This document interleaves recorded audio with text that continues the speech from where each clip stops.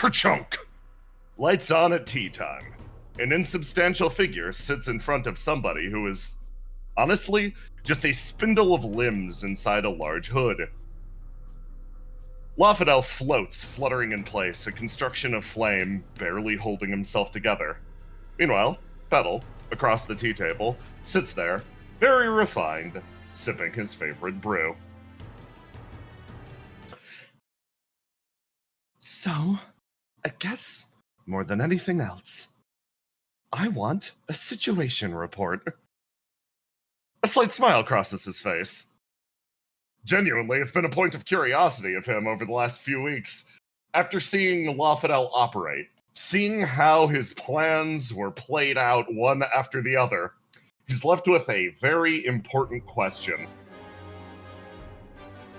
How is this man actually faring? The vision has to be completely off course at this point. Most of your agents are sort of scattered to the winds or fighting one another.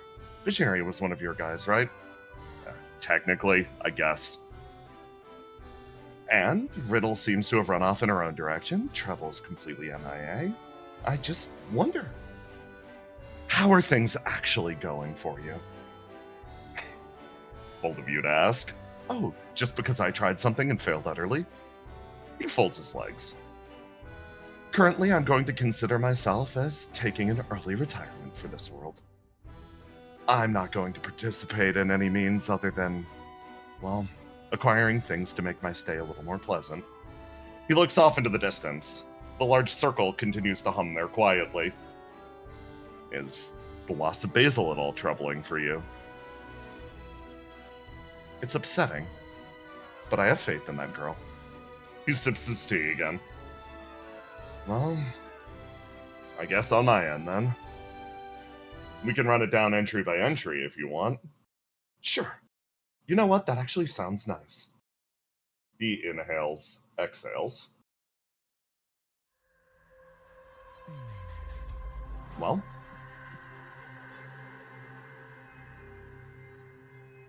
starting from the top, Riddle's more or less forgotten what she's in for.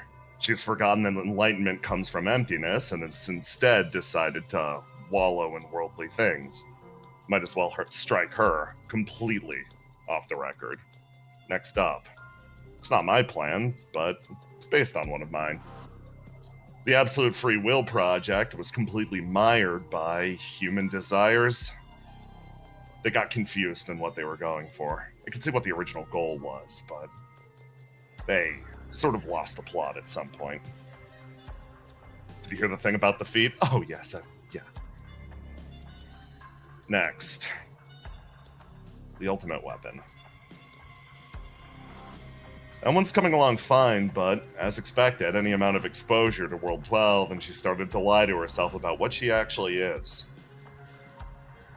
This confusion is weirdly liberating for me, having a hand in her creation.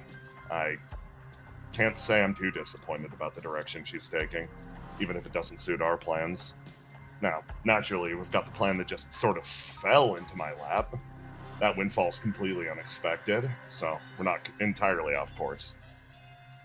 A long and perplexing path, but the vision still seems like it's right on track. What about, who thinks? What about Ace? Ace.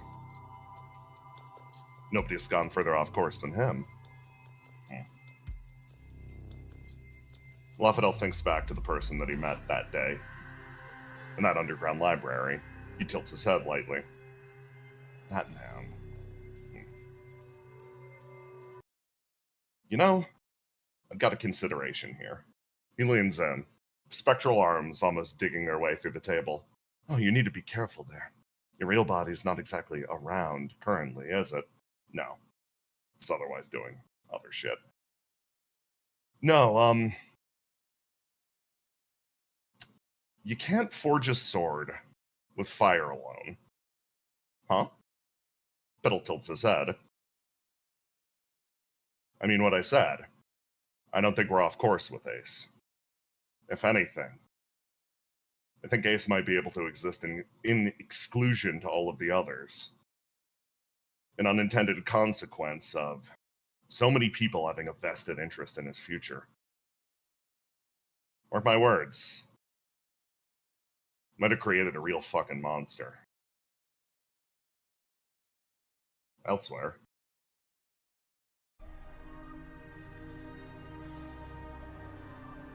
Cam! You make it about here. Yes. Halfway up at the Geist building. When the announcement finally hits. This isn't the type of thing that most people can keep a lid on as much as Geist really wants to try. You come to the realization. It's obvious. You could feel it somewhere deep in your gut.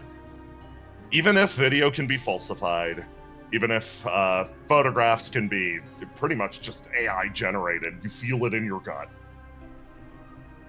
Basil's gone. She's dead. There's a moment where Cam they were rushing up towards the top of the Geist building. He was helping with the raid looking for Riddle, and then all of the stuff with Basil started happening. And as this goes out, I assume everyone stops. There's probably the awful moment where everyone stops and turns to Cam, who has just completely stopped moving. And then he just lets out like a breath and then sort of like almost falls over onto the statue for a second, bracing himself. And there's just the tiny little admission of sound.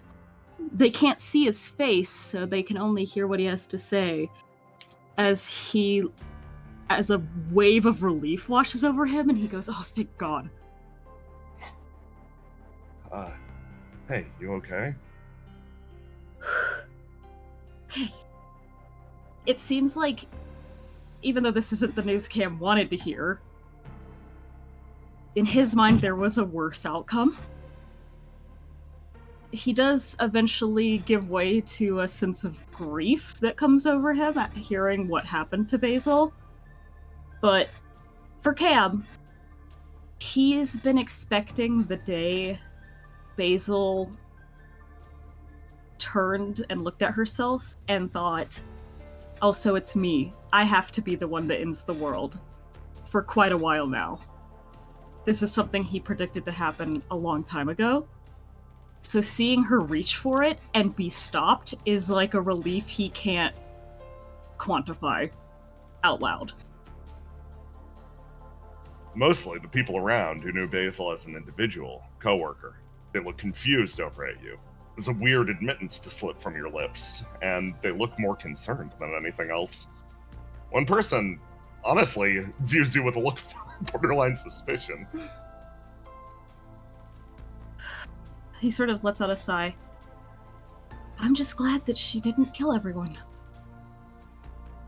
Yeah, same. I don't really believe it was her. Girl I knew wouldn't do something like that.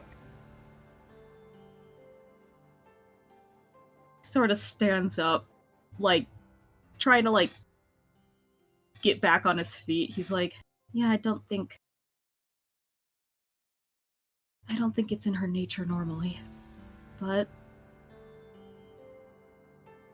anyone can do things they don't want to if they feel like they have to." Should we keep moving? Are we changing destination?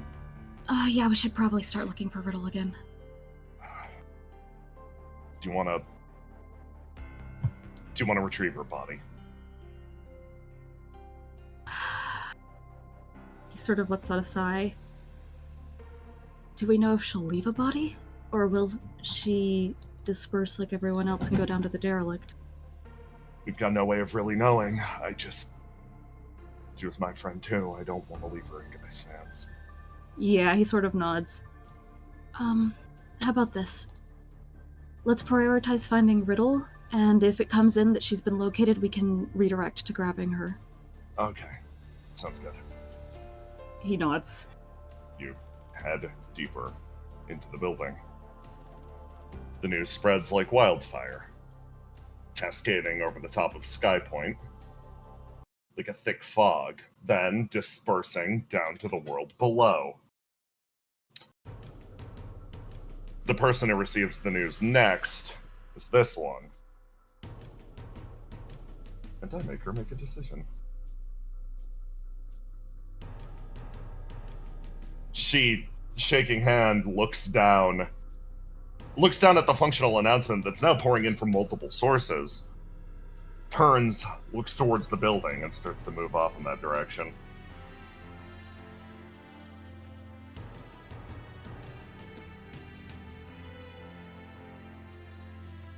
Over here,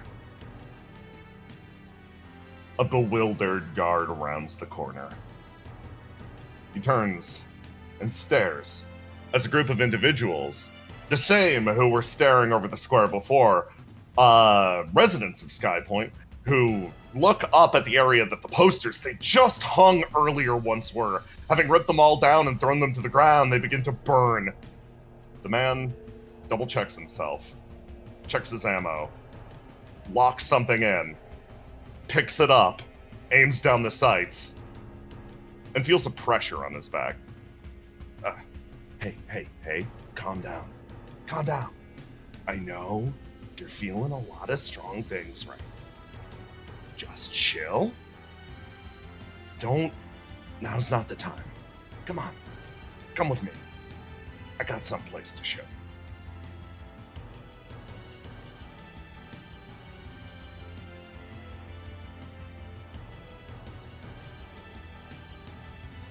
Down a long and narrow alleyway, there rests a somewhat hidden door at the back of a bar.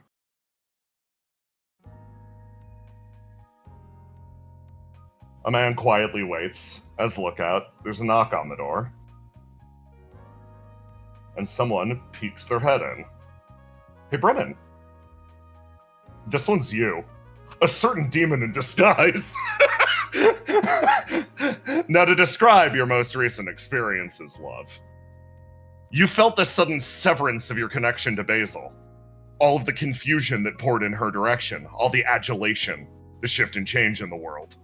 You feel all of the love becoming twisted, almost shifting into a certain degree of mania.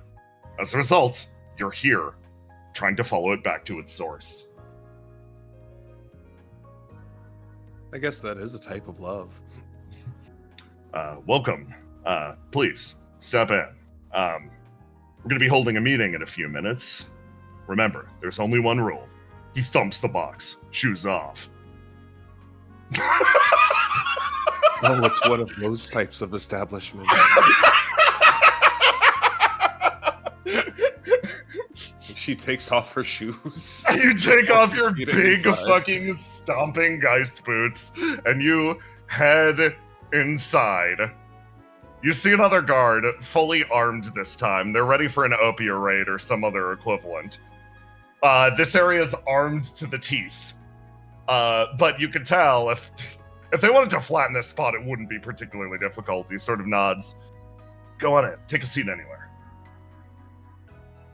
I notice you're armed. Are you worried for the future? Yeah. Deeply.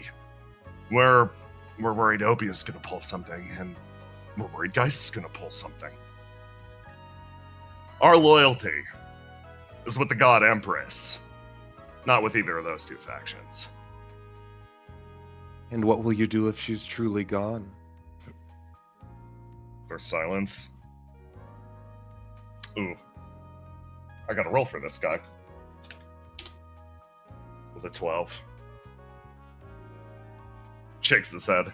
I have no fucking idea, to be honest. Right now, I'm just trying to make it through today. That's all anyone can ever do. He sighs. You see those shoulders slump.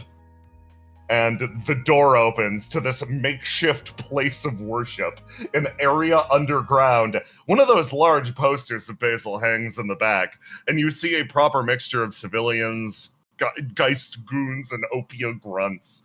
As the tone in the room, like, everybody looks over at you and sort of, like, nods. I guess she's more surprised by the Opia people here? Yeah. You look at Yeah, no, there are a few people in clear and distinct Opia armor.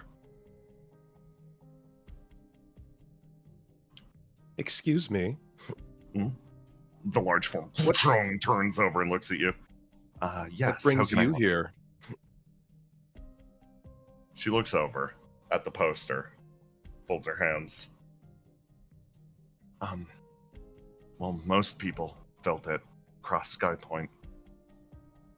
It was a sense of belonging, oneness with something. I understand I functionally ran away from the battle to be here, but for the first time in my life, I felt like I actually belonged somewhere. So, if you're asking what I'm doing here, I guess I'm still chasing that feeling. I can only place faith in someone that gave me...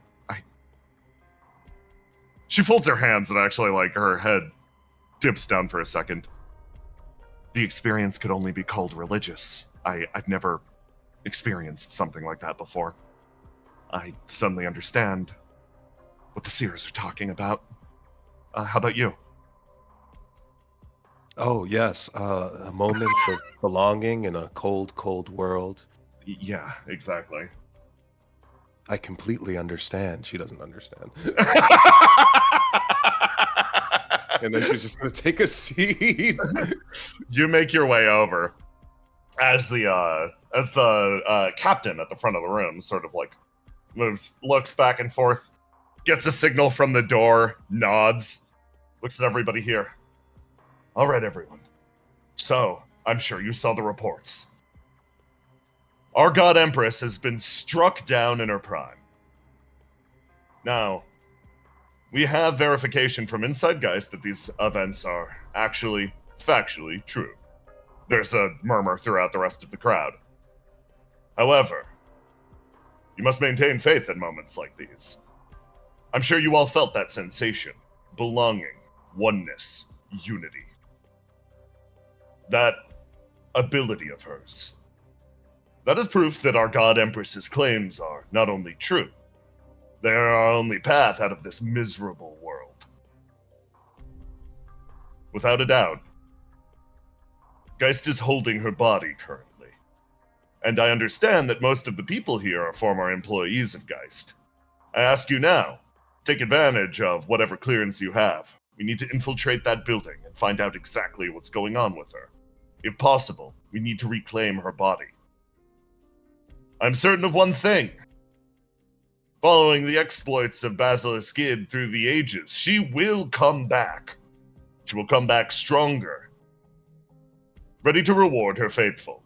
So, everyone, for those without combat training, I encourage laying low for now. We could use safe houses after we break out of the building, but for the rest of us, those that are ready to fight, to infiltrate, those who are willing to find out what they have done with our god Empress, come with me. You see, sort of, one soldier stand up, then another, then the Opia armor behind you stands up. This Wastelander stands up. One of the soldiers remains sitting, sort of watching the room. But for the most part, everybody remains motivated. Love, I asked the question, do you stand up? She does stand up, but she also raises a hand. Yes, you. Forgive my question.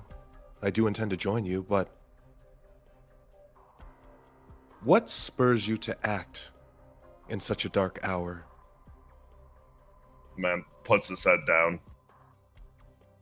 Exhales. You see a flare of the visor again. Picks it back up. Loyalty, more than anything else.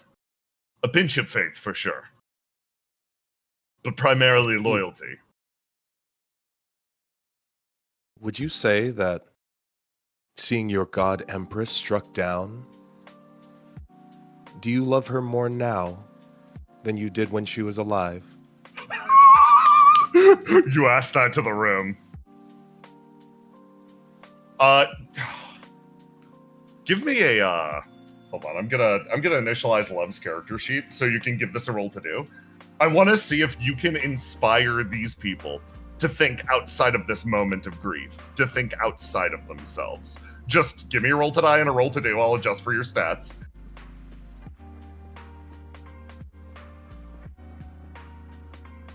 Okay. Lock in something, give it a shot.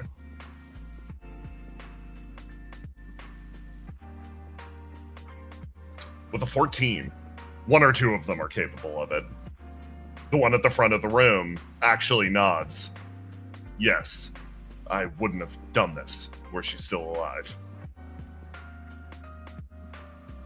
I see. Well then, I look forward to observing your passion. Hey, love. You can write down a new form of love on your character sheet. The love that comes from death.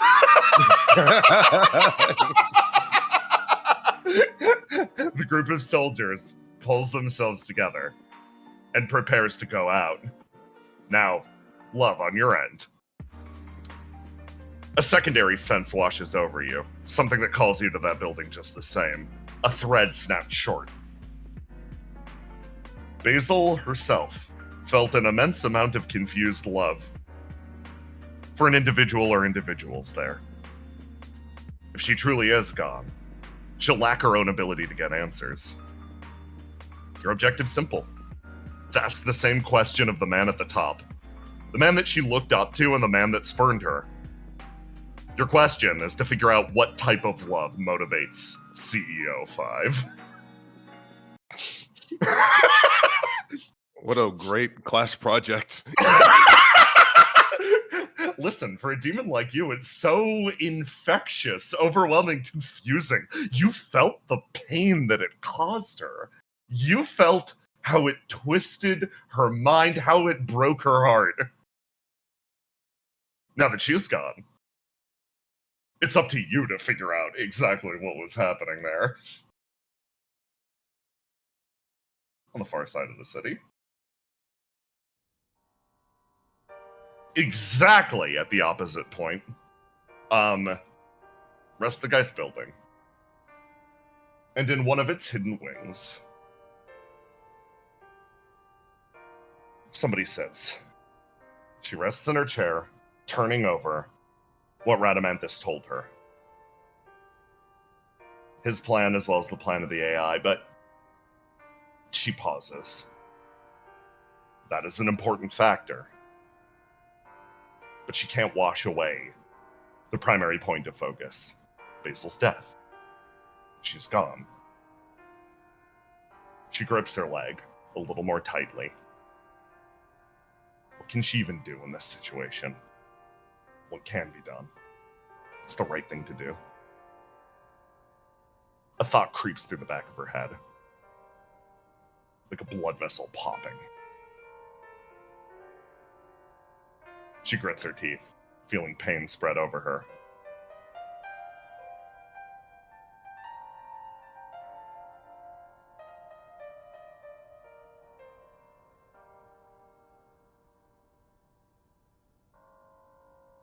Riddle breathes heavily, feeling the number of options available to her contorting down.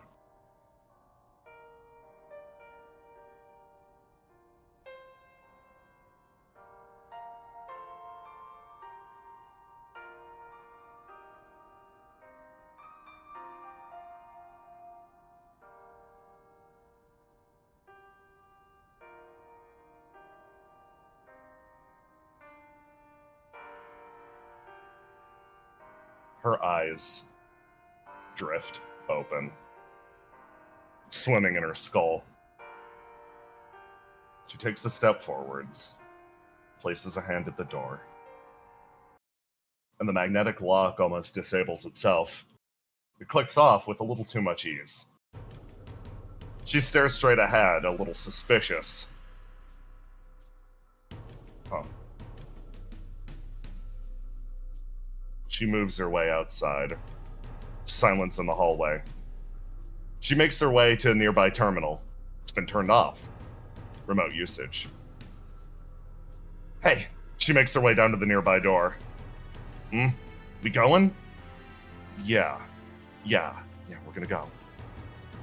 My door got sprung early. Oh.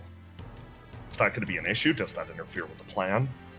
No, it doesn't. It's the worst part. Okay. I'm going to head out first. You guys follow me up. Send out the signal. Okay. Good luck out there. Yeah, likewise. Her face splits into a smile. For a moment. As she runs her way down the corridor in one direction. Guy sighs. Summons his reflection. And gets to work.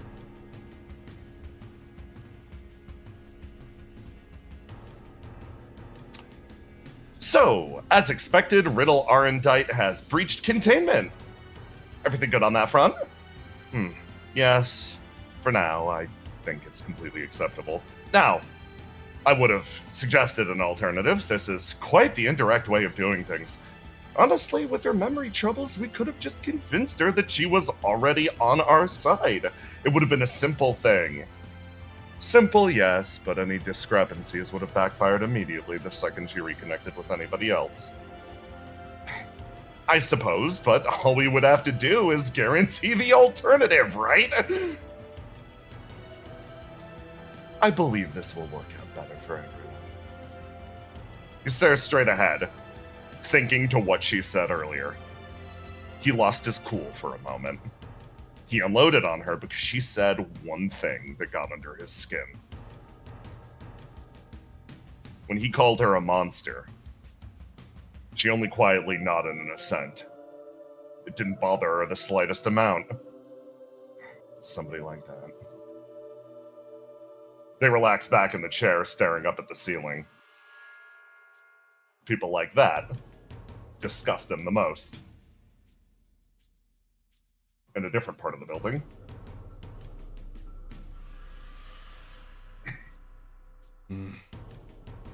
Ace!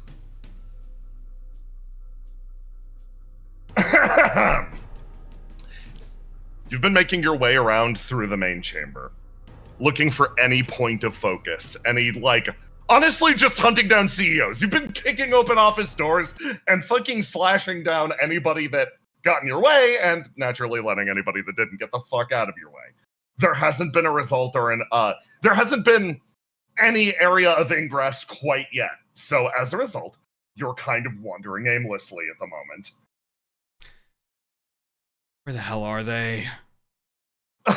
You sort of stumbled your way ahead into this area because you found a line of already knocked out guards. And off in the distance, you see a somewhat surprising figure. He pauses at the door, sword held high, plunges it in, and then walks through. Oh, God. Hey, you! He actually stops on his heel, turns, and comes back. I'm gonna show something off with Becca. Okay. He turns back over, looks at you. Oh, there you guys are. I thought I could follow the path of destruction. He steps forward, looks at you. His energy is weird. You've seen the footage of Circuit. You've seen how he acted in the past when she was a factor. His eyes close. Let me come along with you guys.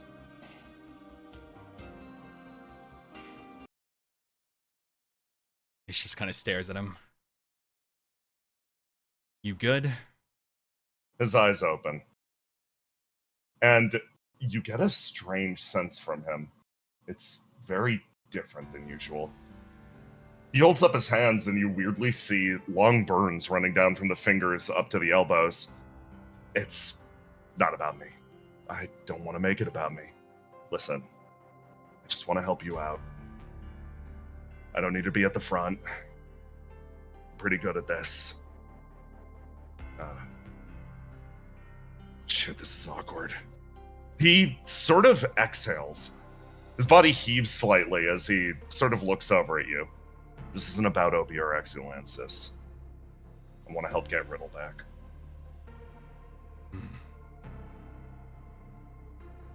That's definitely interesting. Sure it has nothing to do with Circuit? His eyes close. He sort of exhales. You apply pressure on this point. Indeed.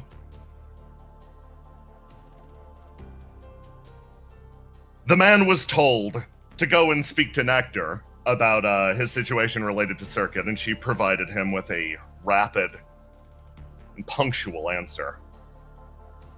Circuit has been resummoned or recreated. She's a demon now. The same type of being that tortured him. The same type of being, his mind blanked.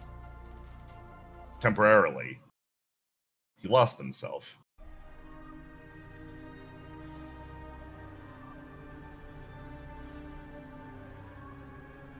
Moving his way forwards, overcome by something, he stomped his way to the nearby roof and rushed up to Seagazer. Grabbing her by the collar, he pulls her to her feet. Mike immediately responds, rising in time. Seagazer stares directly at him, sort of gestures with a hand, almost an effort to calm her as he looks straight ahead, eyes foggy, not focused on the person in front of him. Why the hell do you keep coming back? Why do I keep seeing your face everywhere? I killed you once. And then you just reappear. Again and again. I do it again and again and again. You won't leave me alone, you monster!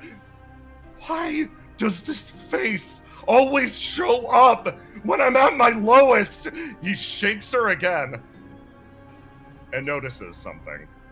The fog in front of his eyes, the haze. Years of suffering. Looking at this face, he stares at her a little more clearly.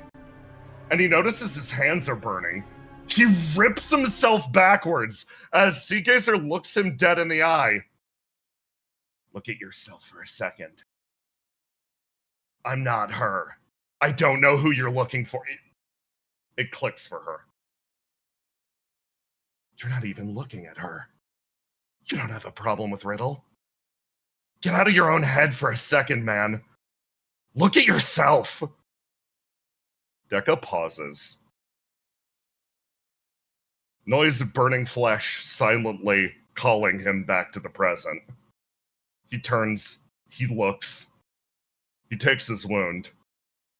He runs away, letting out a guttural, terrified shriek.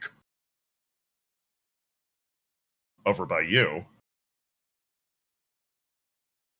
Your connection to Seagazer flashes this in front of your eyes in an instant. His eyes dart away, not exactly making contact with you. It's not about me. He shakes his head lightly. I genuinely just want to help. Well, I'm going to put some rules in place. Does that sound good? He looks over, nods slightly. As far as the current situation is going, I'm running out of patience. I'm running out of patience for people like you right now, okay? So if there's any thought in your head of doing any selfish action, I'll kill you myself, okay? His eyes settle on you, meeting you point to point. There's a slight fog in there, but mostly exhaustion just seems to drip from his eyes. Fair enough. Okay. And he turns and takes a step back in this direction. Hey, this way, come on. What, you got to send on a CEO or something? No, just a weird power fluctuation. Obviously, building's under attack, but it's not big enough to be something like that. He makes his way over, hops the desk, slides back over here, and tries to fuck with the computer with his burnt up hands. He makes his way forwards, hits a few buttons, and you actually do see what the fuck he's talking about. It seems like an area that was more or less a containment unit was temporarily busted open. Something like that is built in such a such a hermetically sealed environment requires a certain amount of power, blah, blah, blah, blah, blah. Mm. Technical mumbo jumbo. A cell got opened. And then a few minutes later, 2 more cells got thrown open. He makes his way back over. Doesn't she know the first rule when you're lost is to stay put? He actually laughs. Liz makes her way forwards. Okay, well, that shouldn't... And then, over your comms, a voice that you probably didn't want to hear chimes in. Ace, my boy! Oh, God. Well, it's been far too long. Now, I bet you right now are all up in a tizzy looking for Riddle Arendite. Yes. Okay, do you want to know where she is? We're securing a route to her. Say it in 3 words or less. I'll say it in none. He sends you a location on your map and closes the comms. The man's like, on the other end of the line, turns over to Guy. If looks could kill, man. Okay. Liz turns over. Well, we've got a location. Let's get going. Okay. Let's go. You guys make your way forwards. And you charge as fast as you can before you realize pretty much into the seat of Geist Resistance. Without a doubt, like, most of Geist has been moving around quietly behind the scenes. They know this building way better than you guys. And as a result, you avoid most of their main army most of the time. It's for one reason and one reason alone. They have been mustering around a singular point. That, more than anything, gives you the indication that maybe this might actually be the place you want to go. I spawn you at the end of the worst hallway ever. Let me grab it. Ace, you look up ahead.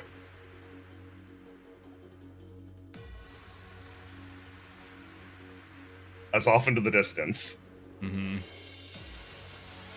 you see lines and lines and lines of Geist's set army. The signal from Riddle is indeed on the other side. You also get a ping that Siegfried Maximum and Guy are actually nearby you. You get an update, this time from Guy. She's just on the other end of the hallway. Just be careful, she's with CEO 5. She's with... Why? I don't know. We're gonna catch up with you guys. Meet you up on one of the bridges. Okay. Good luck. Okay, Ace, it's time! How are you gonna deal with this shit? Oh, fuck. As annoying as every... Oh, hell. Alright, Liz, cover me for a second. She will use her ability. I'm gonna mark this, because it's important for everybody to know. She is going to use, Rattle 'em to summon, 2 bone miniguns. They have a horrific number of attacks, so she's gonna cover you with 12 attacks. Carry on. Ace is going to pull out Adalasker. Yeah. In normal circumstance, I wouldn't do this, but considering all the bullets I'm about to take in, it'll just be faster to do this. So Ace is going to unlock, I think, like 4 locks. Yeah. Yeah. Ace, Flame starts... You watch as Adalasker... Some of those flues on the side snap out, and Flame starts to pipe out to the sides as, yes, Adalasker enters a almost fully awakened state. Okay, 4 locks, give me a go. Alright, 4 locks. So what Ace is going to do is Yeah. just stand there with his sword and his action he's gonna spend. So this is the one kindness I'm gonna do for everyone in this hallway, okay? Do you cherish your life?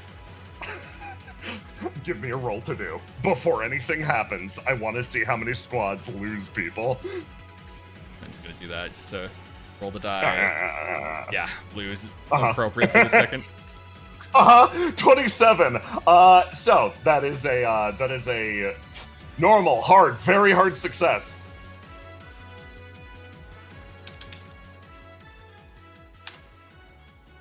Fucking 5 of them dip. They just turn and run. You realize, very useful information. You watch as these squads up front in particular lose the most people. After all, they are the ones putting their lives on the line. They make their way back over here, run up this staircase that carries them up to the bridge, and literally just leave the map. They are fucking getting out of here instantly. You watch as their number actually almost halves. Okay. Whoa! Set of pipes. Yeah. Want me to get you closer? No. Right here's fine. As Ace ends his turn.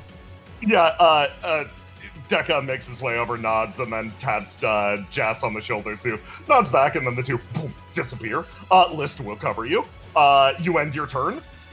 So, the squad up, the 2 squads up front are going to roll. Okay. Okay.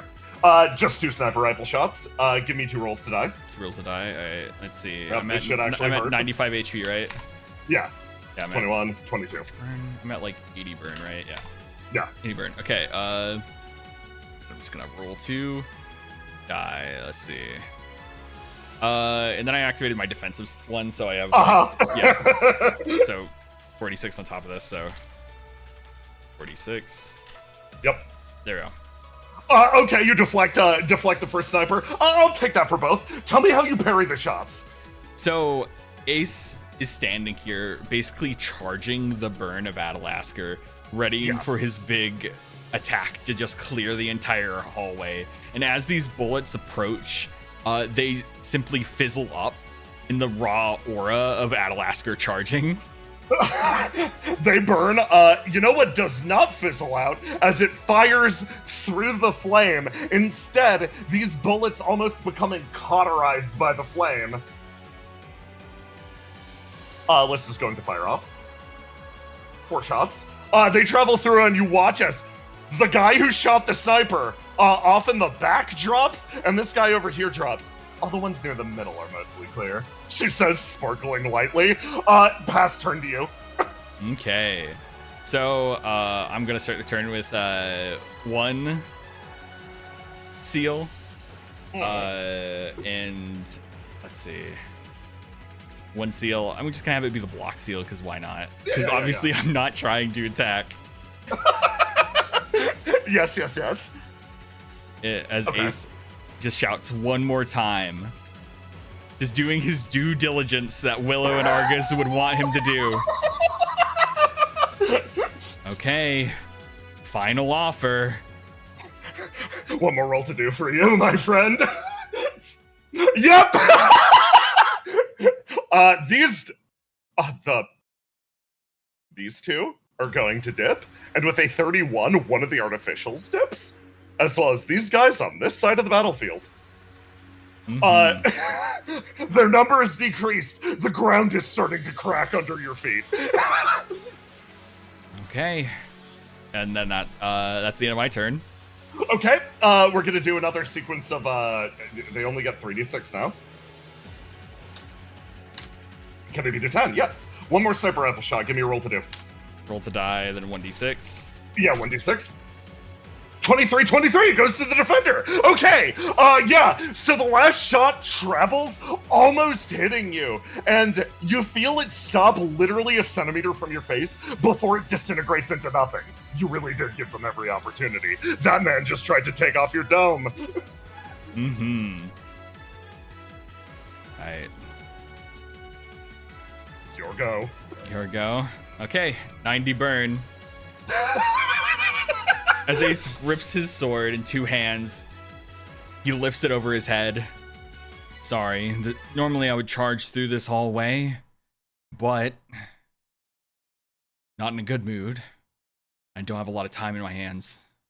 I've given you all the mercy I had left. See you in hell. As he releases Adalasker Overload. You watch as all of the artificial reflections seem to be able to respond to what's coming. They don't know exactly what's happening, but they know that something massive is occurring. Spider-like, they dive their way to the sides of the rim, clinging to the walls, but the normal soldiers, they're simply too slow.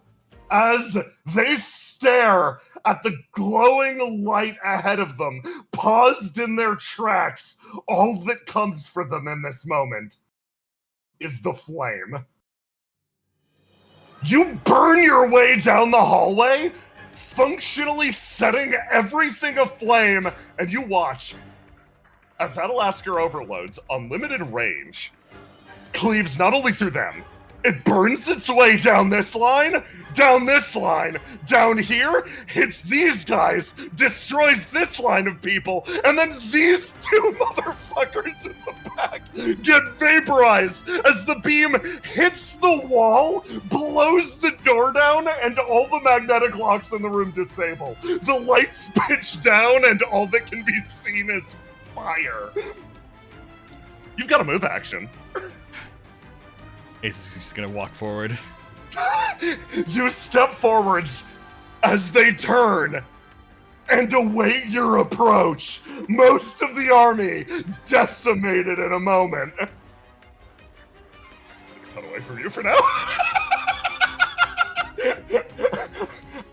Me erecting the most annoying, oh, there's a bunch of goons in your way. Remembers halfway through Aloha has a beam to bowling pin all of them.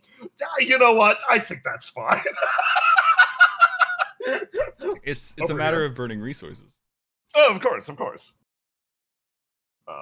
grab this.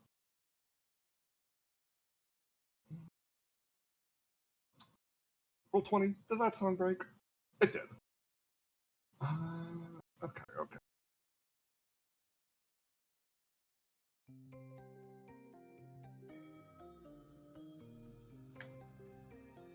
In a corner of the facility, the portal finally completes its summoning.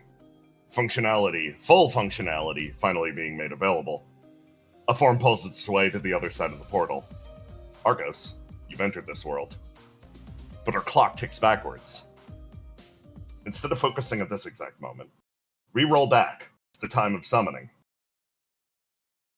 Argos, you've got some decisions to make. Tell me if this map loads okay.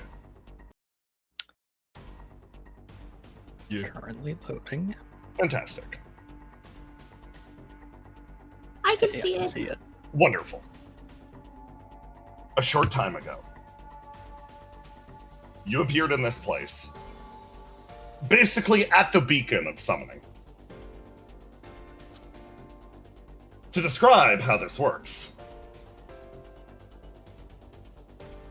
your consciousness flares into being inside this box. You're in a disconnected, severed head of something large. But it isn't operational. You can sort of manipulate its eyes a little bit, but it's low on power. Something strange is happening. This isn't according to plan. You sort of roll over, and then your flame disconnects. You feel yourself suspended in this 3D space, almost as one of these little creatures. Immediately by your side is, of course, your guiding AI. Yay. To describe your Are current you awake? I think so. This is a weird feeling. To describe I your have current legs? situation. Yes. I'm going to provide you with legs. Basically, the way this works, I'll post this right now. Your mechanic for this. That's the Arghost trick. You find yourself disembodied in the machines of a far-flung factory. Thanks to Treble's efforts, the summoning beacon, the being known as the Coda, is pointed directly at you. You may jump to any object within 25 feet. Within 25 feet of your current position, so long as it is mechanical. Whatever object you inhabit after 6 jumps will be sent through the portal. You may move along paths of flame for free without making a jump. So, You can slide up and along this path, up to here or at any point, and then you need to make a jump to a nearby mechanical object. Once you make 6 jumps grand total, the summoning will complete, and whatever you're occupying will be thrown through the portal. Of note, while you're connected here, you follow the flame path up to the nearby office. You hear someone arguing with their boss. Yeah, I know that the summoning portal is pointed in our direction. There's a problem. Our god isn't finished. The original pilot of this thing was supposed to report back, and, she disappeared, and then the new guy didn't do his due diligence. We're supposed to gather information on the composition of the world, and, extrapolating from that, erect something good. It's only by the will of the greater will's interpretation that we're able to manifest something truly magnificent. Simply put, this is a machine. There's none of the magic. There's none of the incomprehensible stuff. Functionally, if this thing gets summoned over to the installation, it'll be little more than a dirty bomb. It'll just spew everywhere, and I don't think anybody wants that. I can't retarget. What are you talking about? It's targeted already at the containers down there. Moving them is hopeless. Shit. He hangs up the line. You hear all of this. If this head is thrown into the world, for some reason, it is only going to function as a dirty bomb. It will explode out into the world, cause untold amounts of damage, and provide no advantage for anybody. I've been informed that it is in every faction's best interest to prevent this from occurring. Yeah, that sounds right. Trouble, how much access to information do you have around here? Can you tell me which things will explode and kill everyone? So, I can actually clarify this. You will know if something is a risk when you occupy it, is the best way to put it. When you do the jump, you will know if it's a risk. So, use some of those jumps to figure out what's dangerous or not. You also saw how Trouble has to access information. As far as I understand, if she wants to know something, she has to ask the Greater Will very politely. Yes. You can search through the city's information banks, naturally, but it's less all-knowing than the Greater Will. So she's like, yes, I can look for it, but it would be faster if I asked. I've actually got an idea. I want to put you guys on this map. Look around. I'm going to take us technically to our first break.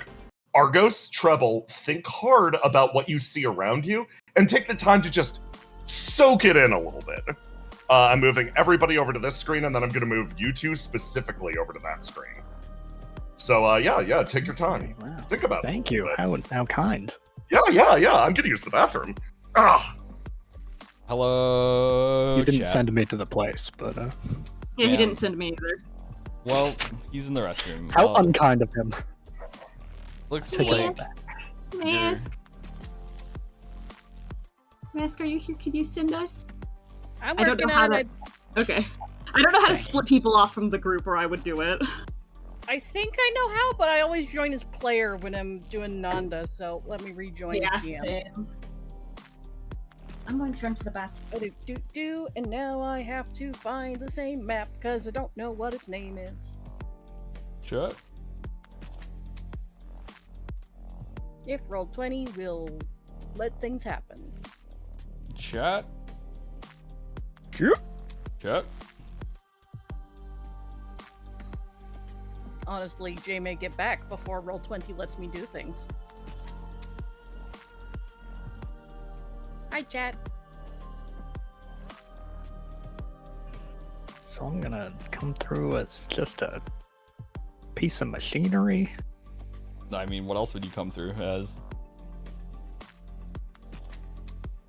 Willow Yo. got a cool mech. I mean, technically, Argos is a cool mech. Oh, Half size, maybe. If you were half size, that's how Jade loves you. The bigger your mech, Ow. the more Jay hates you. Really, and that's why he hates Tiny the Are you most. sure? Yeah, I Love don't know to hear about your that one. logic on that one. Jay really loves half size, so anything larger than a half size, you must dislike more and more and more, right? Okay, I think. Or maybe it's a Is this the binary right thing. map? Let me look around. Yeah, this looks like the right one. Okay, so now I drag. Let's see. Frame How many CEO dodge. could Ace dust if Get Ace in could dust here. CEOs? You know, a number. Thank you. And Hiroi, you go here. Did that work? I'm back. I Yes, see it it. did. Thank you. Yay! My powers are unlimited. Are Jay and Tiny still friends? No, sadly. Oh wow. Damn. I told them that the larger Rough, the mech buddy. you have, the more Jay hates you. So Oh. it This really is why I don't have a mech. Smile. Yeah. Or it's That's just the too. reason. It's so big we can't see it. Yeah, the whole world. The whole world. Okay, so let me look at this map. Yeah. I'm back. Welcome back. Welcome back. I'm gonna use the restroom. Welcome. Hey, do you happen to see the stuff Hmm? on the far right? On the Yeah. far right? Oh. Jackson, do you happen to There are see some those? things. Y'all seeing this shit? Those You know. pogs? Those what? The pogs? Or Yeah, the pogs. yeah, what's wonder what's think- going on there? There's some light chatter from over in that direction. Let me DM you. I'm pretty sure I know what those are. I'm sure you can guess, but I could guess anything and be I wrong. have no idea what those are. yeah? Yeah, none whatsoever. Mm. It's a mystery. Jay, please tell me you have a Ghost Trick soundtrack for this. Fine, give me a second.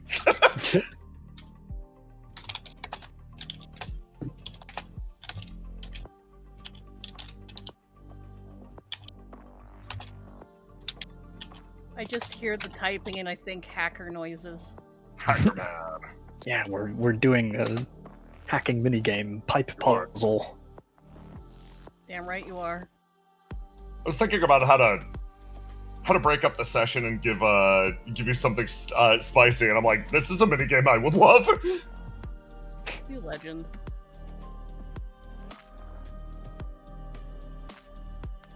Hey, by the way, Jackson, do you see the things all the way at the bottom? I'm back. Do you see these? Yeah. What if we just... What if... Well, that is my plan to get to places that I want to go. That's so smart. Oh, Actually, you're cracked. Oh, You're so okay, cracked. okay. Okay. Yeah, it's so triple. You just like this. Look, is this? Oh, well, you can. Okay, yeah, this. I I can't tell like what I can. Oh. If it's mechanical, Okay. you can possess it. So then from here to here, and then from here to here, and I then wasn't here. sure if it was like pogs or background or what. I think the only things I think you can. Background is okay too. Yeah. So these all count. Any I think machine. the only pog on this map that you cannot possess is this one. Which one? This one. This one. In the middle. Oh, yeah, Wait, the human. yeah. Yeah. Everyone else should be possessable, except for maybe this one. If you can see their faces, they're possessable. Yeah. Okay. Hold on, I'm going to I gotta upload a song really fast at chat's request. And then I'm good to go. What if we just convince one of these guys to help? Which one looks the most helpful? Probably not the angry Geist purple one. I mean, it could be Argo. Hey! Angry guys, the Geist purple is a friendly color! Is that why you don't let anyone else use Argos it? color. Yeah. It could be Argos purple. Okay. Honestly, you want to see the one that I think looks the friendliest? What's that? I'm gonna take the arrow from your little firefly. This one right here. I think this one's the friendliest. They're just very far away.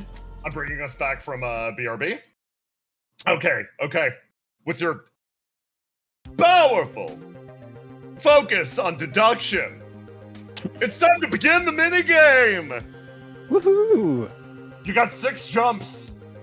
All right. What's the plan? Now, naturally, you can slide your way down this path of flame for free, no jumps required, to then get 25 feet off of any point of it. That's how the flame paths work. But yeah, carry on. As the demiurge, can I just talk to any of these people if I want to, or do I have to wait for them to ask me something? You like need to wait for them to. You need to wait for them to ask. Yeah, that's how the Okay. other demiurges operated too. It's unfortunate. What if I ask the demiurge to talk to them? That's a good workaround. Yeah. Is there anyone you would like to talk to? This computer stuff is so easy. On any point on this map? Question mark. Yeah, is there a range to this? Can I talk to anyone? You can request to talk to anyone. Whether or not they answer is entirely up to them. How about this group here?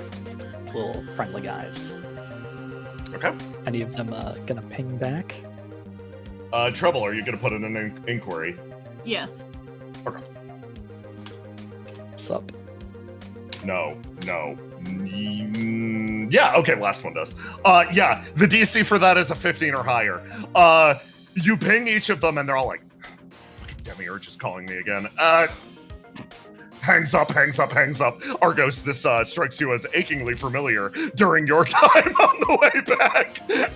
Where she's just like, are you sure you don't want to reconsider that course of action? Again and again and again. You're like, oh, yeah, no, I see it. Okay. The friendly guy's purple one actually does receive the call and is like, yeah, what's up? You need something? Yes. We have a person here who is in need of assistance. Would you mind assisting him? Sure. That's what its function is. Oh, they are requesting to know what your function is. Oh. You feel a shock of nervousness go through, like, are you gonna report to my boss type shit? Well, mainly, I'm here to operate the pipes. They gesture over here. Not many people can interact with the material we have inside, so it's left to us. We're considered a little more disposable. So, yeah, I'm Pipe Guy. I reveal Pipe Guy's name.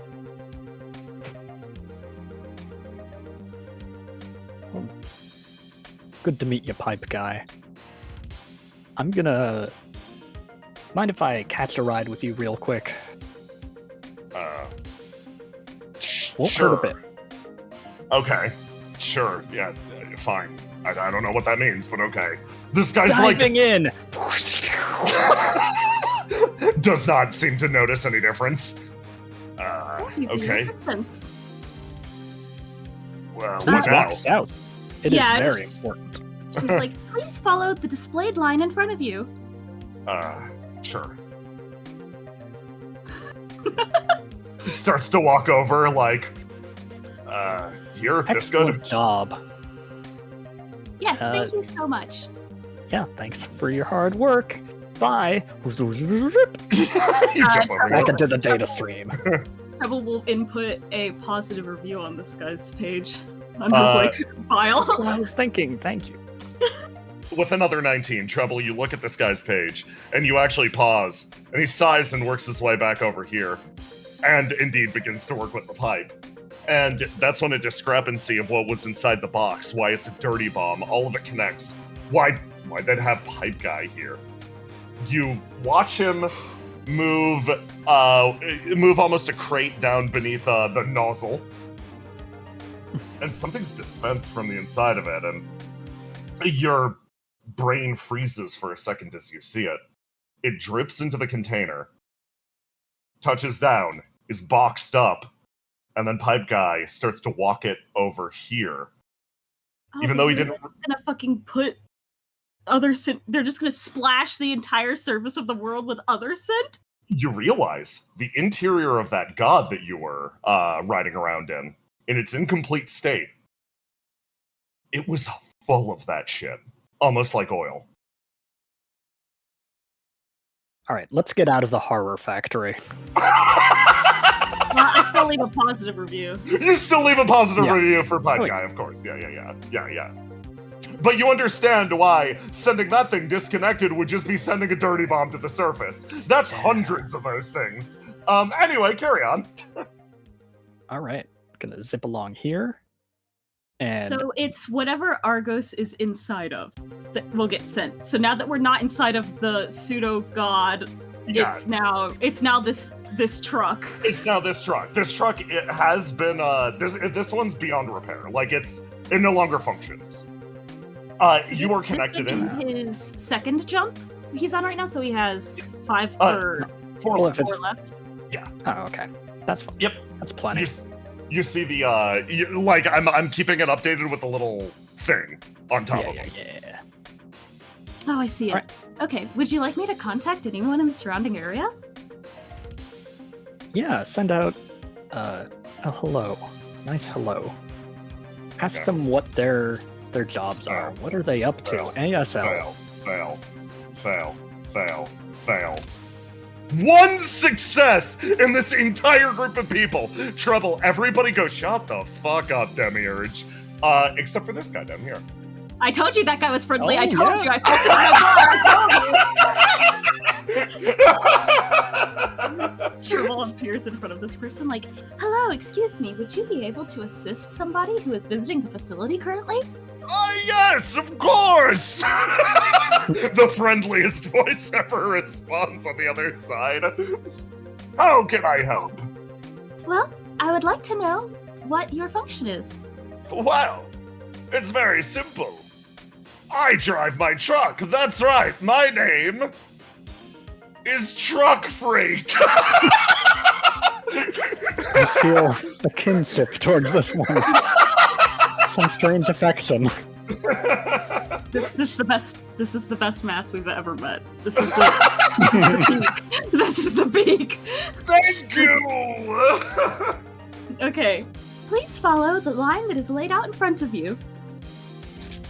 Hello, everyone. I hope you've had a fun journey over here. They're all looking at him like, riding along the Nerve Highway got really fucking rough, boss. I'm gonna be honest. Those sudden onset storms were really something. It's moments like those that give life worth meaning. Outrunning a tornado, it was a thing of beauty. He works his way over. You realize, once you took over as the Demiurge, the Nerve Highways collapsed for a moment. The stability of these areas literally collapsing around them. All of these trucks have pulled up in the factory, and you notice almost dents in them like they've been hit with hail. They were escaping the chaos of the outside as management shifted. Escape that chaos. This guy must be a pretty good driver. A real freak. I like that. Hey, can you do me a favor? Show me Yes! your trucking skills. Give me a ride. Absolutely. He's gonna walk back over to his truck. Do you hop into Truck Freak? Or do you wait a second? No, he's gonna get in his truck first. Exactly. Okay. Hold on. I want to see what Truck Freak can do. I'll be truck. Okay, let me grab the truck. Are you gonna fall in love with this guy? Is this like the most intense romance we've ever seen on the channel before? Two trucks having sex. Trouble saying this. Two Argos. Treble, are you trying to set me up with people? You were like this with stability? This isn't the time. It is always the time. Glad to know you're still you, Treble. Let's roll. Okay, I drop you down by one more jump. There you go. Alright. Ooh. I feel so capable to handle difficult terrain. The suspension is very good, you see. The truck starts to drive its way forwards. Would you like to direct this anywhere? Yes. All right. Okay. How many I got left? Yeah. You got 3 jumps. Okay. Please take me up to this. There it is. Oh, there. This thing. Where? The box. Boxy Oh, structure. okay. The box over. Oh, okay. No. box? Yeah. Oh, okay. Over there. I'll have my ruler set to personal. Drives this way up and over. You make your way over. You slide sideways up to this box. You make it over here. And you look over at the lookout guy. Sort of looking down. She waves. Hey! It looks like the storms have mostly cleared. Tremendous news. It seems the demiurge has stabilized things. I'm sorry for any inconvenience that my position's transition has caused you. It's fine. I need to send out. I need to send out the alert. She slides her way down the ladder, runs past, and then runs over into this large relay station. And when she does, she punches a bunch of buttons inside, and then Trouble, you feel part of your brain tingle. Oh. You get the report from this relay station that the storm's clearing up, and you gain a better understanding of what the nerve tower means. This is now an extension of your nervous system over here. It's like somebody just poked you in the arm. Oh. I can feel Treble's brain expanding, like, oh, that's awesome. You good? Yes. Okay. Truck freak. Yes! Can you tell me anything about this piece of equipment next to us, or this? Oh! This, no, unfortunately not. This large, I think it's a cistern. We unload stuff into it. We don't ask questions. Hey, Trouble. Yeah. Give me a roll to die and then a roll to do. Okay.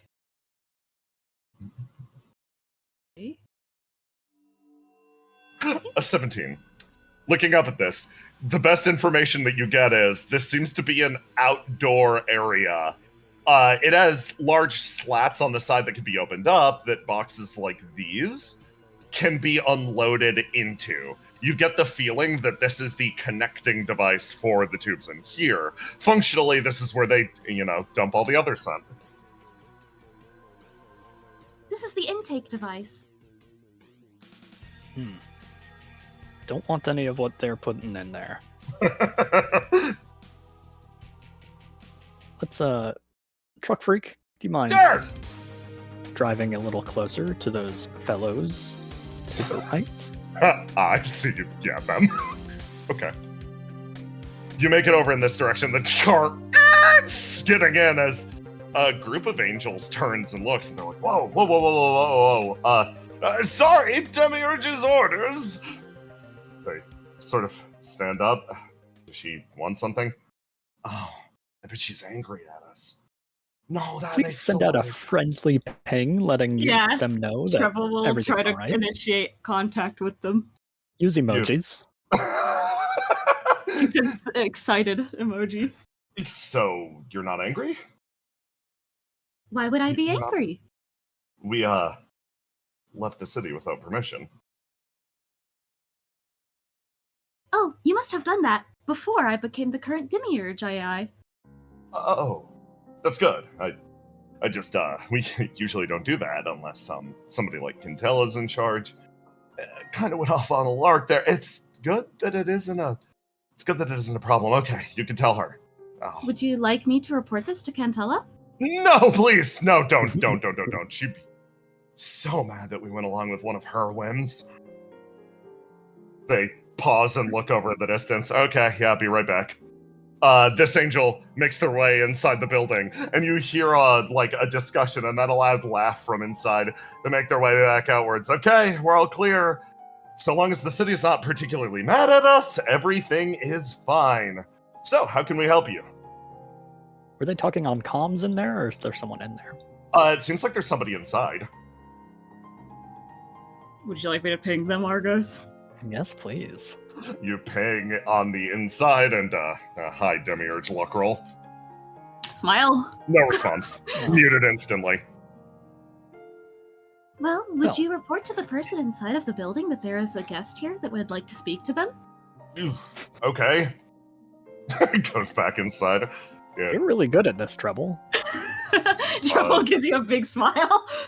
As somebody inside makes her way outwards, I scattered them to the winds. Let me grab this one. Who is it? An angel with a grand presence walks her way out through the door. I heard somebody wishes to speak to me. She strides forwards. Who is it? Is it this truck? Or freak? Gesturing. Yes, I am currently a truck. My name is Argos. Is that truck talking to me? It is. Yes. I'm pretty sure. Oh, Demiurge. Oh my. The years have been so harsh to you. She cups you by both sides of the face. Hello, I am the new AI in charge of the Demiurge system. She blinks a few times. That can happen. It seems so. Congratulations on your promotion, or apologies for your demotion. There is a smile. Well, how can I help? She makes her way forwards. I'll have you know that any efforts that we made to go outside the city were strictly above board. Nobody's sneaking out other than me, and I have to admit, the outside is far finer than I even expected. If I look at this person's file, does it tell me who she is? This is the angel meteorologist, the weather angel. Literally the least employed angel in the city, a place where the weather never changes. Ah, I see. You must have come out because of the fluctuations in the weather. Yes, exactly. I wanted to see the outside, where weather occurs naturally. I, for one, think that's cool. Ah, wonderful. Appreciation from the truck. Do you hear that? She elbows the guy next to her. Yeah, I heard it. Would you like me to update the weather in the city? The what? Would you like me to update the weather in the city? What do you mean, update the weather in the city? Would you like me to attempt to update the weather in the city? What do you mean, attempt to update the weather in the city? What are you talking about? Okay. You notice her face shifts into a sudden grimace. It's so intense. Treble, are you capable of doing that? Well, under normal circumstances, I would be. I am unsure if I can in this form. What do you think about that, meteorologist? You seem to have a strong reaction. Her teeth clench hard. You can just do that? It was something I was capable of before I became this AI. I have spent centuries and centuries. She grabs the head of the guy next to her and starts just squeezing, trying to study fluctuations in a weather pattern that never changes. You are capable of doing it at a whim? Whoa.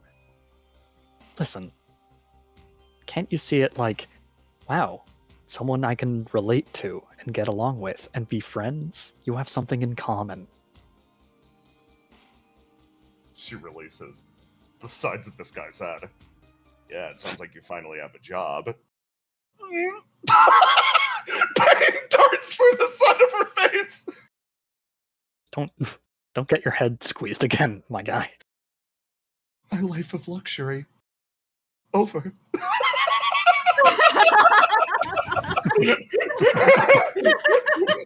She takes a step away, and you see her staring off into the distance. She reaches a hand up and just punches the table, caving it in half.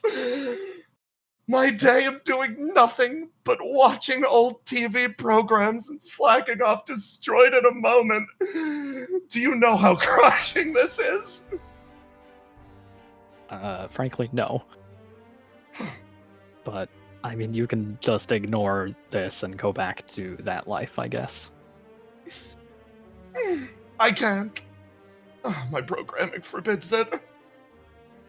Oh. What did you want from me other than to ruin my life? She shakes the truck. Her strength is tremendous. I honk the horn a little bit. Don't Careful, scratch. Don't scratch the pen. I like you. I love this guy.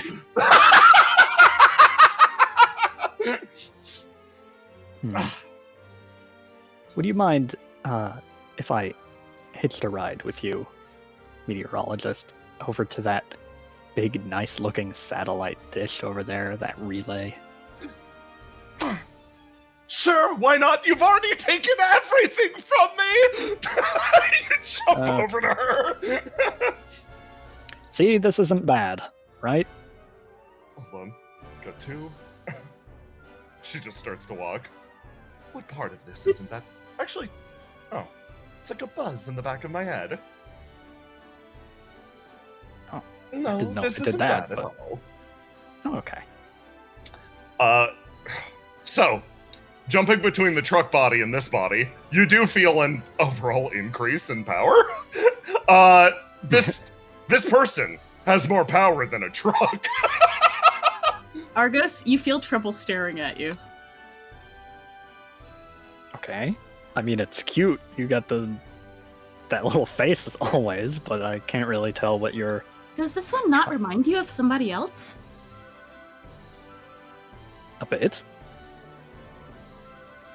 I believe Why? there's someone in your company that would get along with this person very well. Or perhaps the least ever. She makes her way inside. All right, I've walked my way over, brain demon. Ooh, that's kind of a cool screen name. What do you wish now? Just hang here for a minute. I want to try this thing out. Ooh, okay. Zorp? You zorp over. The next jump will be your last.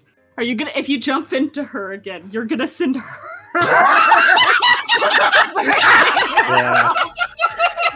Should Her have asked job the truck guy to follow me. Her job would certainly become interesting then. She just sits in the corner of the room, and Trouble, you notice after like 5 minutes she's over it. Like whatever the fuck was happening out there, she's moved on. Life moves fast, I suppose. You jump your way over to the device, and ooh, something Trouble, happens. like, It seems like this is connected to the deeper part of my nervous system. Yeah, so you're brought back here. Oh. Yeah. It's like you tied yourself in a big loop. You find yourself back over here. That is interesting. she looks at you and you see her smiling real big. She's like, "Hello, Argos." You can talk to him a little more directly in this place. Hi, Treble. How you holding up? And thanks for all your help. Oh, no problem. It's definitely a little strange having to talk in kind of a roundabout fashion, but it's not that hard. Yeah, you've been pretty good at it. No problems yet, huh? Not yet. It is annoying how everyone constantly turns my phone calls to mute, though. Like, what if there was a fire? You've got to have subsystems to handle that to get through. But so this relay, it's probably pretty powerful in a way, but the thing is, I don't know if like ripping out part of your nervous system would happen if I were to, Yeah, I immerse believe this that's thing what would into the happen. burning world. Okay. I mean, Probably not a great idea. it might send over part of my nervous system to the burning world, and then I would be able to connect over there. Maybe? That sounds a Wouldn't lot that like just be ripping you in interesting? half for just to see what happens. Well, I'm not exactly someone you can rip in half that way, so eventually it would reconnect. Would this be an unpleasant experience? I mean, this is already an unpleasant experience. That's not what I asked. If you stay inside this device, your suppositions are correct. You will be ripping Trouble in half. You will be taking a part of Trouble's brain and throwing it across to the other end of reality. But Uh-huh. again, I'm not exactly someone you can just rip in half that way, so eventually my ESP will force it to reconnect.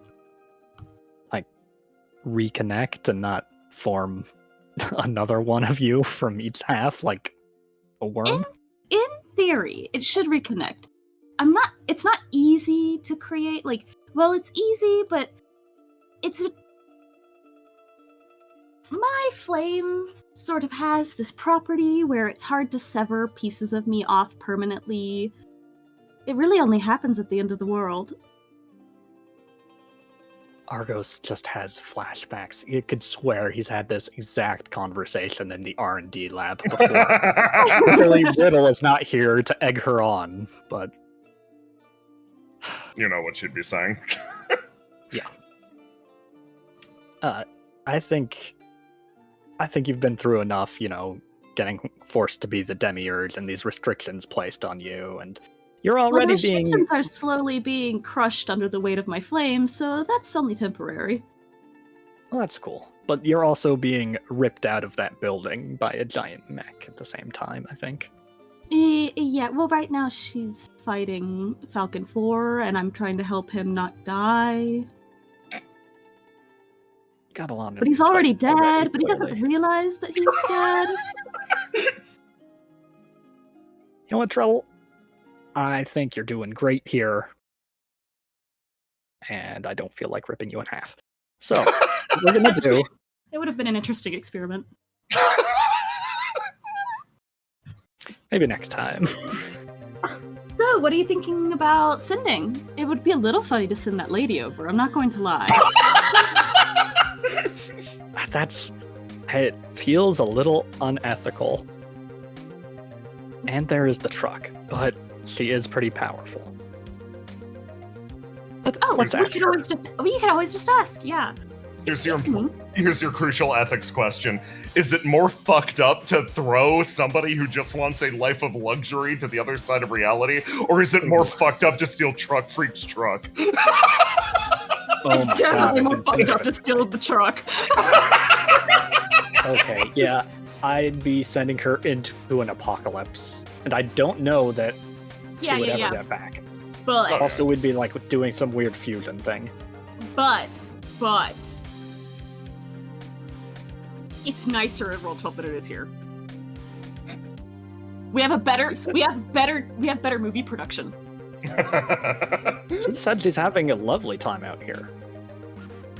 I mean, Thank you for the raid, Piff! Here, excuse let me, me ask. meteorologist. Excuse me, meteorologist? Yes.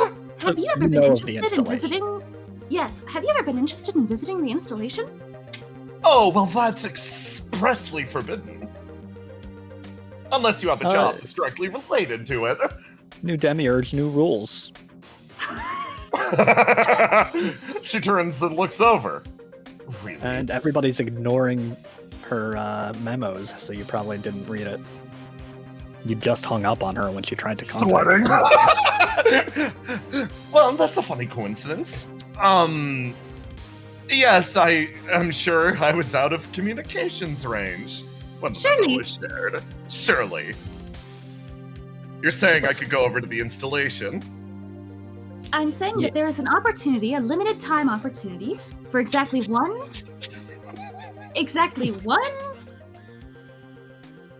Trouble deciding what word she's going to say. Entity. One transportation over to the installation. Yes. I guarantee you it's an interesting place. However, there is not a guarantee that you will be able to make it back. And we will possibly be sharing some fused crazy body. I'm not doing a great job selling this, but... So Have you seen the video that was recently released of your installation? She thinks, actually. And if I'm trapped on the other side and unable to perform my duties, that's not my fault, right? That's your fault? I suppose so. This seems to be exceptionally pleasing to her. Okay. There might be some fighting involved. But you seem to be an exceptionally strong individual. Oh, I've never had to fight a day in my life. She actually sort of stops and thinks. You think about, oh, we need to do this fusion. Not so, actually, with meteorologists. Angels are completely and utterly immune to flame. You would just be sending a person over there and basically riding around in her body. No real risk of combining with her or turning into a part man, part truck hybrid. But again, isn't that what you want? Let's be real. Oh, the truck is so... Oh. It's so fucked up to take Truck Freak's truck, though. Dude, I don't think the Geist building is truck accessible. I mean, CEO 5 got his car there. That's so true, To be fair, the building was built around that car. That is also true. That truck is destroyed around this truck. This is the biggest moral choice of the game. Do you do you become part man, part truck, or do you send the weather angel in?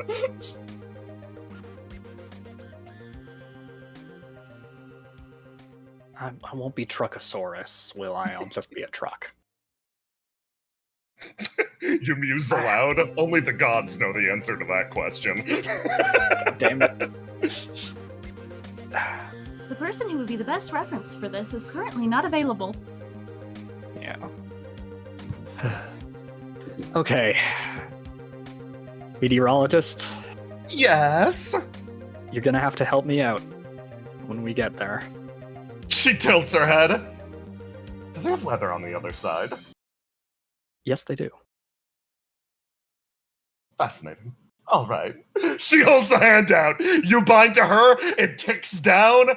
And in this moment, you feel the process of what summoning a god from the other side is like. Treble, you feel the experience as you internalize this sensation. Let me... I love doing things as one character, and then another character turning to me in my brain and going, "Why the fuck did you do that?" And I'm like, oh. You send over yet another angel to the other side, and your plan, functionally, is to call Argos. Once the time is done, once he's participated in the battle, once he's helped Ace fight, you're gonna call Argos back to this side. Argos will likely have a chance to, say goodbyes, see loved ones, maybe for, 5 fucking minutes before he's back on this side doing shit. The question about what's gonna happen to this angel, that's not your problem. It is! You watch as the summoning occurs, and you get an up-close view of it. And this is important. And Treble, you can recall this experience in the future, because this is something that you've had a big question about again and again and again. Functionally, a tube of not flame, some other substance, opens a top meteorologist and just slurps her right up. As she travels from one end of this tube to the other, you feel various articulate bends on it. Simply put, this is meant to shape or reshape her into a desired pattern. Knowing what you know about the factory, they throw raw components into the tube, and the coda, via this process, completes the god in transit and then manifests it. So they're throwing the other scent in as raw components. Smile. And then this is turning them into the god. This is You note all this as she flies through, and not a damn thing affects her the entire way through. One side to the other, it is you again register one of the truths of this world. When it comes to the coda, when it comes to the flame, angels do seem to be immune to either effect. She passes through literally no issue, one end to the other. As she flies by, you almost seem to make eye contact with her. She appraises you at the center of the demiurge, lets out an oh my, like an isn't that interesting, and sort of ceases. Do me a favor. I led out a group of exiled angels who could not complete their tasks. I said if we simply moved fast enough, we could outrun the chaos. I was technically correct, but now they are all abandoned at that factory as one point of safety. Would you mind escorting them back to the city? I'll see my best to it. Or, I guess they don't go back to the city after all. They're in exile. Could you send Cantella in their direction? That is an easier request. Thank you very much, new demiurge. She bows lightly, gives you a little curtsy, and then you watch her vanish into the distance, and you feel Argos' signal growing farther and farther away. You're losing him. He's moving to the other side. You'll be able to communicate, but it'll basically be only radio. He's no longer standing beside you. He's being pulled deeper and deeper into the coda. You feel him being yanked away. The only way you're going to possibly get him back is by calling, by forging your own tube back. Treble's going to start calling. You start to send it out, and you send out the signal, and it flies forward into the coda, and something funny happens. Because they're currently in transit, the call doesn't work. The coda is simply too loud and overwhelming. You get the feeling it will function once the summoning's completed. Good test. Oh, okay. Yeah, that is a good thing to know, honestly. Very, very good thing to know. She waves at you. You're slurped up to the other side, and over at... I think it's so funny that because she's immune, we functionally just fish tubed her. Yeah, you sent her to the fucking fish Because tube. she's immune!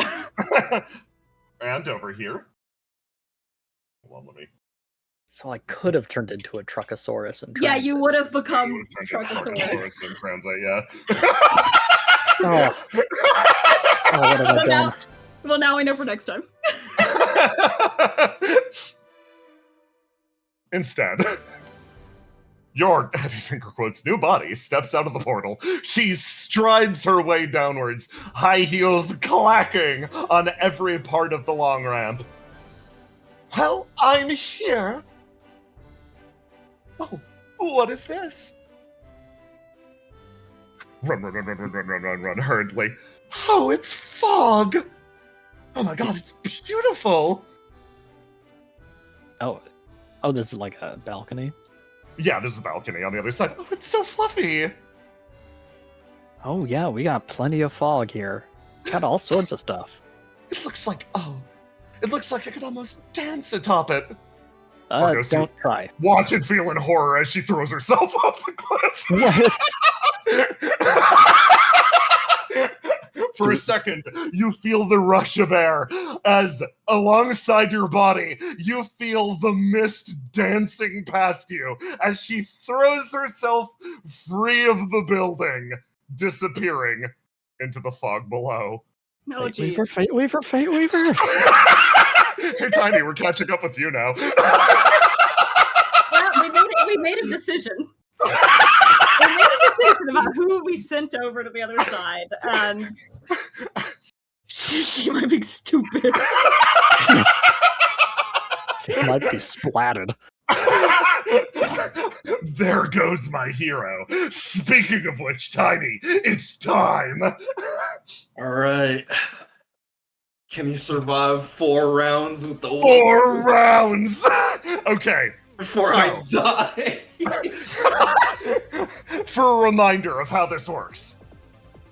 Upwind will always act at the end of an act, regardless of what you do. His actions need to be declared first.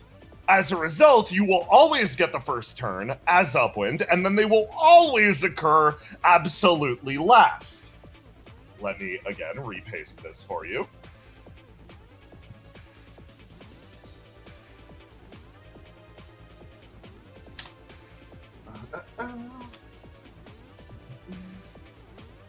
Super massive. There we go. You got 2 abilities you gotta worry about. The World Titan, exactly as I described in Gravity Control, allows the manipulation of gravity. All effects triggered with this ability ignore the World Titan, so you don't get your supermassive bonus. You may spend your action manipulating gravity in a major way, such as creating a gravity well, immobilizing the target. You may lock out to manipulate gravity in a minor way, such as moving yourself during the targeted distance, etc. So, Tiny, I asked the question. What's the World Titan doing? I'm going to stance up. Oh man, there is no objects to throw around here. I mean... I'm simply too big. They're too turn small. around. You turn around. There's buildings.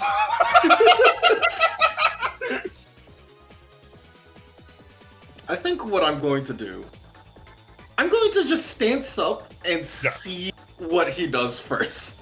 Okay. You stance up, the attack doesn't come. He notices the body is holding perfectly still. Treble, again, you get the same report from Falcon 4 over the line. I'm going in. All right. He charges his way up.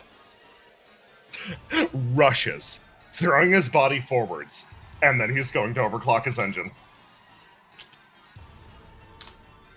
No failures, 3 actions. He throws himself down, touches down at the bottom of your foot, and then is going to use his ability. Break Blade. He's gonna roll to do with a +10, and it deals double damage, but breaks instantly on a miss. It's a glass weapon for the king. Oh my god. Okay.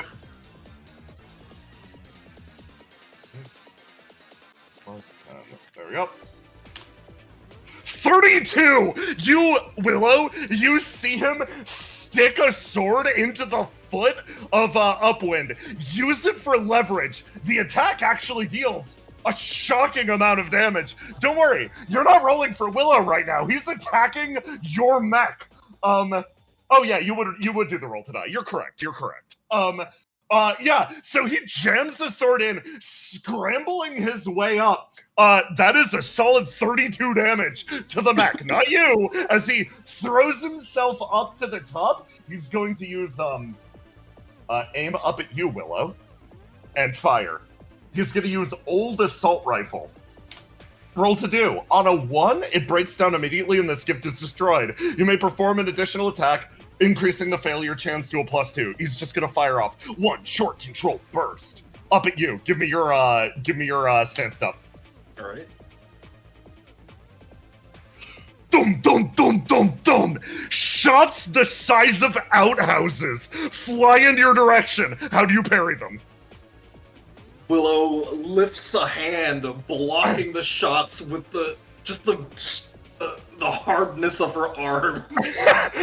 Seeing that too, he ain't shooting again. He's gonna make his way up here, spending his last he's gonna spend his last action just to move, closing the distance. It's your go.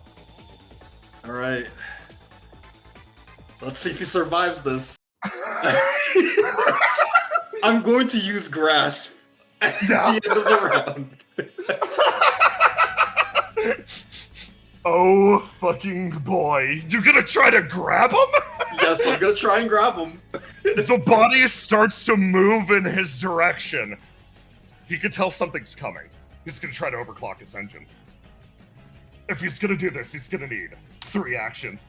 He takes 2 wounds instantly. You watch as his body throws its way backwards, and he starts to careen his way through the air. There is a snap as the engine sputters, and there's a detonation. One of his arms flies off free from his body. He only gets 1 action from this to try to counteract grasp.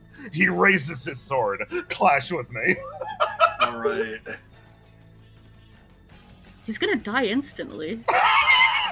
No, you gotta trust. He takes out his sword, and as the hand rushes towards him, he jams the blade into the palm. It sticks there, and he manages to slide his way away. He's currently attached to your palm, holding on. Blood is pouring out of it. Next go. Right. Tiny, what's your move? I'm going to. Yeah. This is horrible. Yeah. Willow sees his arms bleeding, his mech breaking down. She's Yeah. going to activate Keyhole. Use Miracle Manifestation, pay 20 HP. I'm going to force him to reroll those 2 dice. Oh my god, that's my fucking goat! Willow looks at him. You're not getting out of it this easy. He watches as you watch as his arm splits in two, an alternate reality where it exploded free of his body. That wound is returned to him, his body reforming, and then via his corruption mechanic, the flame fixing the rest. Give me another roll to do. This is your Beastmaster roll. This is also your diplomacy roll. With an 18, he rushes his way up the body, charging his way to the top. You still get an action on top of that, actually. Tell me what you're gonna do. All right, perfect. I'm going to actually begin to move. 'Cause I'm going to do something a little evil. Yeah. Willow is going to she's going to move blindingly fast, almost in a circle, making a tornado around this guy. And I'm going to use Grasp the Earth. First ability, turn the earth.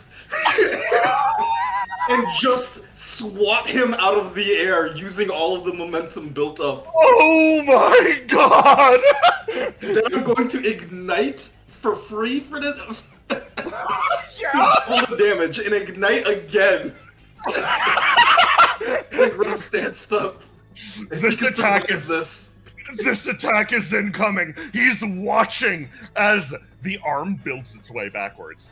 And then, that same phenomenon that Riddle noticed a long time ago. A punch that moves so fast it seems to compress space, moving at a speed faster than flame, as the giant mass rips its way backwards and almost seems to pause. And then it closes the distance in an instant. Treble, Yeah. this man is not going to survive this attack. Dear Lord. Okay. What do you do? So, from what I understand, is he's got his sword lodged into Willow's mech's Arm. palm, and Palm, Willow is punching her hand into her own fist right now. Yes, exactly. To swat Okay. him. Like, open palm to just send him flying.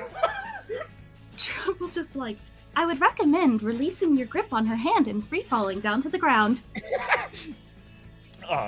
He looks over and he's like, why? She's barely begun to move. This attack will happen in less than an instant. Okay. Treble, pass me 3d6. Pass me the 3d6 support bonus. My man? You're so dead. My man isn't even trying to hit back. If he wins this clash, he's going to break his sword. It will be removed from his character sheet, but he will throw himself to the ground with the +9. Okay, you hear a snap as he, like a falcon, assumes a fucking nosedive. His sword breaks off in his palm. He loses the gift as he throws himself to the ground, wounding, touching down here. He surpasses an attack that should move at an instant. And then you watch him. You weren't joking. All right. It's my only chance for a counterattack. His engine flares to life, and Willow, you watch as in that instant he throws himself on the leg, the knee, the fist that just punched, and he leaps, diving at you. You see him, a blur traveling in your direction. Clash with me again. Oh no. He throws himself bodily at you.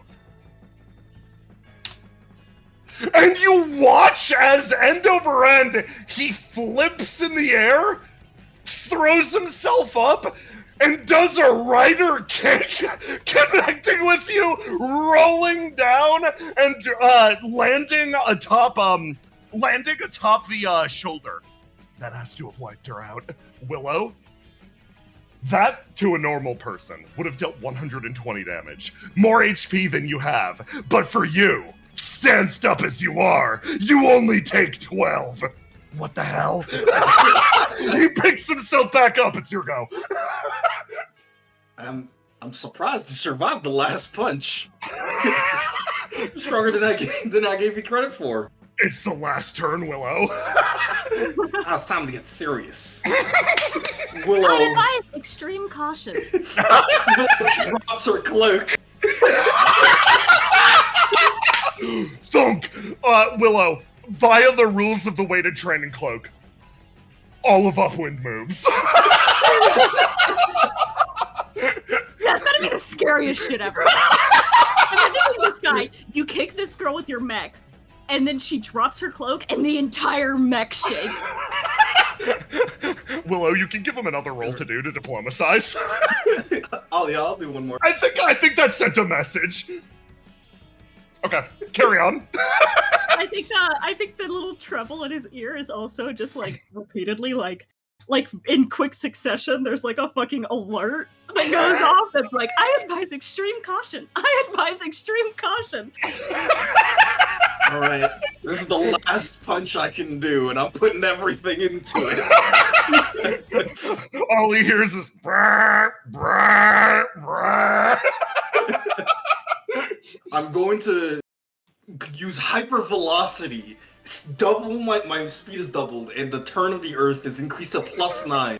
And I'm going to pull out the world keeps turning.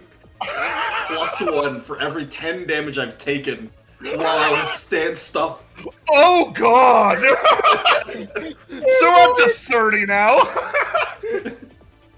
How much HP does this guy have? You know. How many wounds does this guy have? You're about to find out. So +1 for rate damage, so that's 3 plus that, that's... 12? Yeah. 38. He watches as not even the mech, Willow herself starts to move her way towards him. Stomp, stomp, stomp, stomp.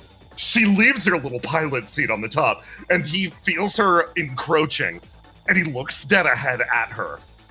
And what he sees in this moment isn't just a fighter that commands this beast. He sees the weight of the flame behind her. He sees the sheer power of all of the Burning World's interconnected history burning its way down towards a singular point. His body freezes. He pauses there for a second. Treble, I'm going to give you one roll to do. He might listen. Okay. I throw you down here. I'm nervous. I'm nervous. I'm so afraid for this man. Oh god. 18. Can I give Trouble assistance? Yeah, absolutely. Add 1d6 Trouble. Okay. 20. He inhales. You hear a rattle over the comms. AI. Yes. Are they all like that? There's a long pause. They all have the potential to be. He goes silent. He opens his palm. He closes it. I as well. Recognition. Flame courses around his fingers. No human could live this long. Registration.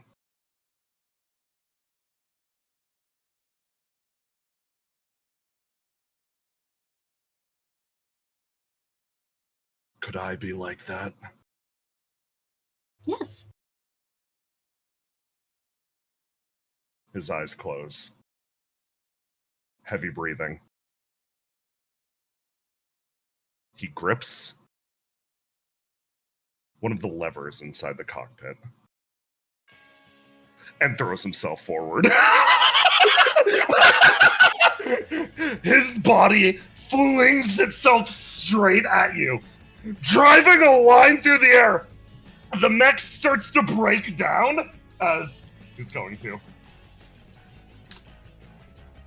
You watch as both of its legs detonate offwards. Its upper body collapses to the ground, aims up, and starts to fire every shot in the assault rifle at you. All of these attacks are going to be made against your Clash. The first shot, the second shot, he wheels end over end, and from nothingness, his corruption ability activates. The broken blade reforms in his hand. He lifts it up high above his head and attempts to swing it down, meeting your punch. And he does! The attack hits you by 1 point. You meet in a conflagration. Your fist punches through, causing the mech to disintegrate around him. His blade slams into the side of you, and the behemoth falls over sideways. The two of you tumbling into the darkness below. It was peak! Oh my fucking god. Tiny, we'll catch up with what happens to Willow after we resolve everything that's happening on the other side. That was the best. That was great. Oh my fucking god. I love the bullshit the chuckle fucks in the city are up on. Like, what the hell? Okay, everybody, short break. I gotta let my adrenaline die down slightly after that. Oh my fucking god. Chat. Holy shit. Chat. Hello. He's fucking hit. That was so funny. That was so good. He did it. He pushed past his limits.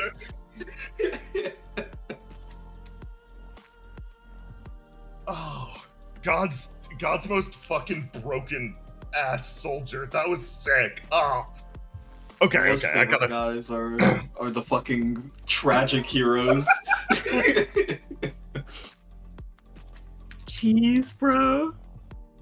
Trouble seeing Willow get out of the cockpit and going, "You're dead. You're dead. You're dead. You're dead."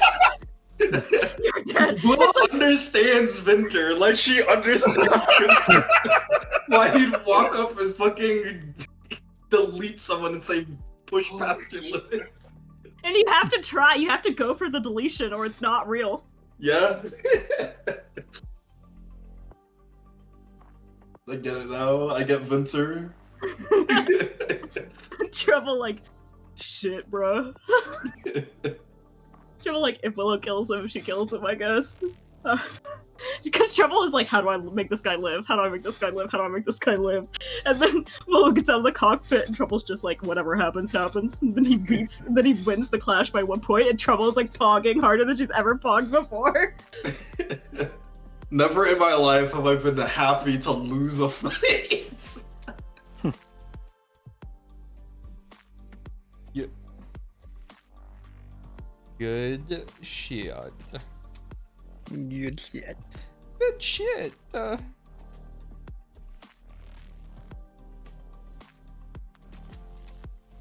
God, dude, you're going crazy over there. Yeah. Will's having a fun time while everyone's actually doing real shit. Oh, I gotta breathe and upload an icon. Holy Choose shit. one. Did you like the meteorologist icon? I love her so Love much. Meteorologist. I have a couple of angels where I made a base angel generic, and then I drew a bunch of like, I drew a couple of like faced angels on top of it to give us like an in between of like a fully fledged character and a generic, like, you know what I mean? Yeah. Because I was trying that out, and I think it turned out well. I love her. Because if you look at her and Stasis next to each other, it's the same base icon. They don't need to know that. They don't need to know that. She's You unique forget and precious in her own way. Wow.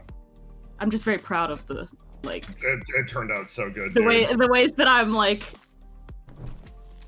making progress at making work more efficient. You know. I love her Digimon protag ass goggles. Yeah. She's life's protagonist, bro. She has a mole on her ear. That's cute.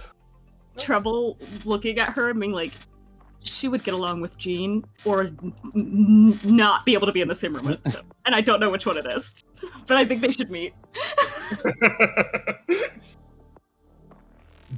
I'm sorry that some angels are like this.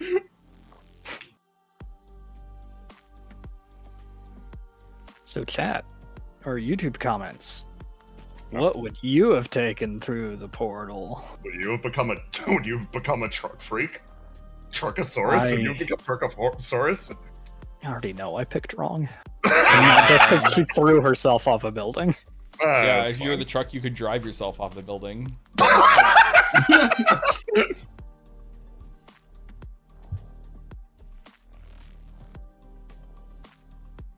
Setting something up really fast. Where is this? There we go. Do that, do that, do that.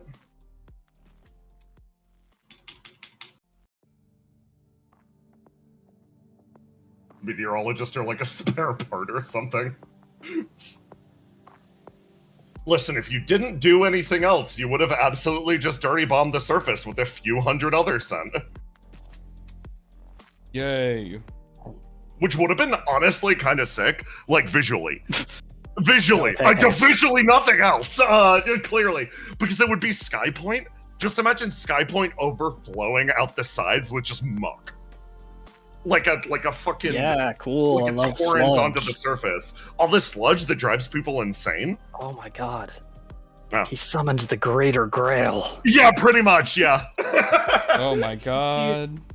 Somebody like, does Trouble have a preference between meteorologist versus the relay? Trouble kind of wanted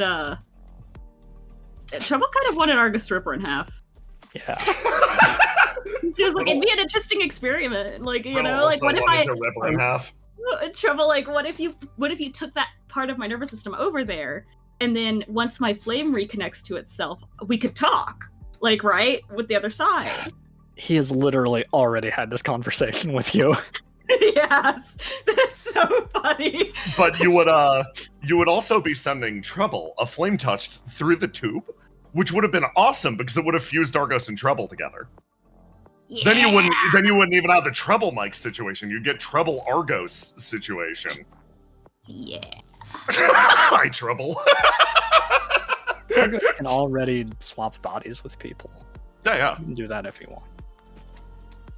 Going through with Meteorologist is genuinely the safest option because you can't get fused with that permanently. Sending Argos through with another thing does, like, it does alter his flame.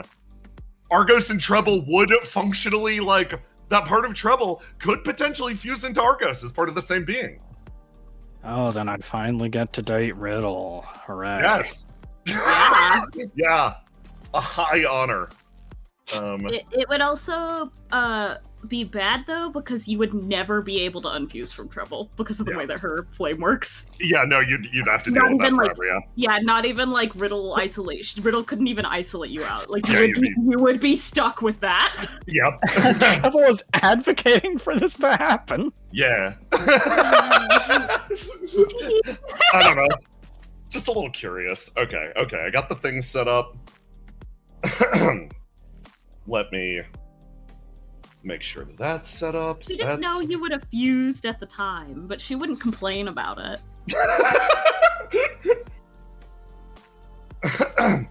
That's our favorite part of Trouble. Factually. She's a little bit of a monster. No kidding. Okay, let me grab the rest of you guys. It would make the Excellensis pick a lot easier. I want that one. He's like me. You wouldn't get a choice anymore. You would simply be there. You would get your 4th attribute immediately. It'd be trouble. And whenever it won, trouble would go, I I should make out. It would be pretty awesome.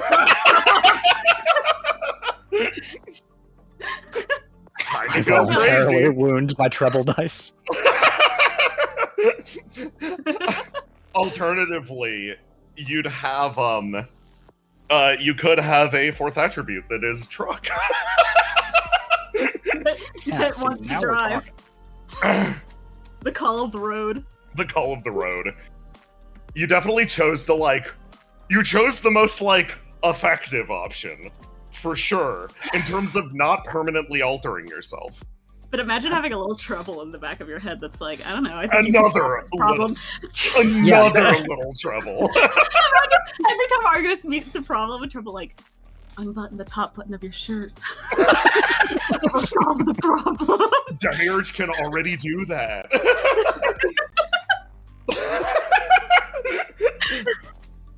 Okay. I think I'm good. That would also mean that Trouble would get a little Argos in her head, though, which would be great. Finally, she has a fucking conscience.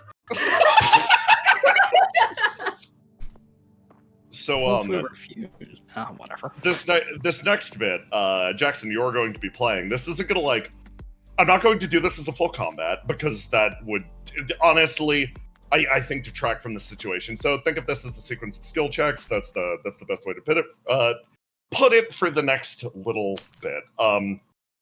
So Jackson, I need you specifically to get on the ball. I'm always on balls.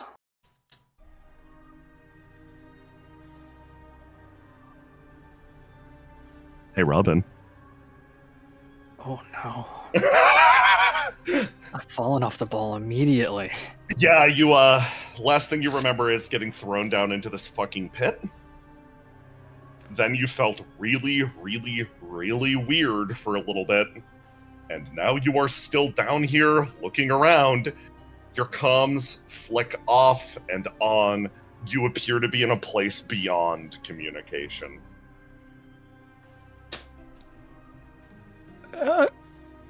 Who did that?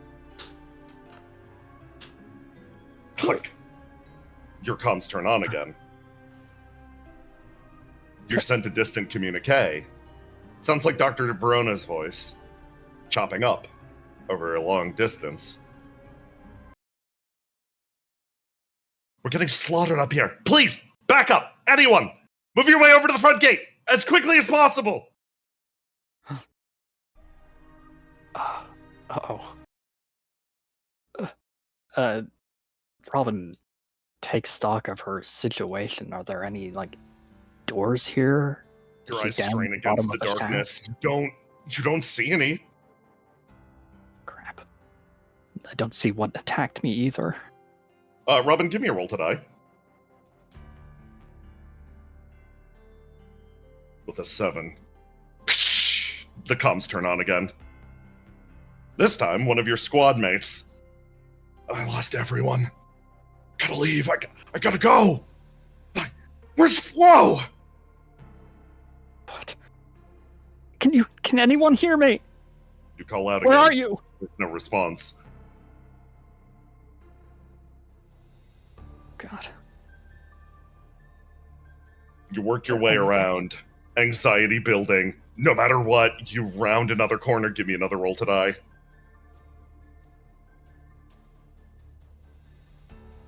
Eight. Thunk. There's something down here moving with you.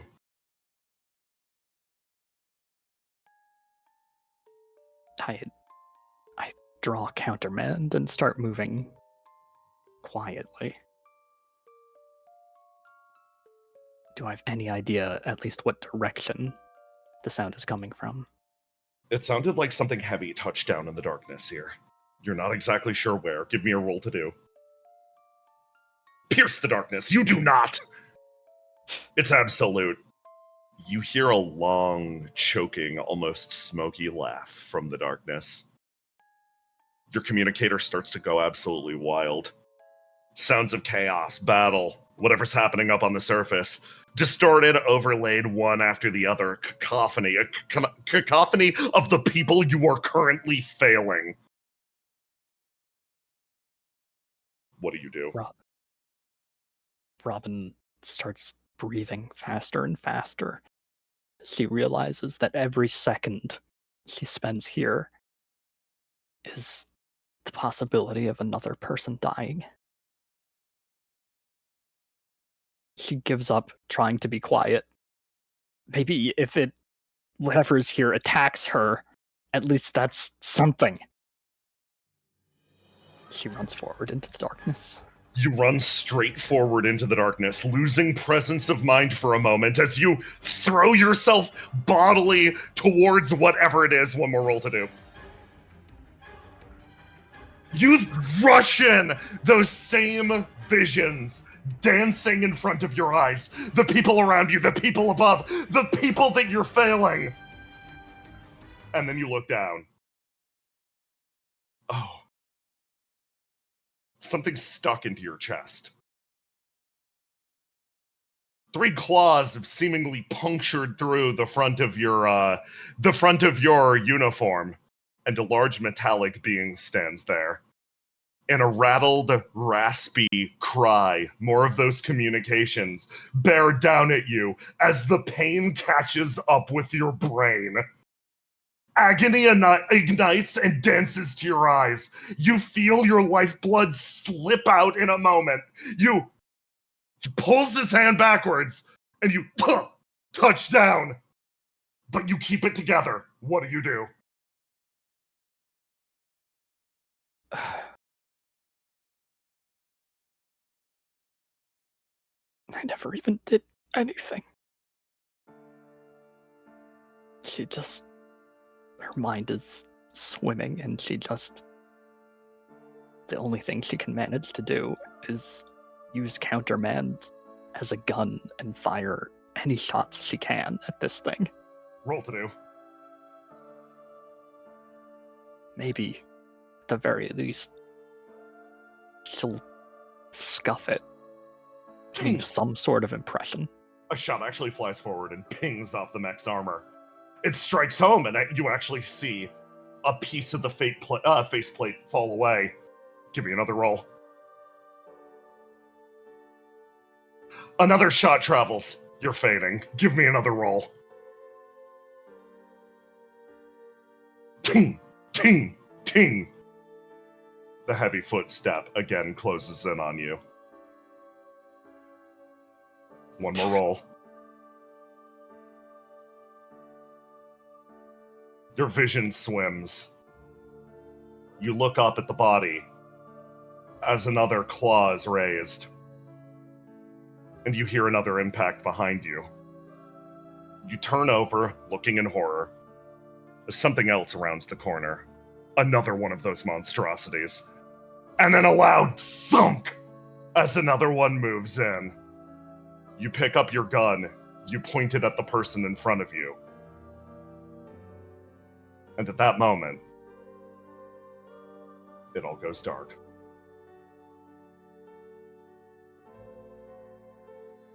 Hey, Circuit. Yeah? You make your way up to the Sword of Damocles. You manage to make it to the very top of the world. And there, you find someone.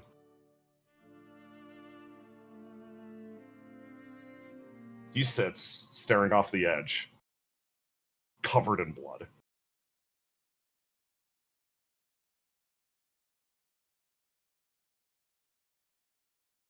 She sort of looks over at him.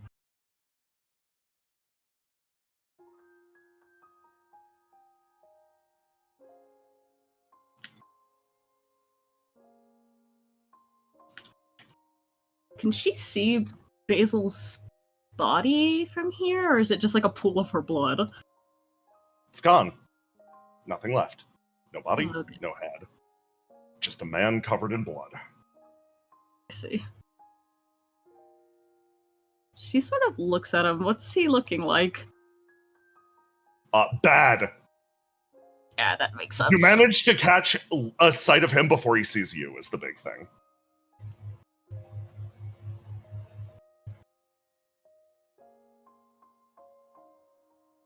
Man. You She's have a a little moment. bit like, You got the drop on him. she's like a little bit not sure what to do.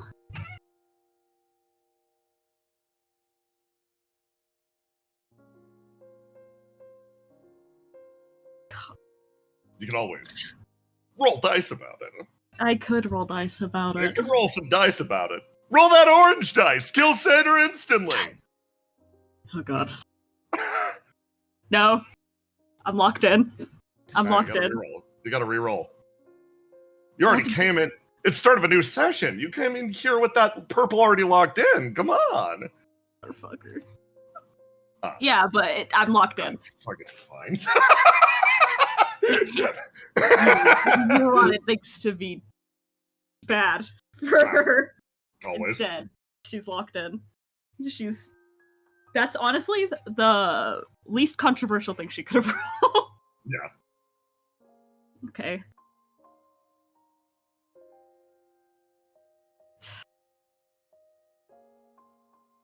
Yeah, she will approach instead of leaving.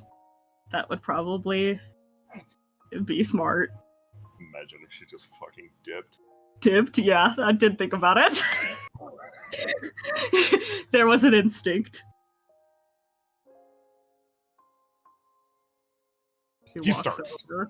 Yeah. You've entered his range of vision. He almost expects the guy's guard. For a moment, you catch him off guard. Your costume actually sort of internalizing to him as like, oh, guy's purples. But it takes a moment, and there's a flash of recognition, and his entire expression changes when he recognizes it's you. Circuit? Are you alright? You don't seem like you're doing so good. He turns back over. He looks back over to the machine. A large wound is punctured into the side of it, almost like a slash mark. I was too late. I couldn't do anything. I didn't have any. His mouth opens, eyes in focus. He's thinking hard. How did it come to this? Oh, God. Sorry. You're normal. You're not gonna be okay.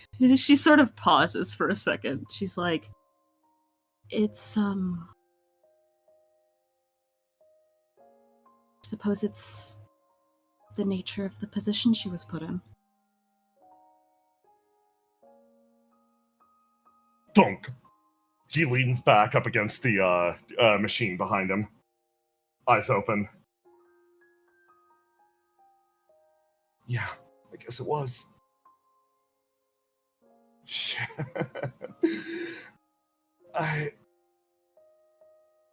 He wants to say, I don't even remember. What was she to me? But those words die on his lips. Instead, only a rasp comes out. He looks over at you.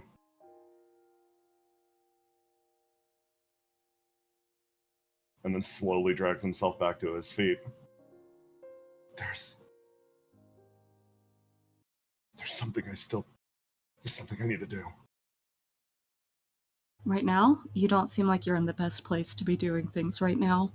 I can only do it right now. I need your help. There's like a pause. She's sort of considering something. Are you sure this is a decision that you want to make right now? You don't seem like you're in a good place to be making decisions. It's a decision I can only make right now. He holds his hand out for you. Please, come with me. Don't leave me alone. Oh, God.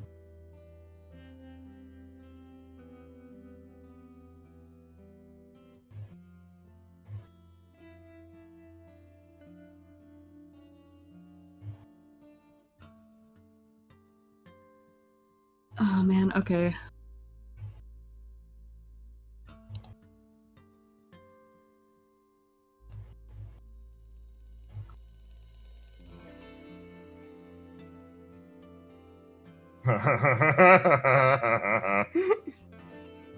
Oh god. Only one stat, huh? Hold on, let me give you something. No, yeah.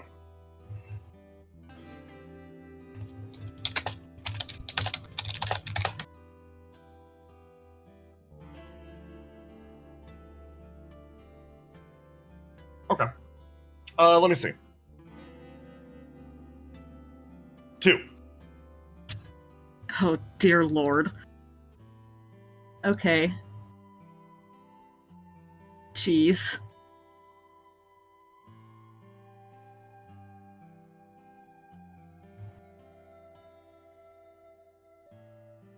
Okay.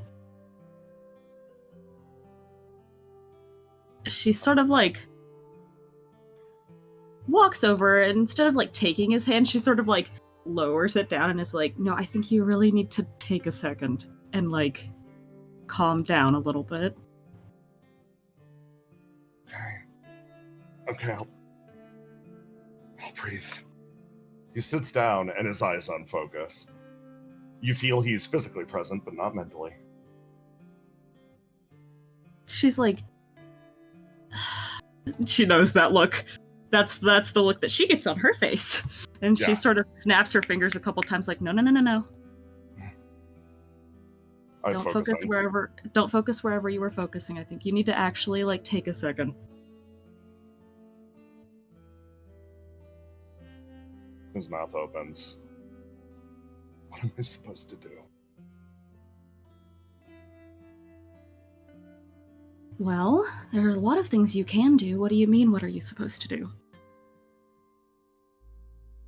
I don't know why the hell I'm here. Then is there some reason you can't leave? His eyes focus in again. Yeah, there is. It's what I need your help with. She sort of Pun- lets out a sigh.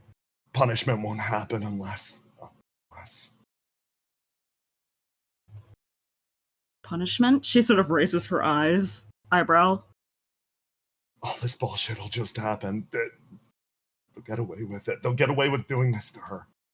I can't. Doing this to us. Doing this to the world. I need your help.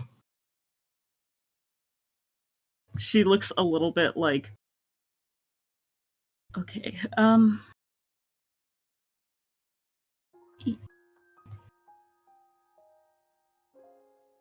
so you want to make this stop happening? He nods.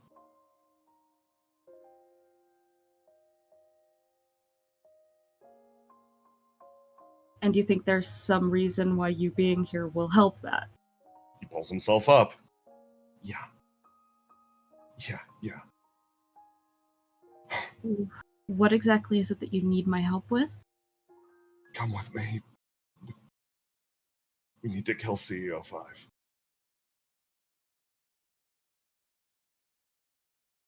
Okay.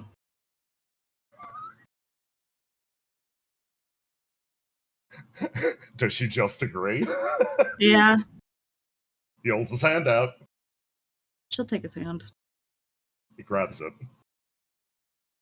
And the two of you dip away. Elsewhere.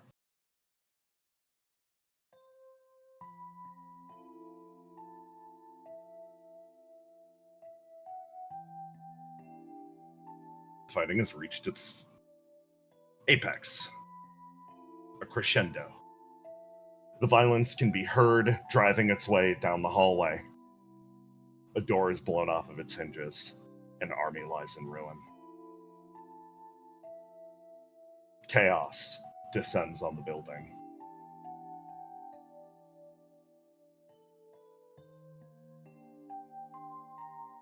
One man makes his way forwards, hurriedly evacuating backwards. It's all gone to shit. As a result, There's only one real method of recourse left. Flee, rebuild, try again. With the fall of Basil, with the apparent loss of Ideal, with a lot of the CEOs going out of communication, with the loss of the god, the building, the company is burning behind him. Truly, to some extent, this does feel like his final day at work. He stops at the head of the stairs, hand pausing at the bottom of it. His eyes twitch over, seeing the person barring his path. His body seems to freeze. Oh! So that's where you went! Okay! That actually makes things a whole lot easier. Riddle raises her staff for a second. No, wait. Wait. Let's be clear about something. Before we waste any time, one of my arcs is going to descend a few miles that direction. He gestures off, past the launch pad. It's gonna pick me up, fly me off into a place that none of you guys can find me, and yeah, we'll play things by ear from that point onwards. Here's the thing. If I'm not on that arc, next few minutes, its engine's gonna go supernova and it's gonna cascade down into the surface, might even hit Sky Point. Even if you manage to stop it, everybody on the inside is gonna be turned to gooey hot mush. So, yeah. She puts her staff down. That's what I thought. He quietly starts to move off in this direction, the two guards following him with a heavy exhale. He makes his way past her as she watches, eyes open, trying to almost internalize the scene. Another flash in front of her eyes. Something intense enough to curdle the blood. A different vision dances in front of her. A vision of stomping a sign in neon sparks. She pauses right here. And the man, in this moment, despite having his path open in front of him, decides to stop, and he decides to gloat. He freezes. You know, it's ideology like that that's never going to actually change anything. You don't cut off my head now, nothing's ever actually going to get any better. You can say all you want about, you know, trying to make the world a better place, saving people, being a doctor, all that fun shit, but, I'm sorry. You just don't have the guts to change anything. Riddle pauses. She takes a step in this direction. And he feels weirdly vindicated by the motion. He got a rise out of her. Somebody who seems so inflappable took emotion towards him. Hostility. Movement. This is good. Riddle closes her eyes. She feels the ache. She feels the absence of where people once were. She feels the sensation dance over her. She inhales. She exhales. And in silence, feeling at her absolute worst, she quietly ascends her blue stat. Her eyes close. She kind of quietly waves him off. You said you've got a place to be, right? Yeah. Well, I don't really want to waste your time then. He freezes. What do you mean? Her eyes open. She catches the wind in her cheeks. I think I realized. A weapon can change the world, but I don't think it can save it. I wanted to stop being a weapon wielded by other people, so I hung in place, ignoring the painful truth in front of me. Oh. So we're still going strong on the pacifist bullshit. Cool. He straightens his coat and starts to move. I didn't mean to imply a weapon didn't have any use. Changing the world's still important. You can break the wheel, shift it. But if I decided to change things just to suit my own ego, or decided to stop things from changing, I'd be nothing better than a tyrant. She takes another step forward. The man makes his way backwards. If she follows her code of ethics, if she truly values every life, if she tries to value every single person, their opinions, what they bring to the table, every individual perspective under the sun, by her own extension, the act of saving the world, the act of striking this man down, the act of creating an opportunity for the world to change, that action, absolutely and fundamentally, is one of evil. So she closes her eyes. In the process of changing the world, I'm never going to stop looking for a way to save it. Her body shudders. The man lets out a laugh. Shockingly violent words. So, you got a plan? You guys, he gestures over his shoulder, the rumble in the distance. Death in the form of a man named Aestaleus. You guys have the plan to save the world. Absolutely not. There's no guarantee. There's absolutely no certainty. We're still looking. Your problem is that you found an idea. You found an ideal and you clung to it. You thought for some reason your way of going about this. She bites her lip. You can't see it, can you? How many lives have been lost because of you? The second you cling to something like that, the second you think you have it all figured out, it's over. You never stop looking. You never stop learning. You never stop trying. I pity you, honestly. You thought you found your answer. And you turned yourself into a monster chasing it. The man freezes, reaching into his pocket. Endlessly chasing an answer, providing nothing in return. Shit like that'll make you a hypocrite. That doesn't win over voters, that doesn't win over support. You will not have a good company at your command. There are more important things than being right. There are more important things than running a good company. No matter what, I need to do this, and I need to try to remain kind in the process. He realizes what his enemy is, staring dead ahead with those eyes so full of life. This is the opiate that's gonna save the world. Group of doctors moonlighting as assassins, or maybe terrorists moonlighting as doctors. Fascinating. You know, without Argos and Willow here, the amount of blood on your hands has only skyrocketed. Right on all counts, except for one. This isn't the opiate that's gonna save the world. This is the opiate that's gonna change it. Again, you still don't have a plan. You talk this big shit and you don't have everything figured out? She closes her eyes. You misunderstand, sir. Saving the world comes after your death. Her eyes close. The crack of a gunshot. The man looses a shot directly into her that causes her to spill backwards. The two guards move over. Sir, let her... He wants to finish things here.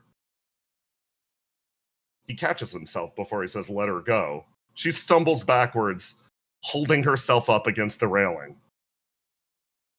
Those eyes. What the hell happened there? He met them for slightly too long, and he comes to his own conclusion.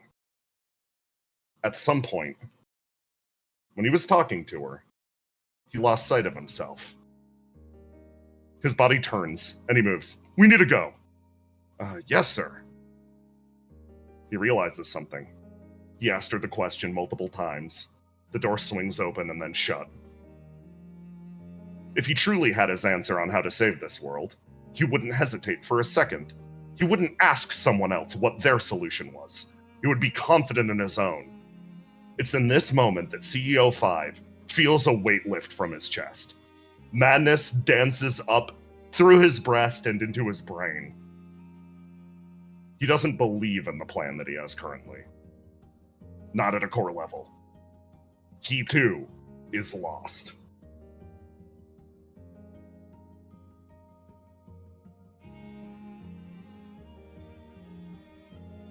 Hey, Ace. Yes.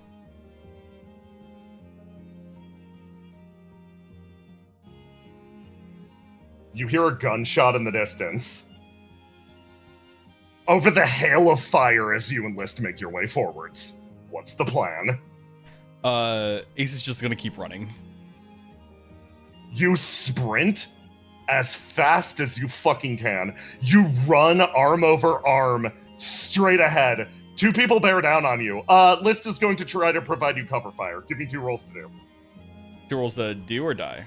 Do! No, your wife has it. Ace, you easily slide underneath the bridge as Liz pulls out the Tommy gun and simply mows these 2 down. She falls behind for a second. Carry yourself forwards. Yeah. Ace is just gonna keep running. He just doesn't care what these guys are doing. Their guns won't do enough. Yep. They aim up at you. Just give me a roll to do. Roll to do or die. Give me a roll to do. These are all Right. gonna be rolls to do. Okay. You're pushing through a sequence of skill checks. 22! One guy does catch you. Take 10 damage. Okay. You keep making your way forwards. They turn, List again, arms up, keeps shooting. You see off in the distance, shadows descend on the nearby platform. Most of your opposition disappears. Jas and Dekka take them out. You keep yourself running. Something is burning in the back of your head. You need to move. You need to move. You need to move. You need to move. If you don't move faster, it boils. What? This sensation is so foreign to you. You notice at some point you're leaving List behind. Somebody who, by all means, is in superior shape to you. You're running as fast as you can. Last barricade, give me 1 more roll to do. With a 19, you catch another 10 on the way through as you you burn the door down. You manage to burst your way into the other chamber and slide your way through. You charge.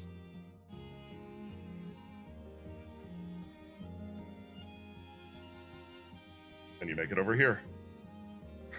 You run, you run, you run. Riddle! You feel in the back of your head something rising up. Your ESP tries to take you away from this moment, but you bear down, you remain present, you drive yourself forwards. You know how bad things will get if she goes. Okay. She keeps up with, Liz keeps up with you. Okay, where is she?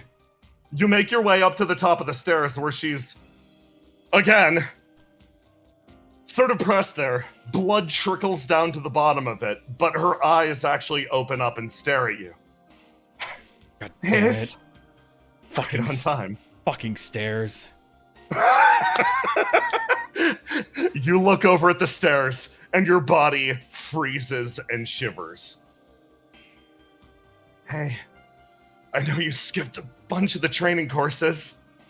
Do you have basic first aid? That's what she's for. Liz makes her way over. I'm the one that actually studied. Here, move aside. Liz will make her way forwards. And roll a 22. She actually makes her way up and starts to bandage Riddle up. She's doing... You get the feeling, if you hadn't rushed here, this would have been terrible. Only 1 wound on Riddle. She does have a fucking bullet in her guts right now. But List actually manages to rapidly apply a tourniquet. She cuts off the bleeding, sort of looks down at Riddle, and you actually pause for a moment looking at her. You, as a result of where Riddle was shot, List basically has to, pull her shirt up, and you realize how much of this person is covered in scar tissue. It matches your own. She manages to stabilize. I'm gonna hit her with a roll to recover. She gets one right now. There we go. Okay. She sort of looks over at you. Thanks for hurrying. You should have. Came straight to me once you exited that cage, okay? Her smile sort of falters for a moment. Sorry. I'm sorry. She looks over her shoulder. I thought I could do something about that. CO5's leaving. I don't have a choice. So we went that Pause. direction. She nods. List. You probably could have killed him. Unless he's packing some extraordinary power we're not aware of, we probably could have handled it. She closes her eyes. I couldn't, unfortunately. Me getting shot wound up being the best possible option. List's expression twitches over to you for a moment, Ace. And it seems to beg a question. Was Riddle back? But that man running away. Isn't the objective accomplished? Didn't you get Riddle back? Something boils at the back of your mind. A hungry flame that digs away at the edge of your consciousness. Is it enough?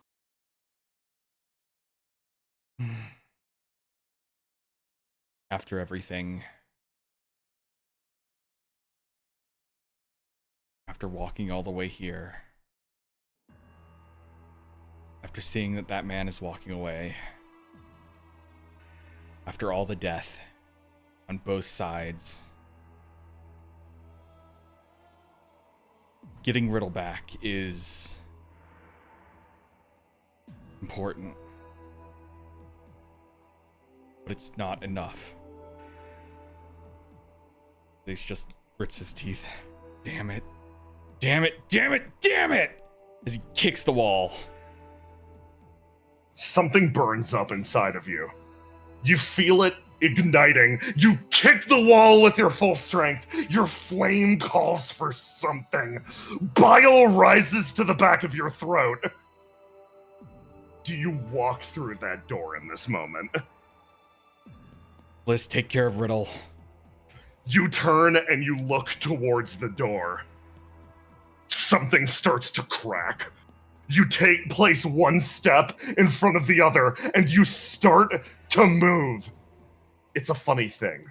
Flame starts to burn away at the edges of your mouth.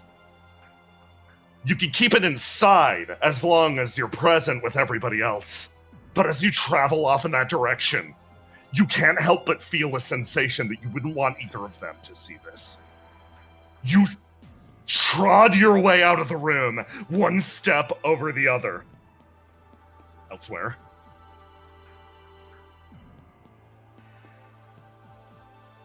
Brennan.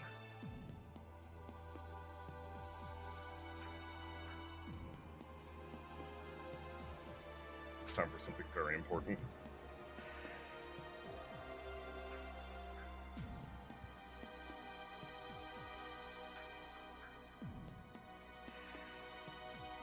Your squad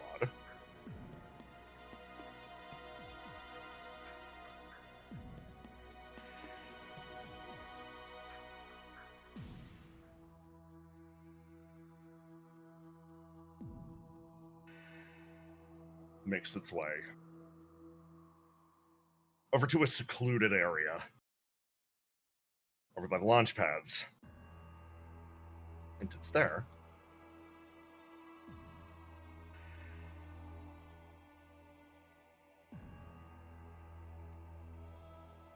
Do you meet him?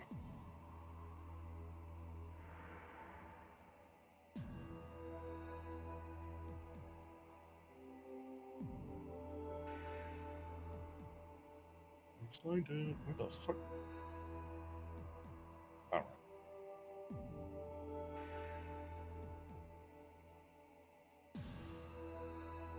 Alright. You'd catch up with him from behind. You see the man hurriedly being led away by a small group of guards. You hear the burn of rotors in the distance. He's going to be taken to one of the arcs. He's going to leave. He's going to leave. The guards make their way forwards next to you. Sir! Yes?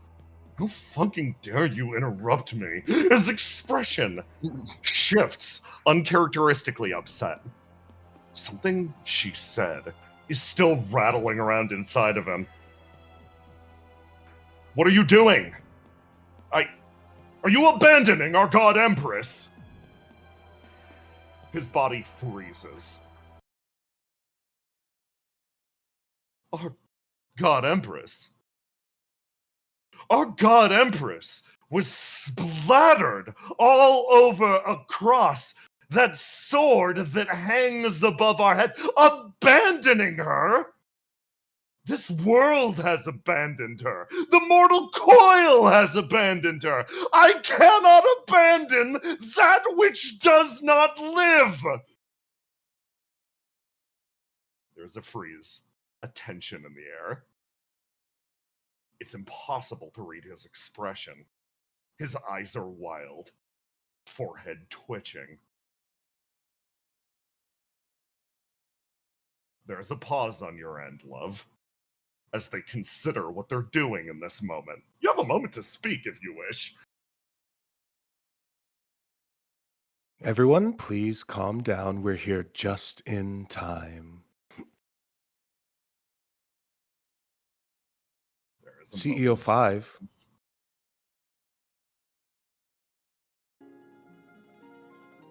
He pauses, looks over You have a at you. far-off look in your eyes. Where do you look?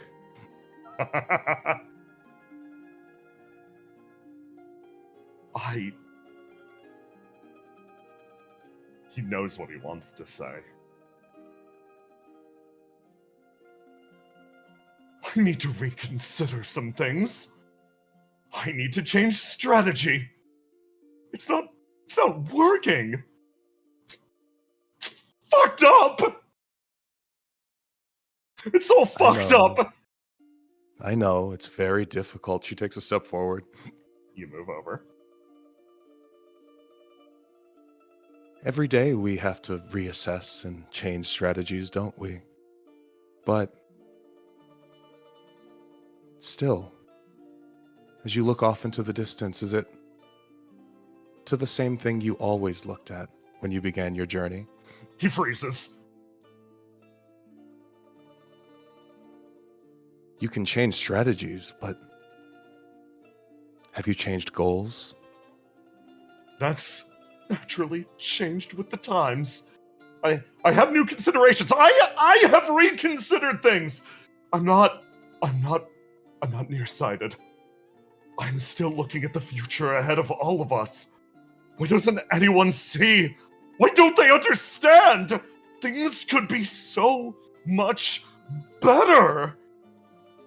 And what was that future that you set off to find? Day by day, you get closer to it. Give me a roll to do. Give me a roll to do to unravel this man's fucking mind. He shifts and he pulls himself backwards. He rolls to die. He yanks himself away. Ooh, the 7. Or the purple stat wins out. He pulls himself backwards and honestly, makes eye contact with you for a moment. Yes, it does get closer by the day, doesn't it? He is lying to himself. His vision has never felt further. Now, this group that I'm here with, unfortunately, is here for vengeance. But despite the fact that I was very close to the person who died today, I'm not.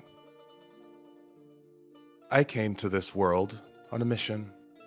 She takes another step forward. He lets you approach. Because I need to know what truly governs this world. Is it vengeance? Is it hatred? Or do you only come to that place from a place of love? You pause in front of him. I'm dropping a swing. Give me a roll to do. Roll good.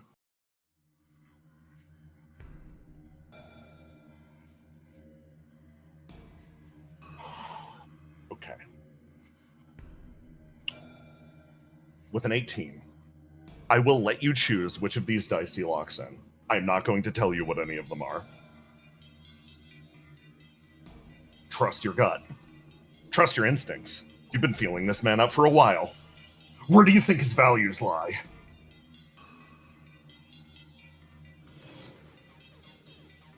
I think it's red. Nice. I will reveal what his red stats name is. In fact, I will reveal what his red, blue, and yellow are. The stats he began with. It's a very simple stat. Honestly, it's the simplest stat down to its very core. His top 3 stats. Good, honest business. Each for a word. You choose the stat simply entitled. Good.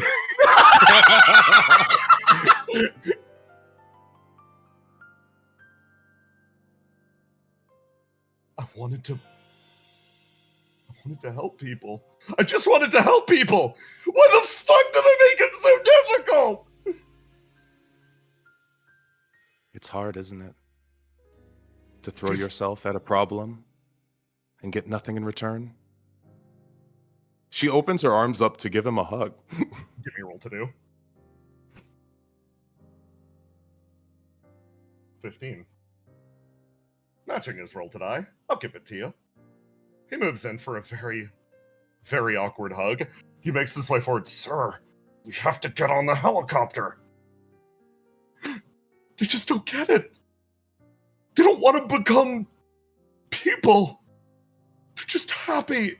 They're happy living their confused, oblivious lives. They don't understand how much better they could be. They don't understand what I could bring them. They're making their way forwards, but they call themselves a hospital. The only thing that they're going to cure is their own salvation. They've cut down every route possible to making the world a better place. No card left unplayed. Monsters! He starts sobbing. I know the world can be monstrous, but do you have to become a monster to fight it?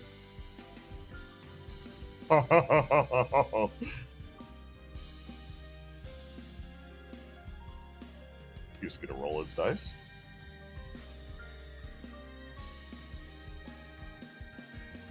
He rolls honest.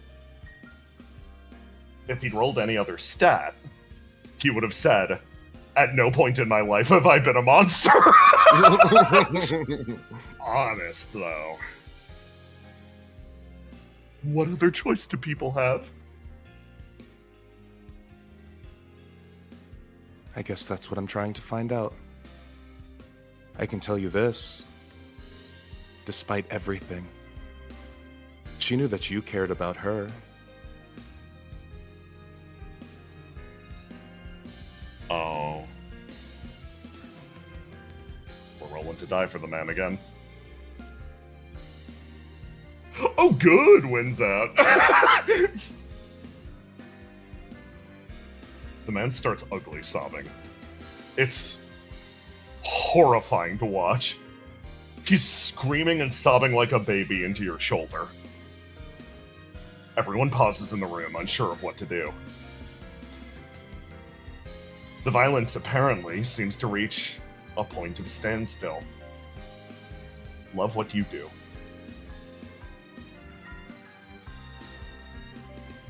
Do you have to go? I do. I don't think that her legacy should be one that leaves such a dark day. Why not make it good? Give me a roll to do. After all, you alone have the power to do something here. Lovely. Okay. I think I know how this goes. The man looks over at you. And he nods. And I'm going to ask a question. Love, do you go with him, or do you stay with the people behind you? He's leaving. He's leaving. But he seems to be turning over something in his head. He tries to go. He tries to pull himself free of your embrace.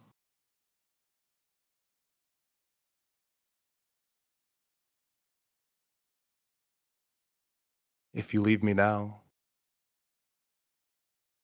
there's no chance that you'll ever see that future that you want. You're going to keep on chasing down a dark path, and things will only get worse. One more roll to do.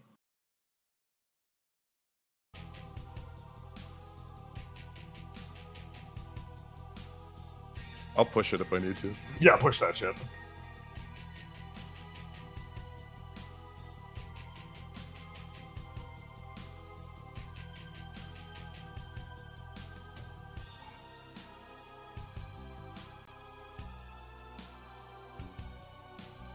He looks at the world out in front of him. The vision that he one day saw. He looks over at you.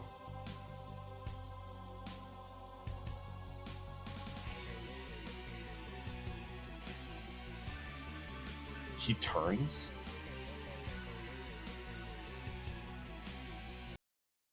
And he whispers something to you. As if he remembered something in this moment. I roll his roll to die. Honest.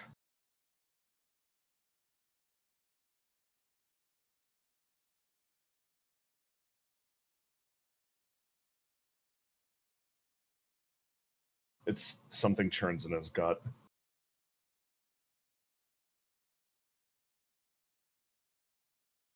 Take care of my son. It's like he remembered at the last second. Something that should have been so obvious to him up to this point. It's like he just remembered an existence that was once so crucial to him.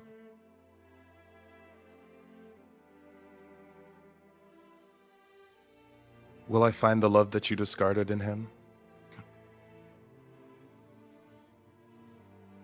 His eyes close. Please. Even if it isn't there.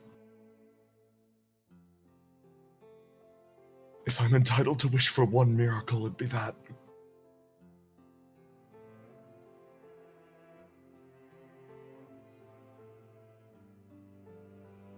I can grant that wish.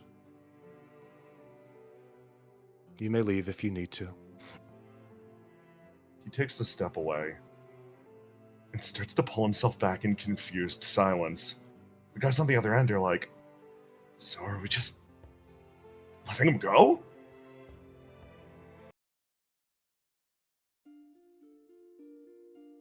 You worshipped Basilisk as a goddess, correct? Yeah. And you loved that goddess. Yeah? But did you know who you loved? They pause and look over at you. Guess not. Did you not love her? really. Or did Like- you love the idea? A freeze, frigid, through the room. I knew her personally, so... But even then, she mostly just focused on helping us out. So I ask you the same question. With the legacy of somebody who simply focused on helping others, would that person want their legacy to be marred in more bloodshed? Give me a roll to do. If you can come to that determination, go right ahead. Stop him. You can lock in something first. Oh yeah, I can die. I'll let you. This is technically another encounter. It's time to de-radicalize your cult. With an 8. Okay. Shit. One of them turns and runs ahead. You know it's his destiny to be gunned down in the attempt. 2 stop and turn, pausing, listening to you. They freeze in place. And then these 3 start to run their way into a different part of the building. They're gonna look around for wherever her body went. In the end, you're left with one individual who stomps her way forwards.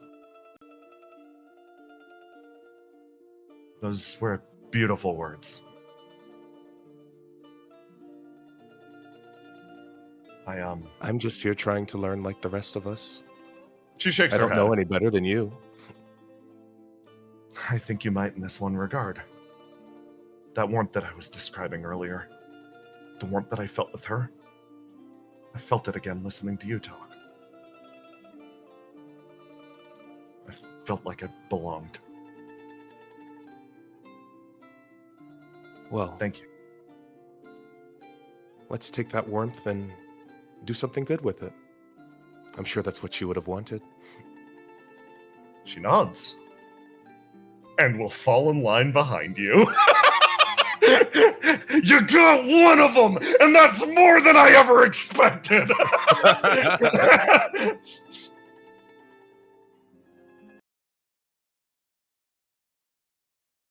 Ace continues to run as fast as he can, choking on his own breath. Our perspective shifts instead to a few key points over the facility. Dances from location to location. Hey, Mask. Nanda time. Oh, good. Actually, can you give me 2 minutes to upload some pogs? Oh, jeez. Okay, yeah, sure.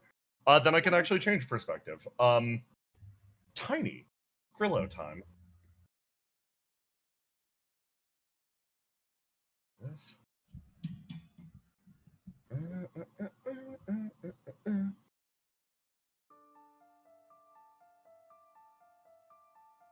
You catch up over here.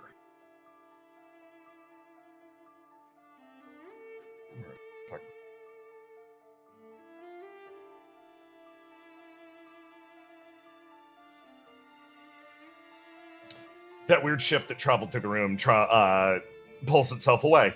Unwound all your dice. Cruel Joke restores all of them. I love this reflection.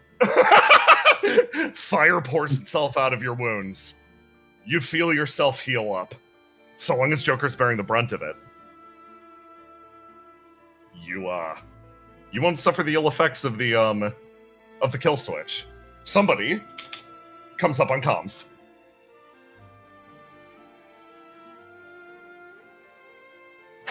Hey, I'm still dying over here.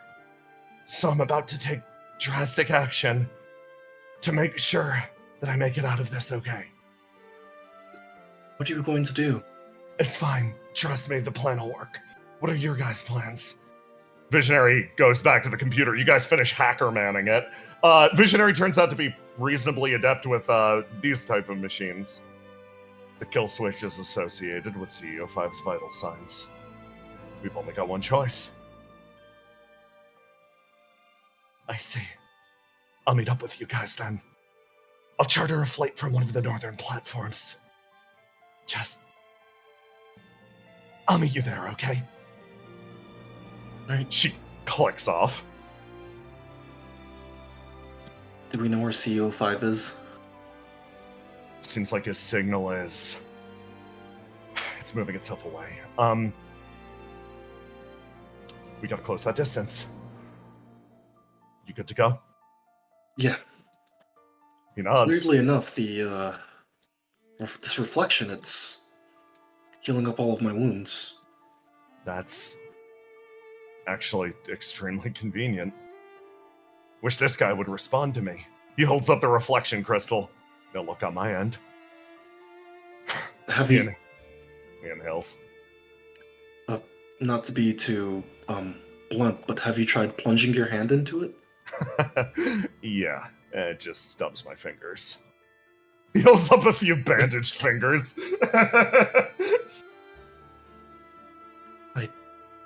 I see.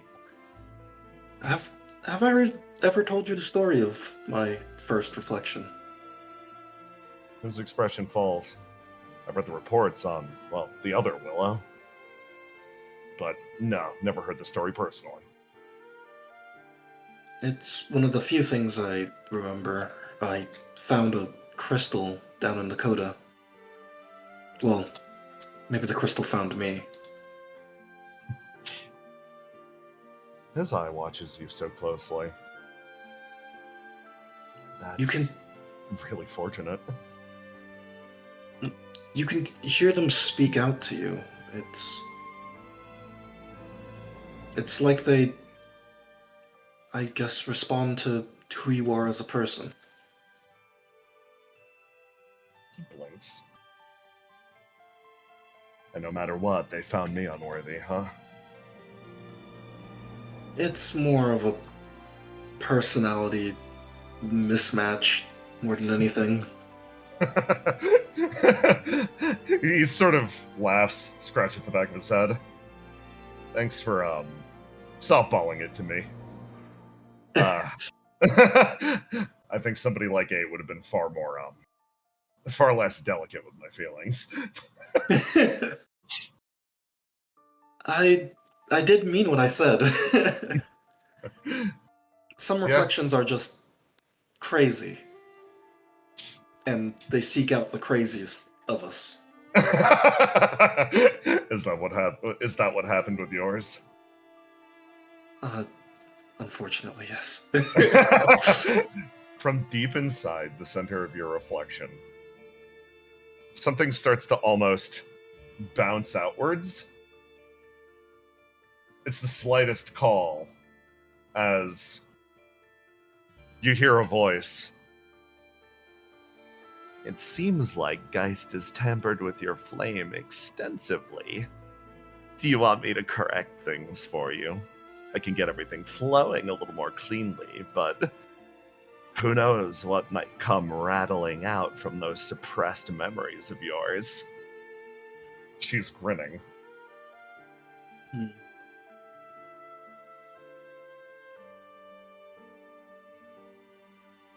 Give me all of it. Everything Geist took from me. There is a rush.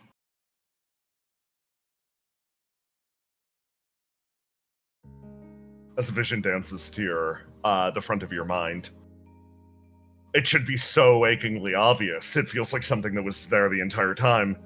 The reason that Ruth meant so much to you. The reason that your memories of Station 1 come to the surface all at once. They burn and dance in front of your eyes, and you start to remember them. You start to remember every single person you lost. Like a layer of history, this hyper-compacts one layer on top of the other, and then it dances to the next. You see the other subjects. You see lines and lines of experiments. You see the other friends you lost.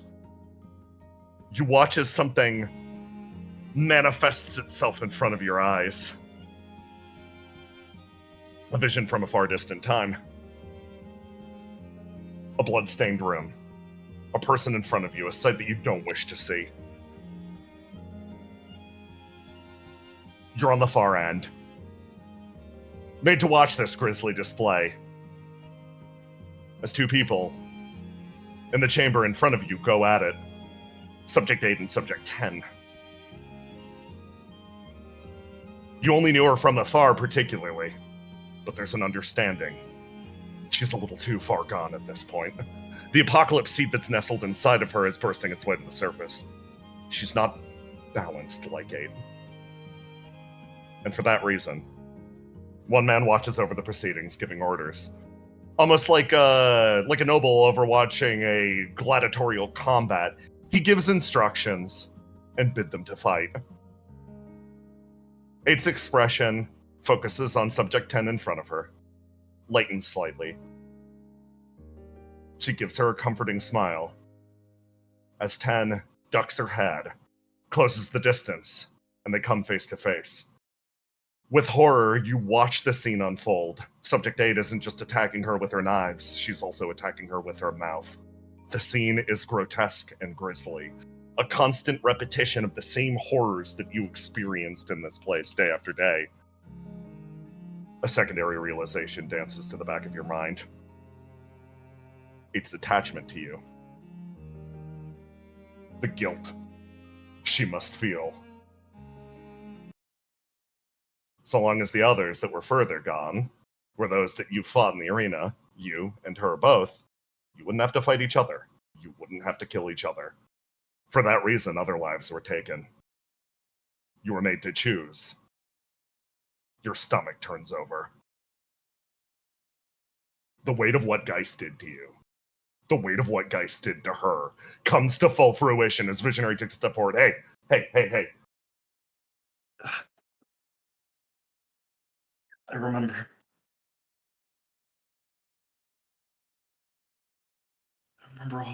all the things I had to do. It hurts. It rises in the back of your mind like bile.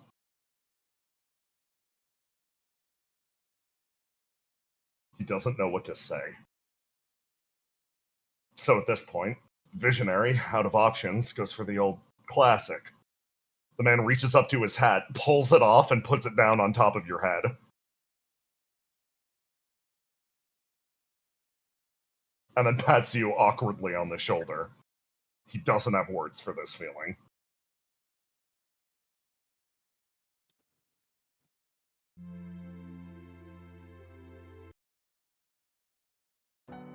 It's not the role to do.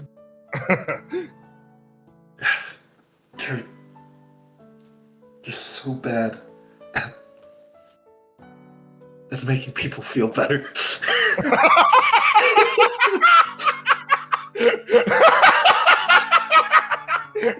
The man's hand. Gorilla just chuckles a little bit. The man pauses for a moment, almost hand stopping to pat you, and then he picks up pace slightly as if this will solve the problem. The pair of you make your way over towards the plane, traveling towards CEO 5's location. Yeah. I'm going to reveal one of my attributes. Oh shit! Okay, we're rolling back. Yeah. Go. I'm going to reveal one of my attributes, my black stat. Push it away, which is all her repressed memories and the way that she tries to push people away from her. Hey, you have very strong feelings about Riddle and Ruth at this exact moment. Over-fucking-whelmingly strong feelings about Riddle and Ruth at this exact moment. Okay. I put us over here. Hi, Mask. Hi. So No. What's my situation been? Joker's dying over there. He's receiving basic first aid, but it doesn't seem to be enough. You pause. You're wearing the wrong uniform in the wrong place. The man's dying over there. The man's dying over there. The man's dying over there. It repeats in your head again and again and again, more intensely. Okay, Coop, how did I get here? How did Nanda get here? That's a good question. How did you get here? Well, he remembers showing up way too early to the plane. And then he remembers leaving the plane. And then a lot of things have happened, actually. No, it's a good way to put it. A lot of things have happened. In the chaos, you made your way over here. Almost drawn. You don't know why you're here. You're out of depth. Getting spotted even for a moment will get you gunned down. It's not exactly a risk for you, but you still don't like getting shot. Why are you here, Nanda? You look over. Joker, barely conscious, is bleeding profusely. What the fuck am I supposed to do about it? But am I a goddamn doctor? They're the fucking doctors. Why the fuck aren't they fixing him? You look. The people out front, they didn't send doctors this time. They sent soldiers. It makes sense considering the assassination. It makes sense considering the attack on the world. These people do not have the requisite medical training. And what, like I fucking do? What the hell? But none of these people learn to fucking stitch themselves up in an alley? What the fuck? The answer is yes.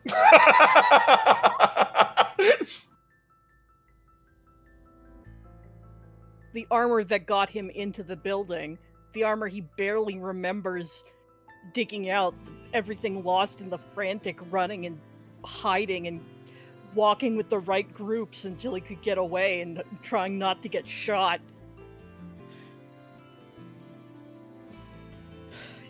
It's not doing him any fucking good now. He fucking starts dropping it onto the floor as he crouches between these fucking desks.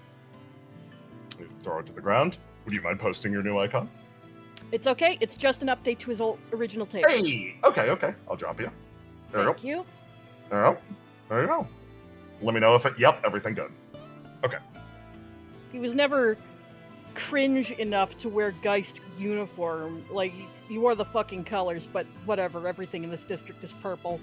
He's Yeah. going to have to run out with the idea that it won't matter because he can already feel himself moving towards the door, even as his mind still blank, but somehow also screaming. What the fuck are you doing? People And are then you supposed to be recognize doctors! He just somebody shoves his you- way through as someone who, with the attitude of someone who belongs here. And then you see somebody familiar make eye contact.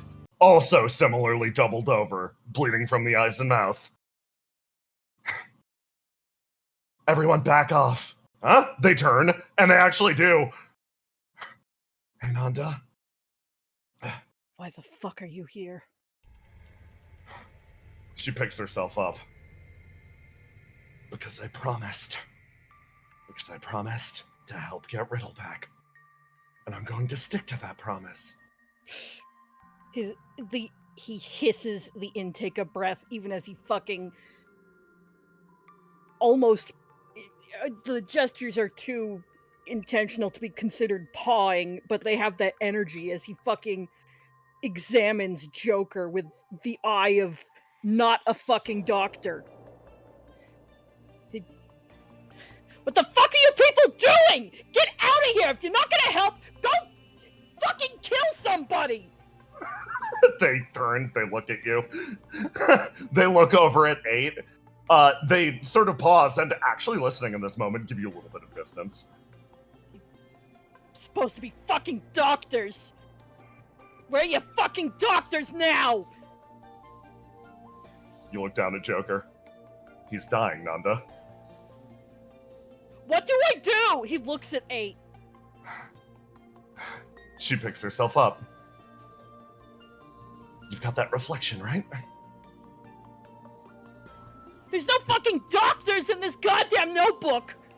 She puts her hands on your shoulders.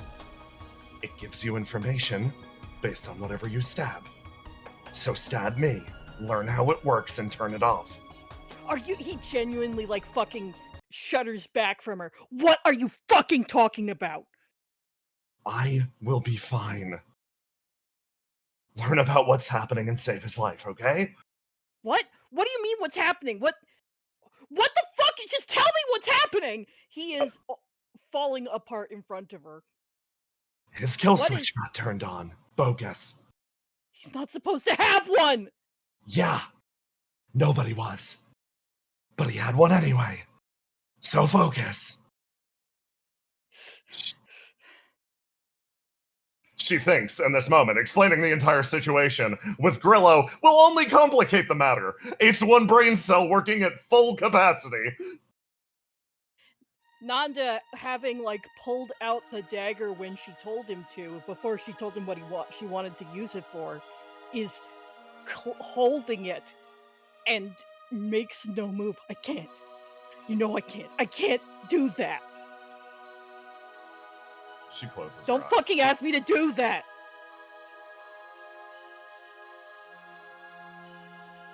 She closes her eyes. Okay. I won't. But you've got to find another way to save him.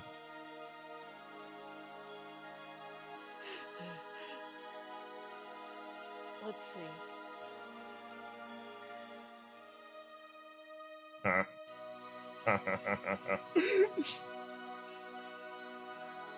What about you?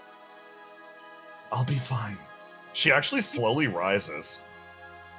She puts a hand on your shoulder. I've got a surefire plan that'll work out. No, stop! You both got it flicked, right? Yeah. I'll be okay.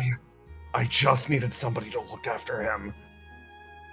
She takes another step this way. You turn, looking back and forth between the two of them. A hand clamps onto her arm. Don't fucking go. Don't go. Don't go. Her expression becomes significantly more gentle for a moment.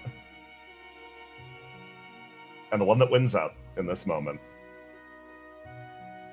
sort of reaches one hand out and shakingly puts it on your back. I'm sorry, I'm not the person that you knew from here. I don't care about that! Stop caring about everyone else! Good to hear. She says with a smile. No! Stop it! You don't get to decide for me! You don't get to decide what I want! You don't get to leave!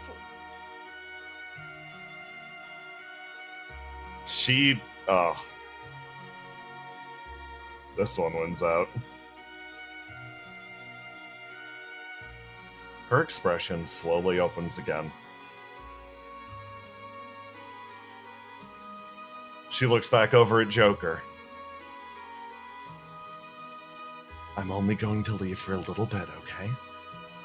I can stay on comms the entire time. Don't. No, not again! He does not let go, his grip tightening on the fabric of her jacket. You don't get to do this!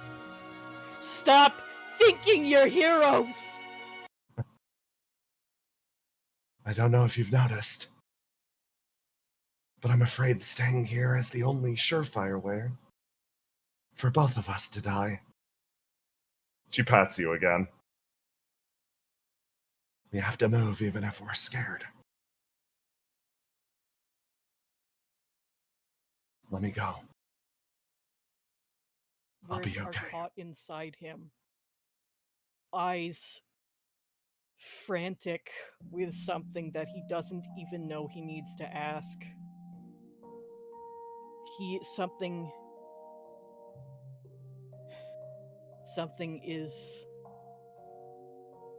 Something's happened.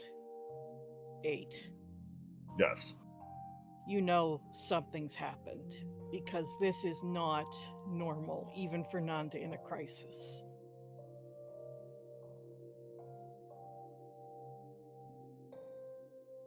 But he doesn't know how to say it. He doesn't even know it's affected him. So he stands there, words trapped in his own mind, and stares at you.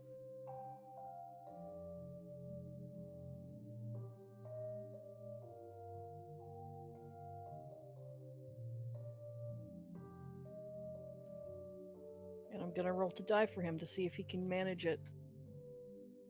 Just general total. Let's go. Let's see what stat wins out.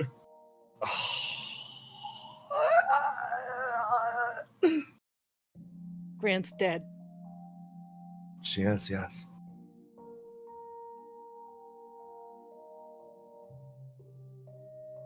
Are you gonna do that too? She shakes her head no. It's the one thing I can promise. You don't get to leave.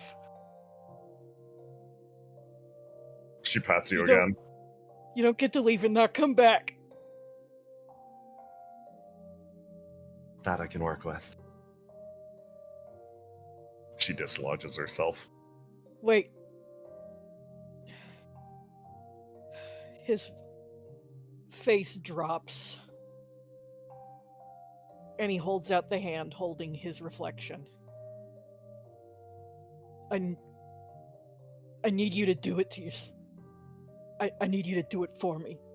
You say those words and there's no hesitation. She takes a step forward and simply walks into it. Not a thought, no shift of expression. Your entire hand shudders. You know how this works now. 8 You don't get to winces. not come back. Turns. And walks away, clutching a wound. She does indeed stay on comms the entire time through. She talks to you the entire way. Visionary and Grillo eventually also join in on comms. 8 making her way Nanda. over to meet up with them. Nanda doesn't say one word on comms as he turns to the young man in front of him and begins to slice open his neck. Okay, Nanda. You're gonna You make just me stab. roll dice, you motherfucker. I'm making you roll dice, but you get 5 points of information. I assume you're going to put 5 extra points, God! 5d6 into this roll, my friend, right? You're fucking right, I am! Okay, Also, I okay. need to lock something in. Uh-huh. He can't deal with it right now, so he has to focus on the fact that this is that if he doesn't move now, there's no other time. Nah. So, roll to do complex. That's roll to die, isn't it? Yes, it is. Amount of d6, 5. Yeah. Add 5 No extra bonus. d6. And you rolled good, too! Oh my god. Nanda. Oh my god. In dead silence, you work on the man. You don't know what 8's plan was. You're too out of it to even understand. But at a certain point, you feel the life return to her voice. It does indeed sound like she's doing better, but that feels far away. Eventually, you do come through on the comms with someone. Not a voice you expected to hear.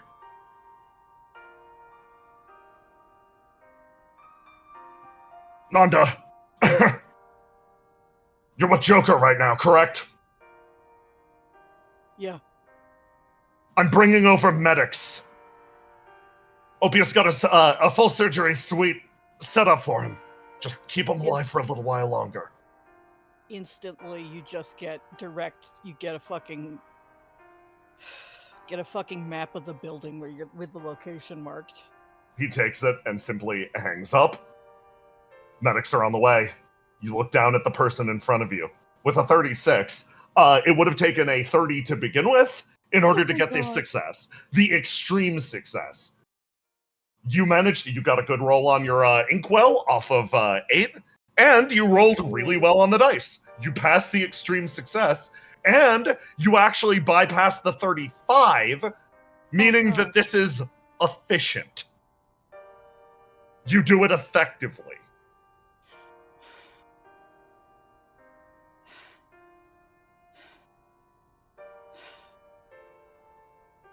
His mind is in a different place. His body moves automatically. You get to work. And you carry it through. And when the real opium medics arrive, do you go with, or do you wait for 8? Uh-huh.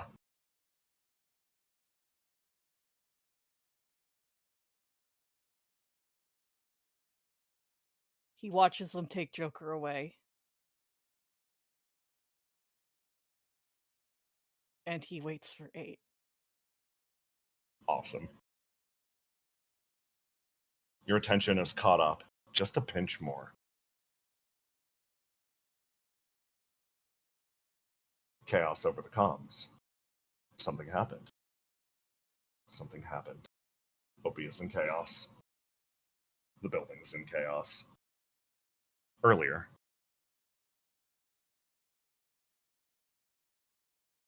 Ace runs as fast as he can. The vision presses against the back of your mind, trying to call you ahead to a future. But for some reason, you can't engage with it. All that you can feel is this sickening sense of dread. Something's coming. Something's happening. One man makes his way safely to a nearby arc,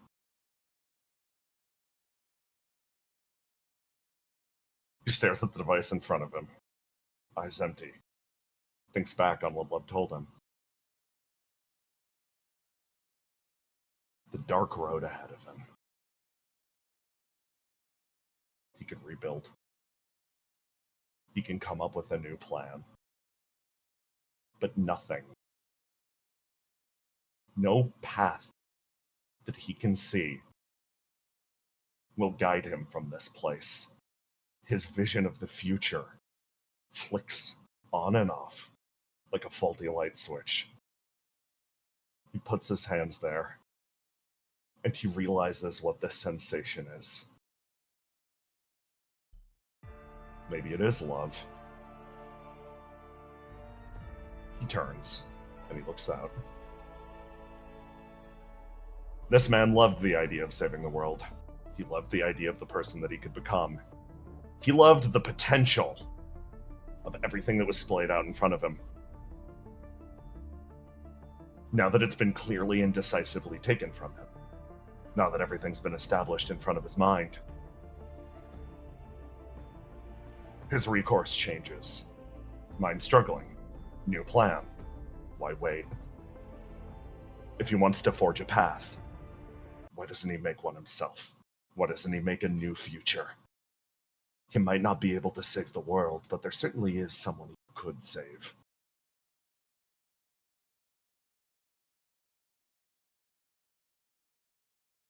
He inhales and presses a button.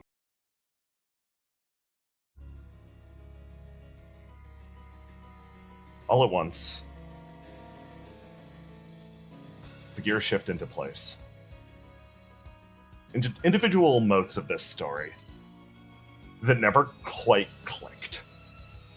Parts that were missing. Geist's experiments. A fusion of people to contain an apocalypse seed.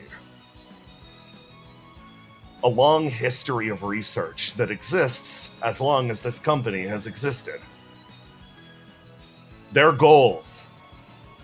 Hands reached ever upwards towards the possibility of human excellence. There were always threads cast aside. Individual problems or experiments that even succeeded that didn't fit into their grander master plan. Recco, for example, is one of these. You could even consider Subject 8 one of these as well. Repurposed efforts towards a single divine goal. And now that divine goal has been struck down. Why not reach for one of those threads? His hand darts outwards.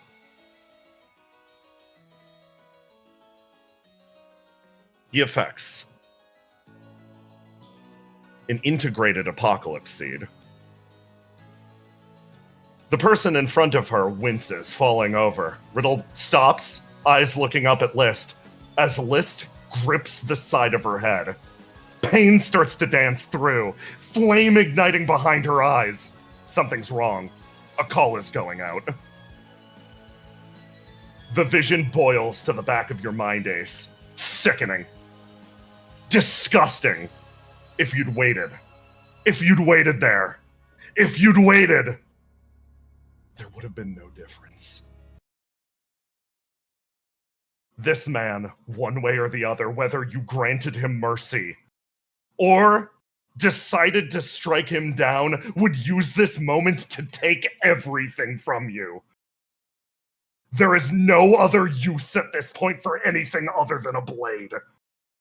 Your body starts to boil. Flame again licking out and around you.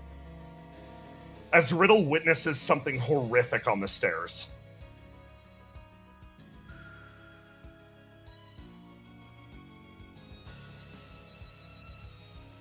List's shape gives way, as something is summoned in her place, almost in a moment.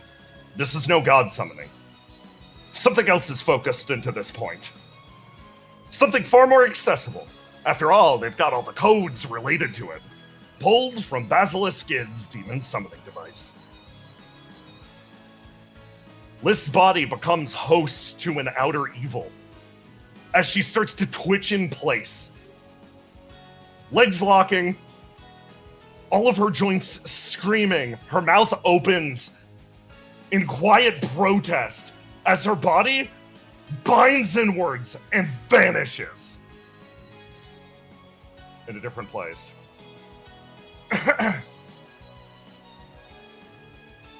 CEO5 looks up at this shifting monstrosity. The amount of time that List is able to hold herself together is exceptionally limited, but in this time, he can ask for a miracle. He takes one step forwards, summoning you once and asking you to make me human was an abject fucking failure. So instead, purge everything that's left and forge me into a true human outer evil. He throws his arms up. One last desperate look on his face as his body collapses into grotesque flame. All that's left, his dregs leftover segments of humanity buried within a long-forgotten machine. Diligently, the outer evil reshapes him, putting him back together piece after piece. And the man picks himself back up, finally correct, finally whole, finally in full vision of himself. So this is what it feels like. Not that fucking bad. His expression falls, and he stares out into the distance, looking at World 12 and Skypoint beyond. Last break of the session. Hey, Ace, it's your show from here on. Hey, everybody, get ready for the last bit. I'm gonna use the bathroom. Have fun with that, gamer. Bro's on copium because he didn't get turned into a human, so now he's making List turn him into a human. I hate this guy, I hate this guy, I hate this guy. What's so great about being human to begin with? It sucks. Yeah. Yeah, I'm ready We have for to the work. ascended form of sentient light. We can stub our toes. Man, we can do that as Flame Touch too. You're right. Everything sucks. Burn it all. That's why we gotta end the world. Smile. How about no? Remember the thing that y'all joined the people at the start of the game about to stop them from doing? Remember that? Anybody? Oh yeah, right, I forgot about that. Yeah, remember the original concept of the game? Anyone? Well, it's alright, I don't have a character that's part of Opia. Fair enough. Yeah. In fact, one of my characters is a demon, so ending the world's kind of like a part of my purview.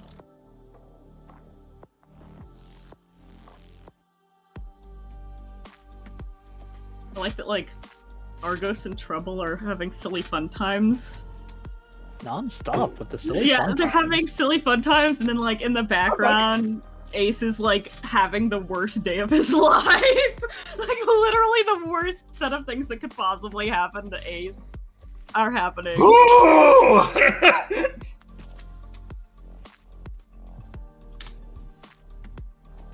Holy shit. Okay. Jackson? Yeah. Tiny. You guys are going to be here for this. Do I need to worry about anything We for the are? rest of the session? For the rest of the session? Yeah. Oh, yeah. Yeah? Oh, Okay. Oh, Oh, yeah. good.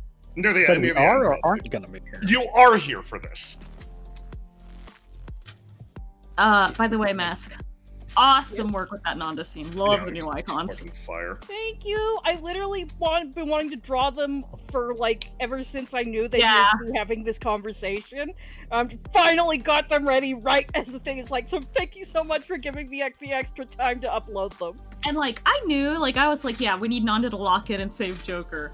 And you were like, I don't know why you would trust him with that. And I'm like, this is why. This is why. Like I know you play Nanda, so you see all the horrible thoughts the way that I play Circuit and see all the horrible thoughts. But like, I had faith. I had complete faith that he would clutch up. Listen, he's a very selfish man. Like he rolled his fucking selfish bastard stat, and that means that he focuses on the person that he cares about more because he's not a good person. And he cares about 8 more than other people.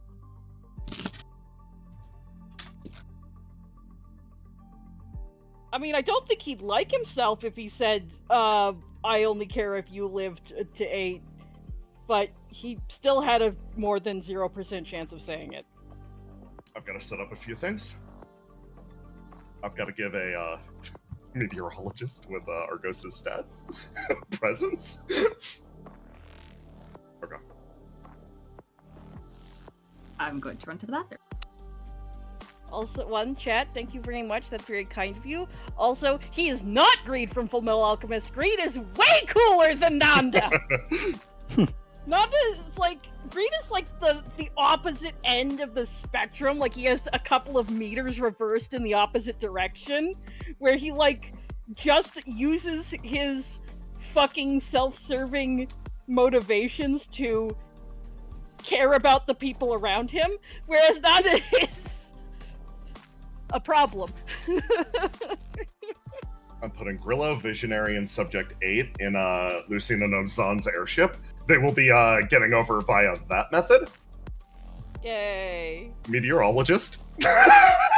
Meteorologist, I love her. That will be a best life. This was a that'll mistake already. What do you mean? Could have been Truckosaur. I can hear you in the back of my mind, you know?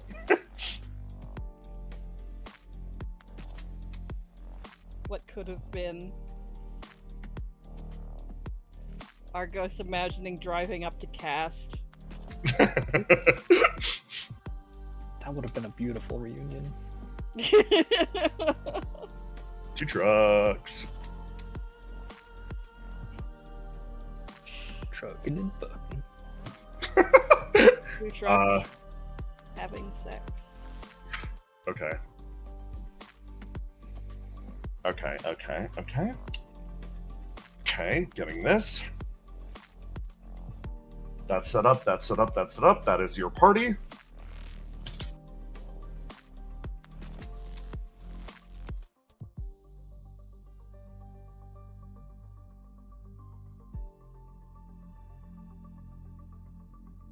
Fascinating. Oh, good. I love it when he says that. I just think it's cool that you wound up with this cast of characters at the end of all of this. I'm just getting everybody set up GM layered. It'll take but a moment. Sorry, chat. This is gonna be the long break. Man, I wonder what Cal's doing right now. Nah, his best probably. Yeah, always. Like, always. Like, he's not having fun. No one's having fun right now. Mate. Okay. I'm almost good. Almost ready. Have any fun questions, chat? I'm too Yeah, locked in. Jet, Too locked in to look at chat. I will look at chat. I'm sleepy. Let me go. You. And then... Insane. Okay. It's true. Willow might be having fun. That's a possibility. Willow is having fun. I was probably having Grillo, so hand. Willow, thumbs up. Willow's enjoying herself immensely. Willow's breaking down. I love Grillo getting the visionary special of like having a breakdown in front of him and then him doing a bad job at comforting you, and that in itself being the comforting thing, that he kind of sucks at it. But he's trying. Yeah. But he's trying, and you're like, God, you suck so much, but thank you for being here for me.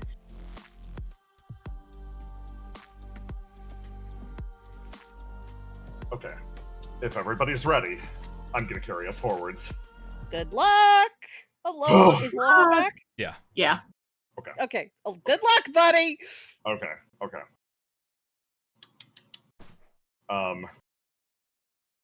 I need an equivalently dire song. I need some evil sounding shit for this. Okay. I'll bring this back proper in a sec.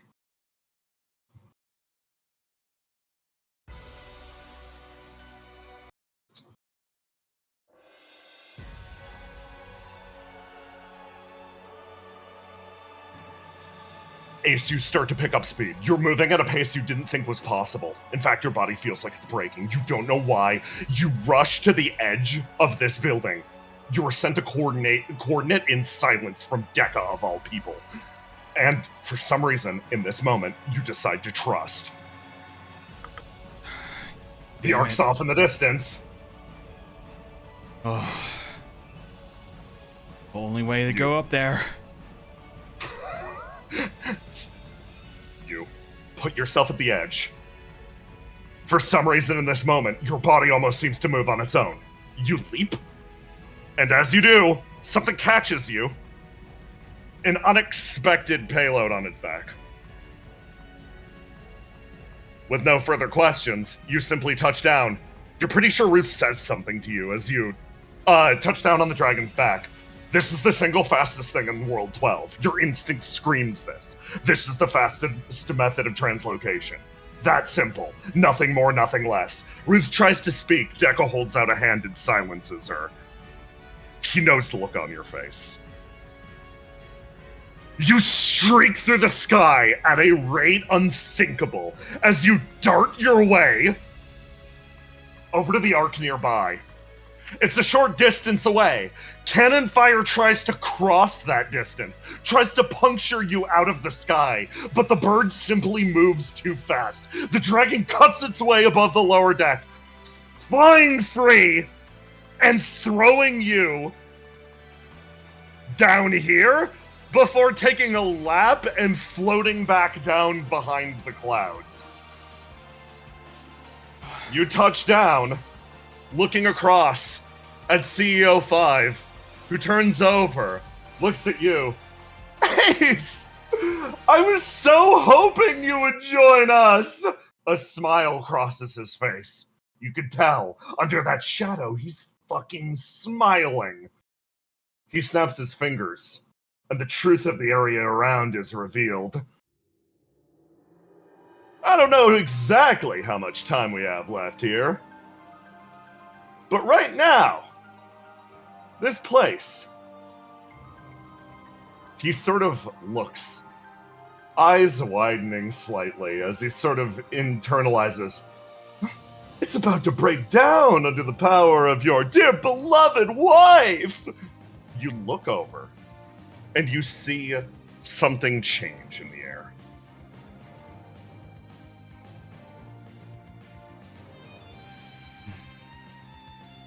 Everything around, everything on all sides, starts to hiss, and it starts to pop. Flame from absolutely every single compartment possible starts to fly free. You watch as the world burns around you. No clearer point of evidence than straight ahead. You look at what must be List.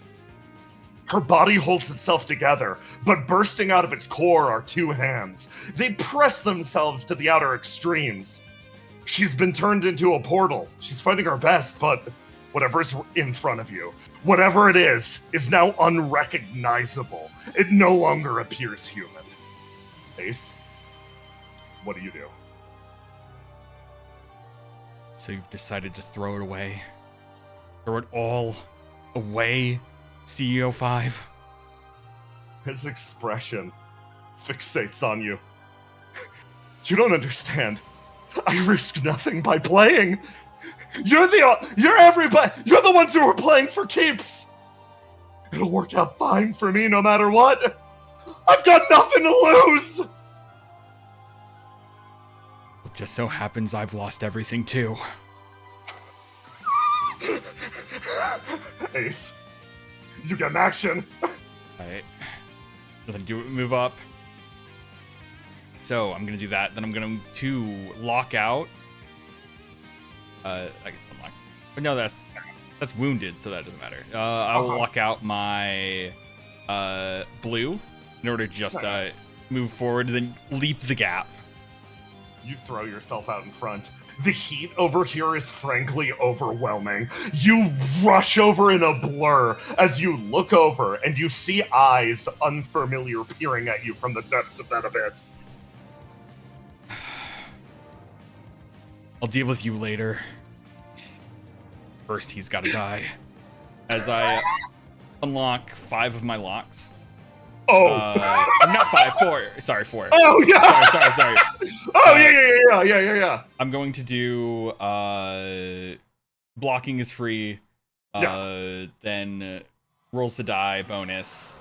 I'm gonna do accuracy bonus, and then I'll do logic, which is rolls to do that are not directed to attacks are twice high results. Yeah. So as Ace moves in with Adalasker, ignoring List for now, just going to this monstrosity that is now called a human, going to attack. You move in. You close the distance. My man over here. Oh. Right. I'm like, oh, that's an easy miss. As you jam the blade deep into his gut, he grips onto it and bleeds black over the surface of it. I know what that is. He holds on strong. And I'm going to reveal his attributes right now. I guess also bonus damage. Yeah. He takes 18 points of damage as my man over here he locks in with honest as he grabs on and pulls you close. My friend, this man has a very simple set of gifts. Whatever color he locks in is a newly installed version of one of his favorite films. He locks in low intense. He gains his free block, taking it to the gut, and honestly walks down the blade towards you as it burns his flesh. You think I'm taking everything from you? I haven't even started! A manic laugh, the smile deepening. He takes that damage, though. I think that's my turn. Uh-huh. As you end your turn, he'll take the next one. Give me a roll to die. Oh, he rolls like ass. Yeah, roll to die. This is a 46 bonus. He tries to move in, and he tries to stun you in this moment, but you're able to, the man tries to strike you with a bare hand. It moves with a jittering motion. Hanging in the air, it almost seems to pause. He tries to cuff you on the side of the head, but tell me how you catch and, stop this. Him trying to go down Ace's blade, he simply lets go of the sword, kicks him backwards, and then resummons it to him.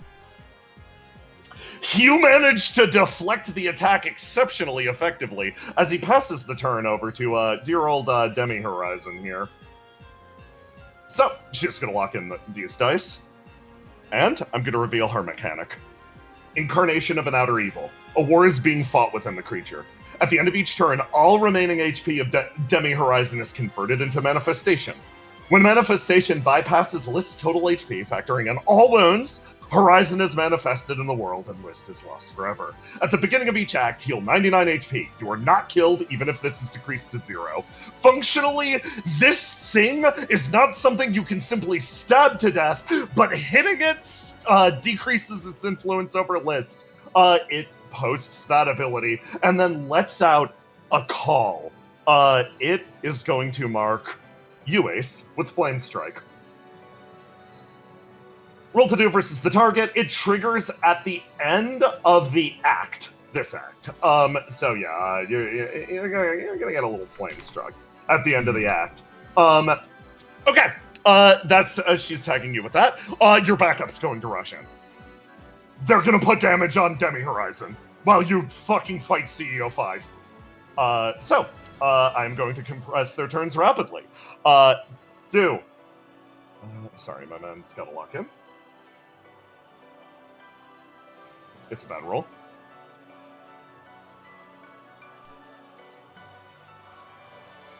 It's a good roll. Okay.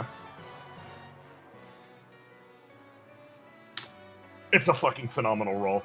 Ruth and G actually managed to cross the distance rapidly. G strutting forwards with a long lance. She strikes, clearly unequipped for combat. Ruth darts her way over and starts to spread lightning through the area, almost warding off the flame. She closes in the distance and starts to deal damage. Dekka throws a blade and sticks it into the ground behind CEO 5.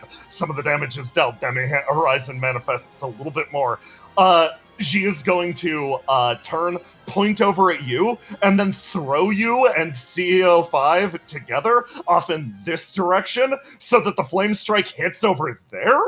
The attack is going to come down on both of you. This is a roll to do versus, it's your target's roll to die. So this will also hit CEO 5. And this has a bigger bonus than the one that's posted. I just post all your bonus dice. Oh, some more bonus dice? Yeah. Okay. You managed to stop the attack from coming in your direction. CEO 5 is caught up in the flame strike. You are instead, you take 25 damage. CEO 5 takes 50. And you gain your block, obviously. Yeah. So you gain a stack of Ecliptic Outer Flame. It starts at yellow. He gains a stack of Ecliptic Outer Flame. It starts at orange. To post what this is. Horizon is burning everything within the area by the virtue of her own existence. Ecliptic Outer Flame. It's a long paragraph, but basically, she puts a dot on you. It burns you at the start of each turn. Yellow Flame is the most mild. It deals 10 damage at the start of the turn. Orange 25, red 50, black 100. This damage cannot be reduced in any way. When it's applied to her and not you, it heals her, meaning that Liz dies faster. During your turn, you can, as a free action, split flame with somebody adjacent to you. Alternatively, you can spend your action to decrease the flame level on the target. Carry on. It's now your go. Okay, so Start of the turn, take 10 damage. Right. CEO 5 takes 25. 25. Okay, so start a turn. Going to, let's see. I'm currently at 80 burn right now. Uh-huh. I can't really do much other than to... fuck. I'm going to... Seal of Instrumentality, just accuracy bonus to dice. So... Makes sense. Right now, I'm going to step back and simply let loose on Adalasker again. This is my last turn that I can have it. Wait, let me get a dice first. Yeah, get a dice. Get a dice at the start of your turn. Yeah, there we go. Okay, then roll to do. 30. 30. Okay, plus the accuracy dice. Mm-hmm. Yeah, so that's Tell me how you fucking skewer this, man. So after the flame strike happens, the distance between them is simply going to, blinded by the light, both of them, just from the flame strike itself, he just blindly swings towards where CO5's general direction is and probably catches him in the side of the body. You manage to swipe and hit him, you wound. He takes one almost instantly as blood is thrown free. He regenerates back up to full health, picks himself up. You look at him. He starts to struggle. Who next? I will go Dekka. Dekka's going to follow up. He's going to aim down and throw his blades at CEO5. They wing through the air and almost clip into him. You look over at Horizon and List in the distance. And Ace, in the back of your head, something starts to hurt again. You feel it. You feel it calling, pounding against the back of your skull. Is this all you can do right now? Is this all you can really do? You can cut CEO 5 down, and then what? What else is your sword even good for? What else can you change? What else can you actually save? If Argos and Willow were here, if somebody else were here, maybe they could do something about this. But it's only you, and it's only the fire. It burns up in the back of your mind just a little bit further, beating against the glass. It's begging to be let free. It's begging to let that flame fry fully free. Because if everything is going to end in oceans and ash anyway, you might as well be the one to do it. A grotesque twitch in the back of your mind. It's what's waiting behind the seal. Fighting. Presence returns as an attack slams sideways into CEO 5. He stumbles his way backwards as Dekka passes it back over to Ruth. Ruth makes her way forwards, picking up her blade. She actually struggles a substantial amount as the attack does not connect. She continues to do God's work, putting damage on this thing. Yelling out as Demi Horizon is going to take her move. She is going to use Radiance, locking out a dice. At the end of the act, all creatures within line of sight gain 1 Ecliptic Outer Flame. She passes the turn over to CEO 5, who's going to try to fucking hit you back. He is going to he's going to try to he's got to reroll actually, and he's wounded. We are going to wound blue. No more low intense. Fantastic. He locks in this one. Of course. It's the movie that you were expecting the most. It's Agent Danger. The man gets an additional 2 actions that he's going to try to beat your ass with. Mm-hmm. Roll to die. Roll to die. Okay. Yep, just an 18. Not much. 18. He closes the distance. No, closes the distance. No.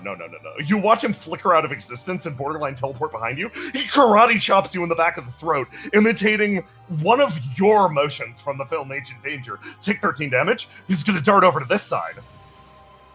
Hit you again. Give me a roll to die. Roll to die. Yep. 15. You take 13 damage as he boots you back in this direction. You go flying, and he follows you directly backwards. Give me another roll to die. God damn it. Yeah. He banks you hard off the ground. That's another 13. 13.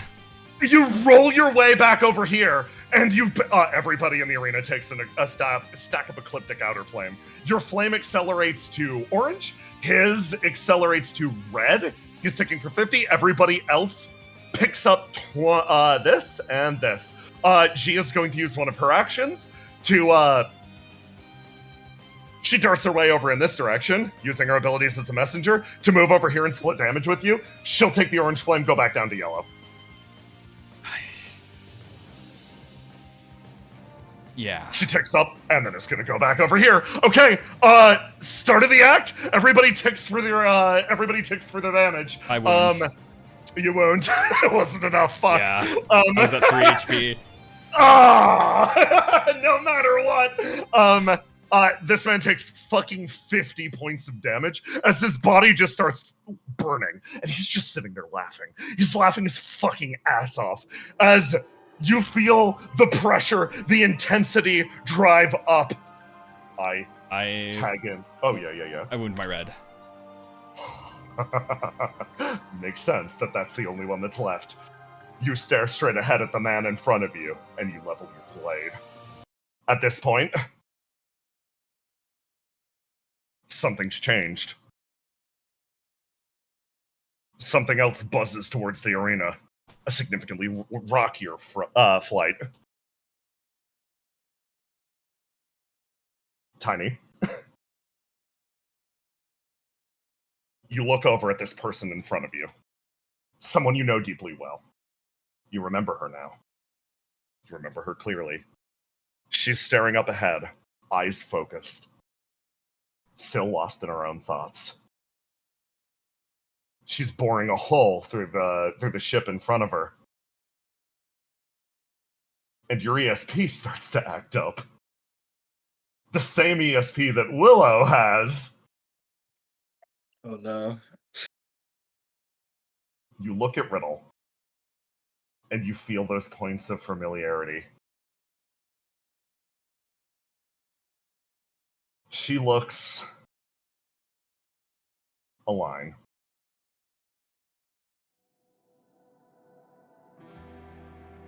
exploded in front of your eyes.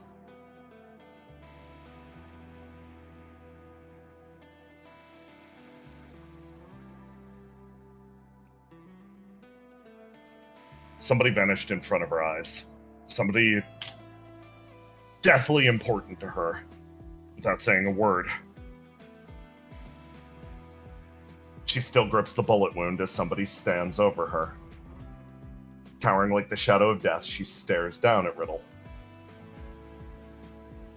So, between Basil's death,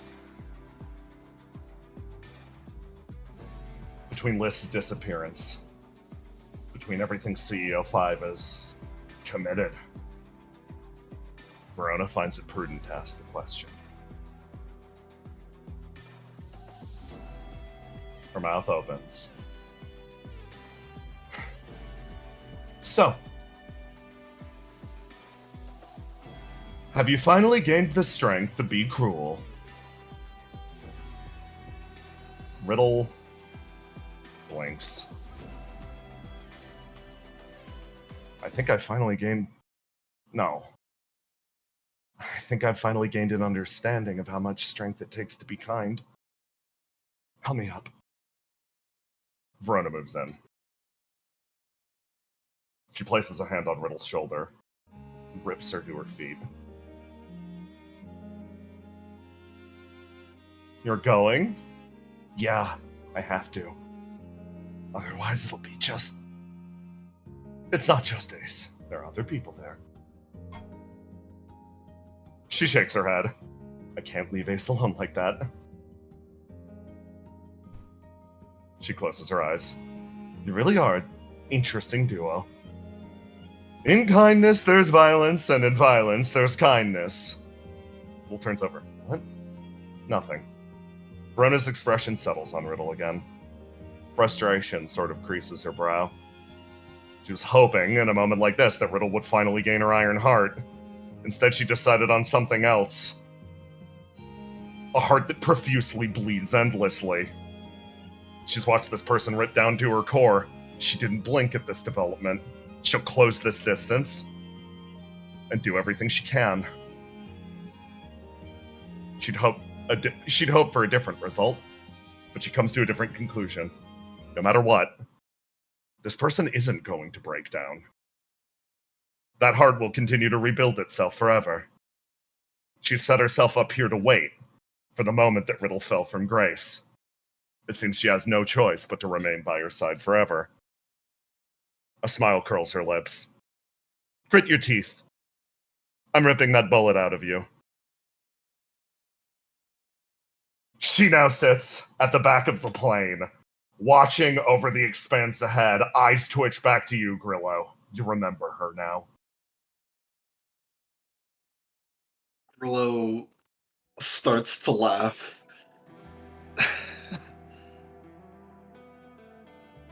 I remember now. She kind of stands, getting closer to Riddle. Her eyes look back from the distance and instead focus on you. You do? I see why Willow followed you. You say those words in this moment, and a warble goes through her eyes. Her expression changes. A smile, barely holding back tears. Yeah, you remember this one. Always fucking crying. No matter how bad it got, and honestly, no matter how good it got. No bigger crybaby at Station 1. The way she's holding herself. She's changed so much. But this one thing, I suppose, never will.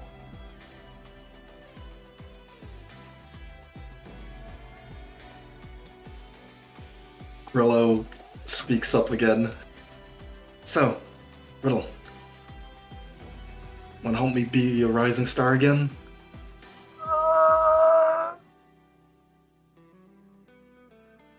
At the fight. 5 people are dumped off at the edge of the arena.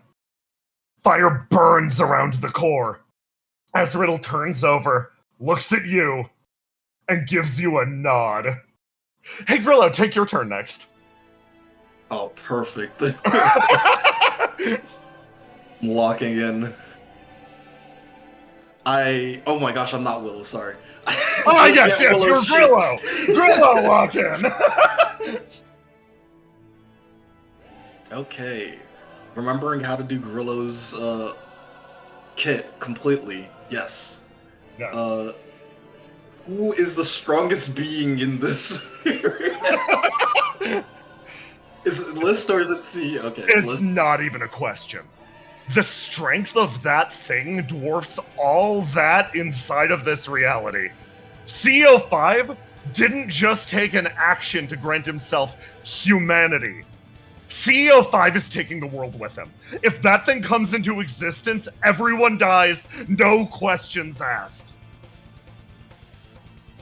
Okay. The first things first, Willow's going to pull out some Argos Fate Weaver reposition strings. And she's going to look at the group that she's got with her. Who wants to come with me? Visionary just immediately grabs on. 8 grabs on too. Riddle's like, I'll be right behind you. Alright, I'm moving all of them 5. You whoom, manage to get them up. Dekka's like, you want to get any closer? Yeah, get me up there. He throws one of his 2 swords over and it whoom, throws you guys literally into the fuck. Perfect. Now with that movement, that locked out 1 dice. I'm going to use Hero Slayer and stab at this thing. Give me your dice. With your 1 locked out attribute. You dart forwards and jab a dagger hard into the surface of this almost inscrutable entity. The blade pierces its side, and you start to cut away at what is beginning to manifest. You are trying to force this thing back through the portal until a miracle arrives. And when you do, someone throws her way forwards. Ace, that voice in your head, it goes quiet for a second as you feel the presence of something secondary, an equal and opposite. Like a cool breeze of air, the flame stops burning at the back of your skull, if only for a moment.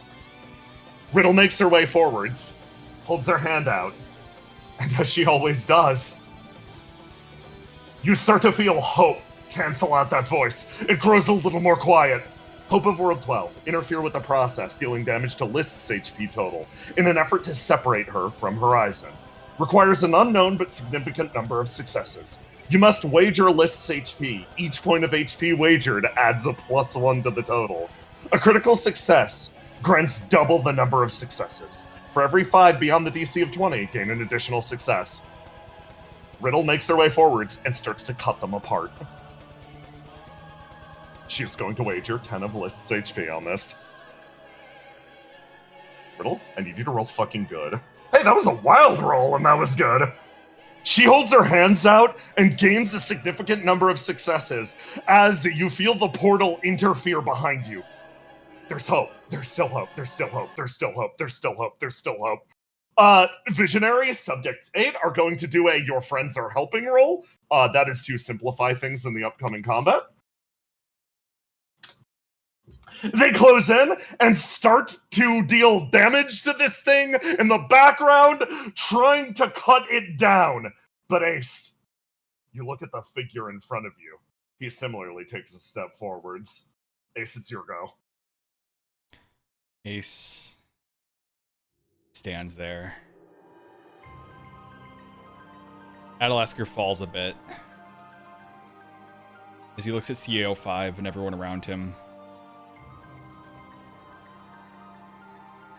While he's grateful that everyone here is here to help, There's just something in the back of his mind that keeps aching. In this moment, right now, he's actually powerless. He can't help List. He's dying. CEO 5 of all people. And he just looks at CEO 5, says, "Why do people like you exist?" You say the question aloud. Another resonance in the back of your mind. Another thrum through your body. Blood rushes to your limbs. You know the question. The answer is something that has always existed exactly out of your line of sight.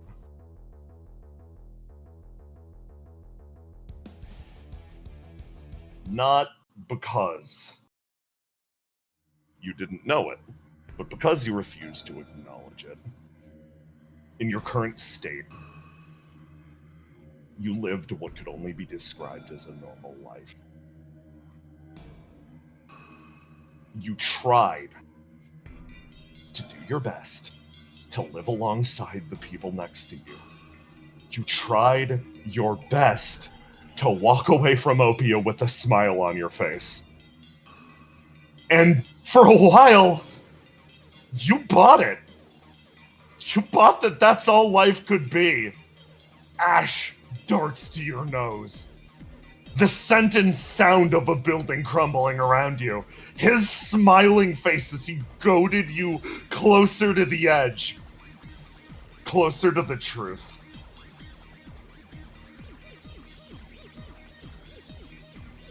What do you mean, people like me? He's smiling. You know he's smiling. He wants you to say it with your own lips. People like you who meddle in other people's lives.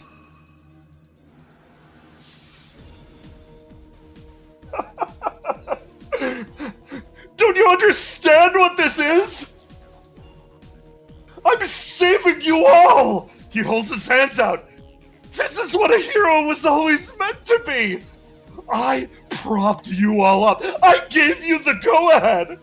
Opia only exists because I wanted you all to provide an example of what being saved could feel like. You stand head and shoulders above the rest. Exceptional in look, brains, and beauty. You stand as an example for what people could become. You are their betters. People like me? I'm just like you! Heroes. Heroes. Heroes. Heroes. Heroes. Tired of that damn word. Flame expels from your mouth. An incendiary burst that puts the conflagration around you to shame. List consciousness returns for a moment. Oh, she looks over. The man sort of starts to laugh. Call it what you want. Please, you have to see what's happening here. Everybody banded together at the end of the world. Geist's vision rendered in Technicolor. No more beautiful a film. What can you change? If you change it, if you guide everything away, if you save the world, all you'll be proving to all those little ants down there is that you are the only one capable of saving them. Those with power write the narratives, Ace! We decide who the heroes and who the villains are. I just authored a tale where everybody gets to sparkle in the spotlight. That's the problem with this world, really.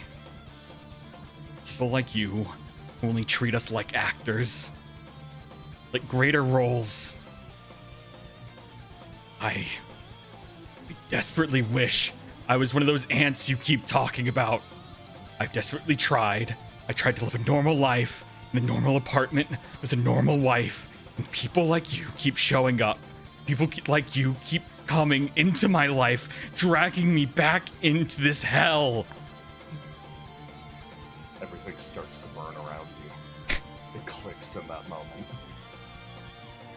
Everyone. Oh yeah, you go. Ace grabs his face. People like you keep coming along and ruining everything. Can't you just leave me alone? You say those words, and what spreads over you is a sensation of peace for a moment. You speak it aloud, your fondest wish, and you admit the thing to yourself that not a single other person could understand.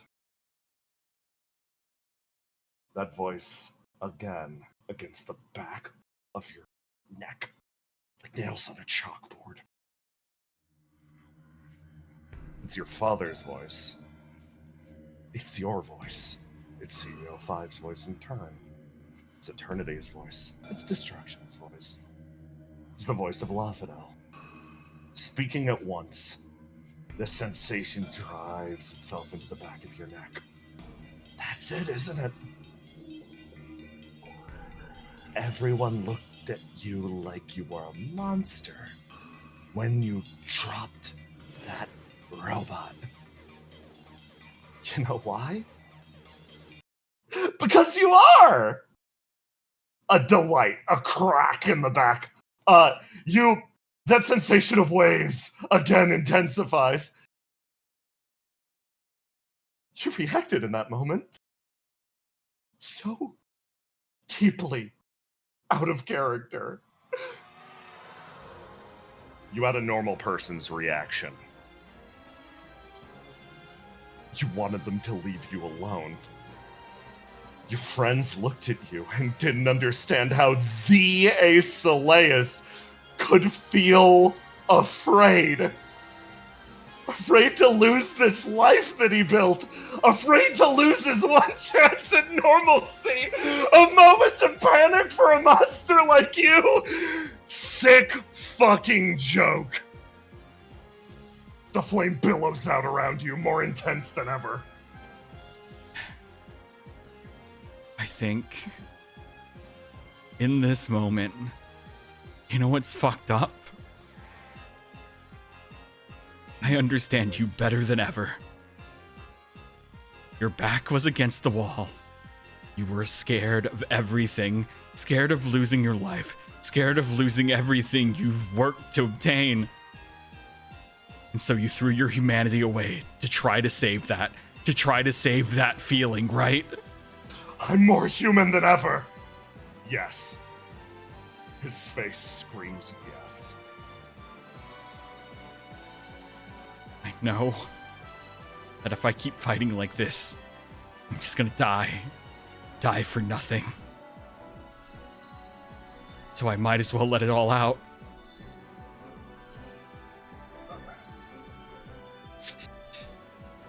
As Ace grabs his chest.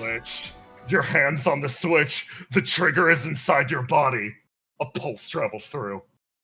Do you pull it? Yes. Crack. It breaks. Something inside you breaks. Any sense of normalcy you had was cast away in the fire behind you. It breaks, it shatters, it falls away, and with it comes out all of the flame that you've been keeping within. If your last element was a plug, it was your last tether to this world. It was your last tether to a normal life. You watch it silently burn up, and as you feel it stretch away, you start to understand exactly what shape your ESP has taken. The voice now resounds clearer than ever. Who are we going to burn? It's you. A you that's lost. One flame ignites after the other. Seagazer, Lafado, Destruction. They start to bear down on you, and one by one they ignite. Ace, your ability was never to see the future. Call that a happy coincidence. Your ability was never formless style. Call that a product of your abusive upbringing. Your ESP, the way that you viewed the world, could only ever be one thing. The golden flame throbs around you, hungering for more.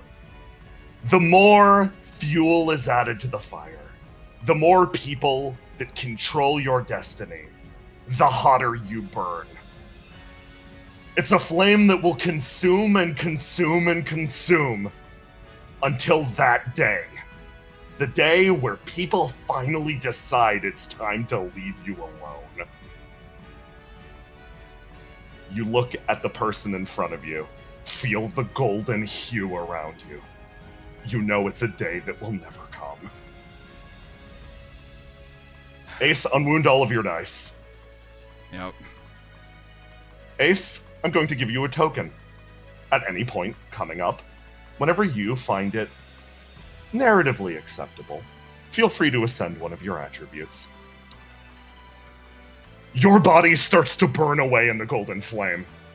You regain formless. You regain a brand new tempered style, an old iteration of what you lost during Act 2. You regain your bond to Seagazer, pain, weight, and all. It all breaks down on your shoulders as you feel your body about to buckle under the power of all of it.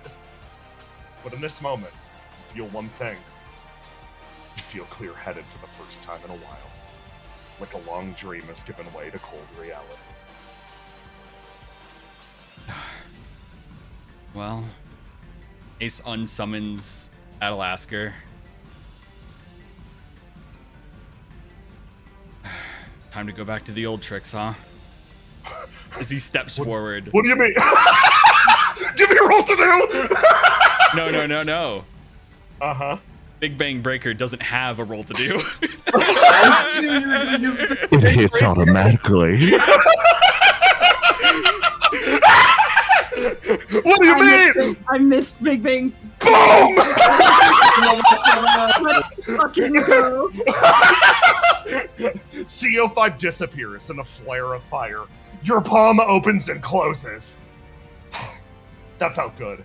That fire, when you looked at Logic, when you felt him try to end your life with an explosion, that just became more fuel for you.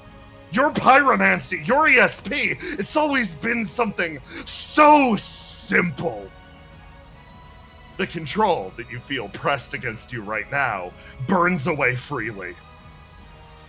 You've never felt worse. You've never felt more free. Ace, carry on. I'm gonna spend 10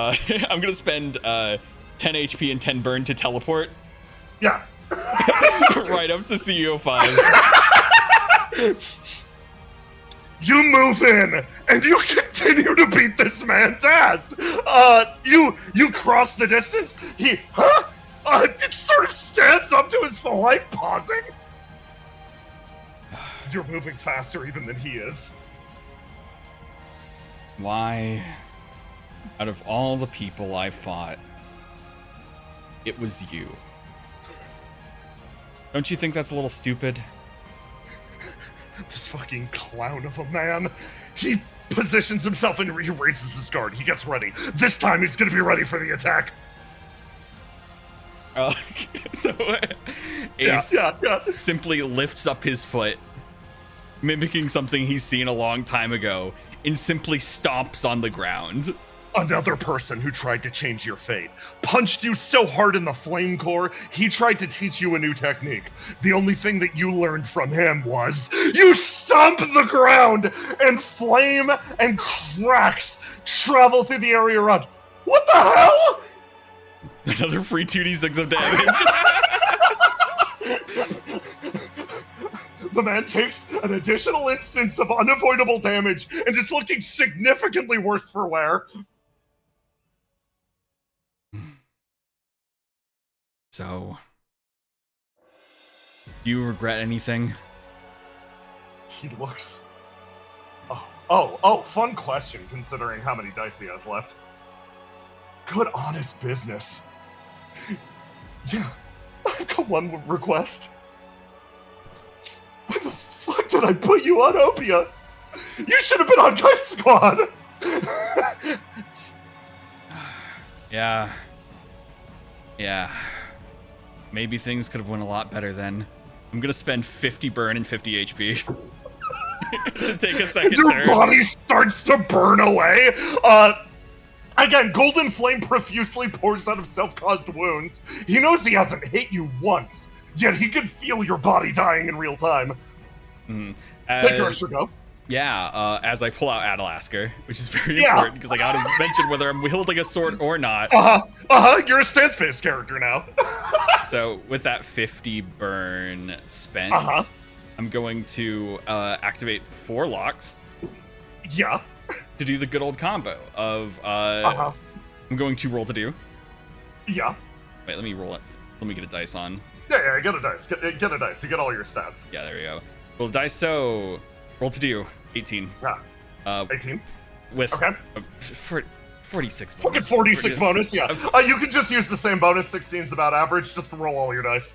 Okay, so that's 1 attack lockout, 1 attack lockout, 1 attack lockout, and then I am.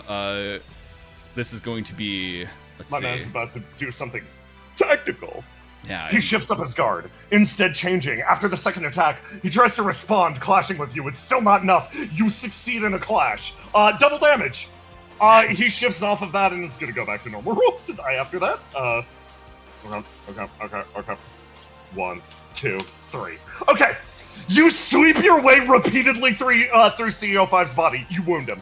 Tell me how it goes.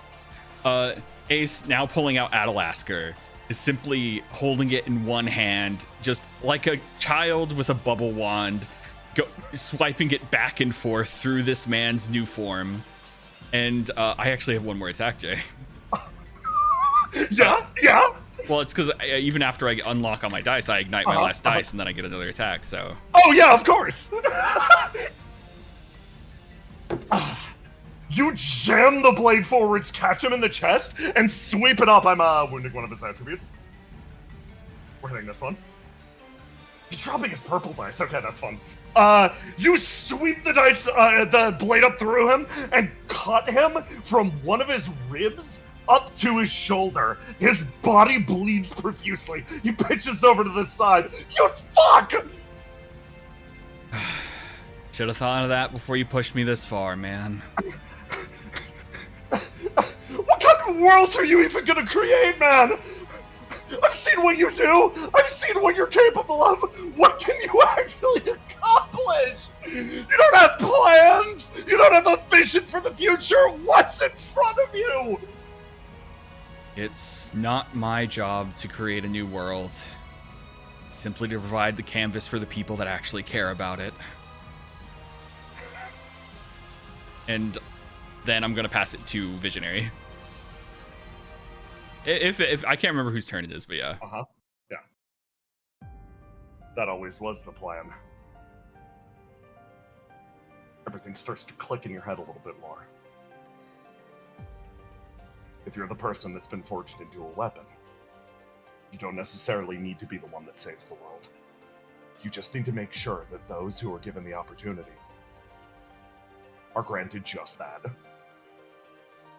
Flame bubbles and boils away. This is the contradiction at the core of Ace Heleus. A part of him that can simultaneously, mercilessly kill, yet still look forward to a future not even he can see. Visionary takes the turn, closes, it sort of stomps down, aims up with one fist, and is going to put his fucking all into this. He swings hard and actually deals some effective damage back. He takes the turn, he's going to pass it to Riddle. Riddle's going to... No. Riddle, you're locking into dice. Riddle holds her hand out, and she gets to work on surgery. Surgery that she is not particularly experienced with. At this exact moment, someone, almost walking her way through the clouds, manages to enter the arena. Hey, Argos. My oh my! Look at what we found! Would have gotten here sooner if you didn't do that little dance on the way down, but at least I still get the EXP. Cloud walking is one of my specialities. You loved it. She says with a big smile. Argos, you look at what Riddle's doing. She's holding her hand out to this being in front of her. You recognize the gestures. This is the process the two of you worked on together. This is the process that saved Yulilara's life. In this moment, you recognize what she's trying to do. She's trying to do it solo versus this thing. Versus this concentration of pure power. Versus this monstrosity. Yet still, she isn't hesitating. She's watching straight ahead. Wow, she looks like a real doctor. The highest sign of approval you've ever given her. That's not true. Facts. Dekka turns over, sees the angel, has like a fuck moment. Like, judders off into that distance. So, do I have, like, control over this body, or do I just do. request? Okay. I'm going to jump over here. Do you need a nurse, doctor? Argos's voice comes out of her. Riddle double takes, looks over at you, blinks a few times. Yeah. Yeah. Yeah, that's the reaction I expected. Hi. Give me a roll to do, Argos. Okay. You can lock in a dice first, sir.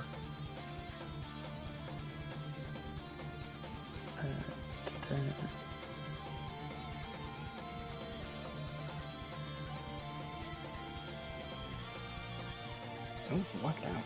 Yeah.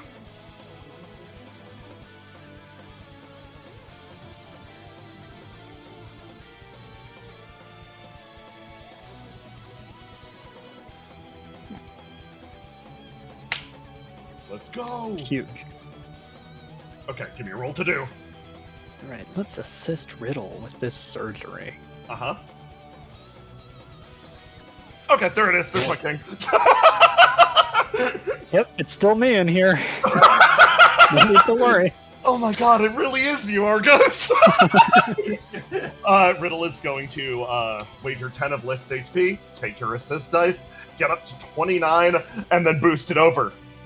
You actually do despite the 10, you do effectively help Riddle weave her way as she cuts apart parts of List from this person. It's gruesome, to say the say the least, but she remains focused on her task. You guide her hand, and weirdly, the one that speaks up next to you is a weather boy. She sort of, allow me. She says a word and says, "Hold still!" And for a moment, the being freezes, making this significantly easier for Riddle. And then it starts moving again. Oh, that's a shame. It seems like one of those two combined bodies does actually listen to my orders, but the rest are quite impudent. Oh god, we let that thing in here and it could do that. No, I think Cam was right to get very mad at me when I did that. She is annoying. I am going to do a composite. All your friends jump this thing, and then we're gonna go Grillo, and then we're gonna go Demi Horizon.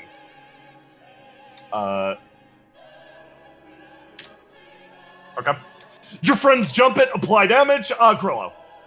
Okay, how many times can I lock out my dice? You can lock out as many as you want in a given turn.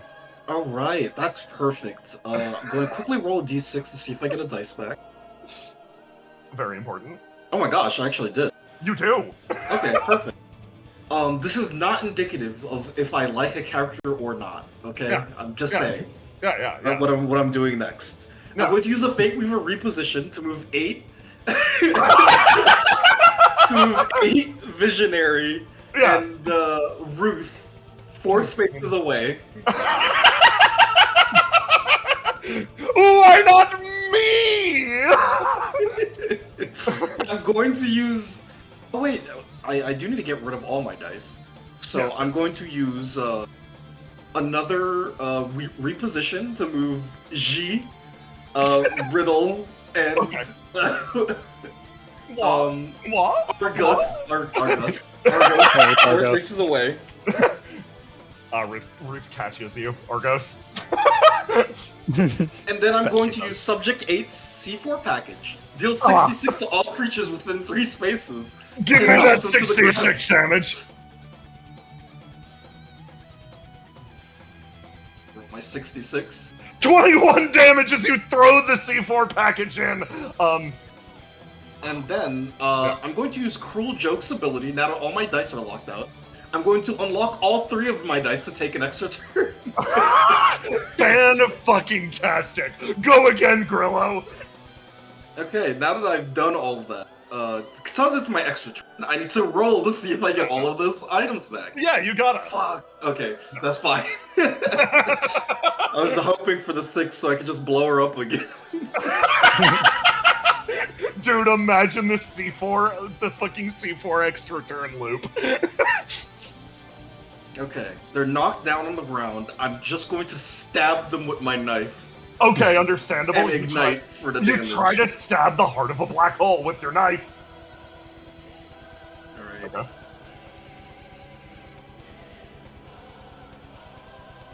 And then, oh wait. I need to add an extra d6 because I'm igniting.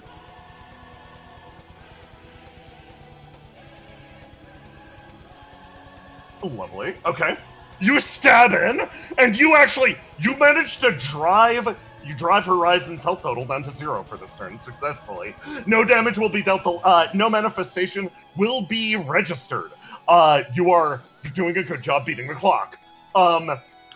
You drive this backwards, and then Demi Horizon's gonna do her shit.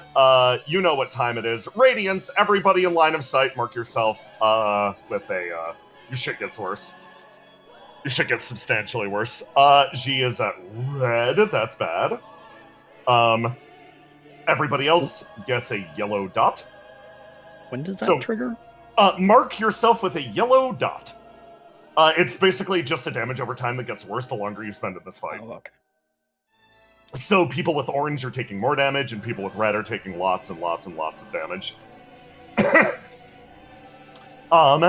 Then she is going to use.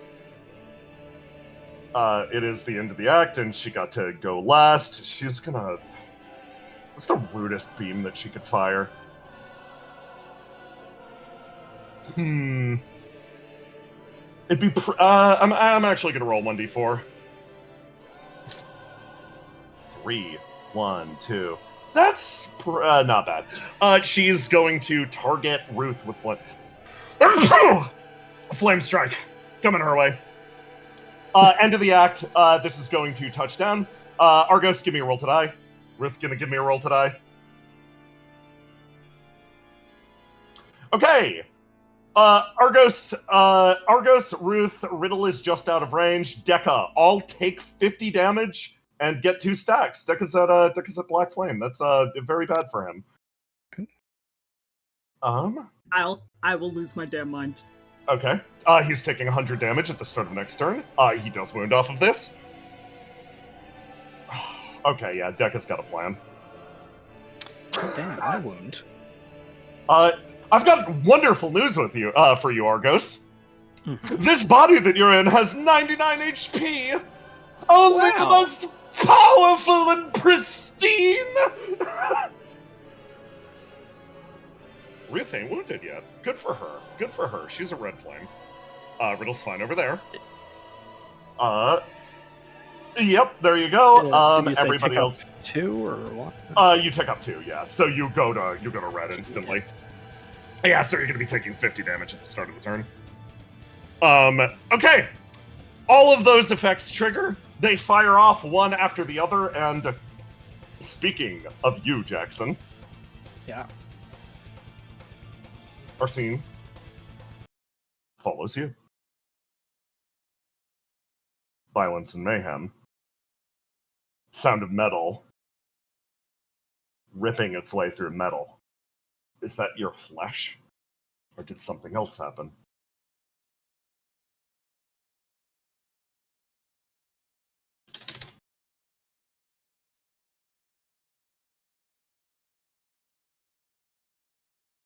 You find yourself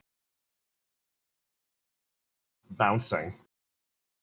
It's significantly too painful to be death. You're acutely aware of your wounds. As your eyes open, you're barely conscious. Robin, I'm gonna need you to wound one of your dice. Actually, no, wound both of your dice. That was bad. It went bad. You're still alive, but it went bad.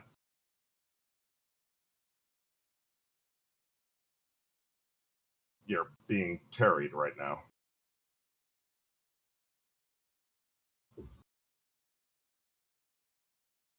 Seagazer drags you forwards. Hey, stay with me. Focus in. Keep it together, Robin. What? What happened? You're still alive. You got jumped by a bunch of machines. Did everything I could to pull you out of there. Now we're getting you medical help. Oh. What? Why? She wants to say, what do you mean, why? She wants to turn it into a question, but she knows immediately what Robin's asking. Look on your face when you ran off. That's why. I could be a lot of places right now. I'm sure a lot of people could use me. But, more than anything else, I wanted to make sure you got out of this alive.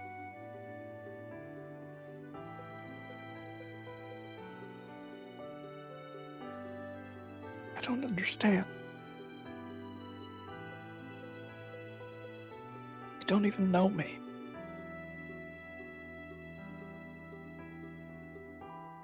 I see enough of myself in you. I know that's projection or whatever, but... No, it's not just that.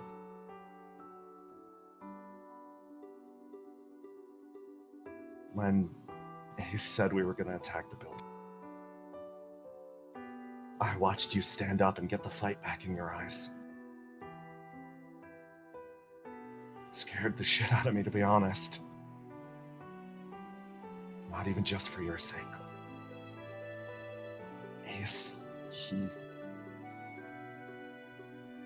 You press against her back. She jostles you slightly.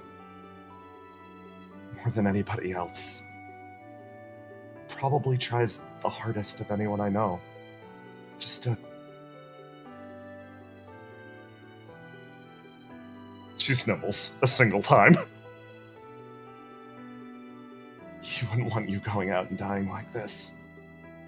He wouldn't want you rushing out and throwing your life away, especially not in his name.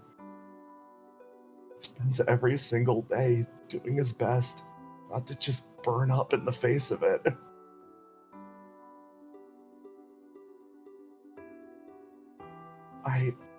I didn't want you to die thinking you were doing the right thing. I know that's selfish. I know that's stupid. But I can't let you die here. Not while he's still fighting so hard. So many people have died. They have.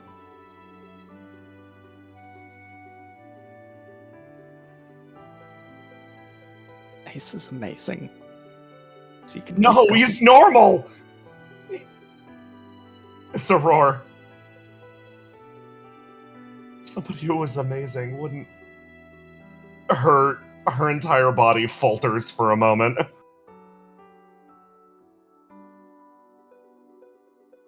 Robin, listen to me. I'm gonna speak bluntly. Something unsaid in her words. I need you to stop being such a follower, and I need you to think for yourself. If you want to turn around and rush back into that building, I'm not going to stop you at this point because I literally can't. Something's wrong with Seagazer. But I want it to be a decision that you made. That Robin Ramelli made. Not because of duty, not because you were looking up to someone. I want it to be a decision that you made because you believed it was right. There's a buzzing. You recognize this street corner. You've been here before. You feel your body go limp for a moment. You know this place. You've been here before. You know the rushing of metal again. Seagazer topples next to you. The blood wasn't yours alone. Getting you out of here cost her greatly. She's not moving. You hold still. You've been here before. You've seen this place. Something buzzes through the air behind you. You feel dread rising in the back of your throat. It's coming. It's closing the distance. It can move significantly faster than either of you. Robin, it sees you. Those bladed hands still slick with your blood. It closes the distance. Roar of the engine. A cackle crossing its lips. In this moment, everything wounded. Robin Ramelli, what do you do?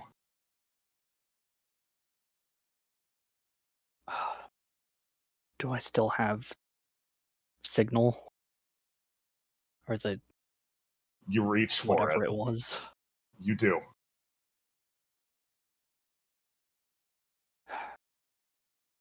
So it can interfere with any sort of broadcasted signals? It can. Okay. This is really...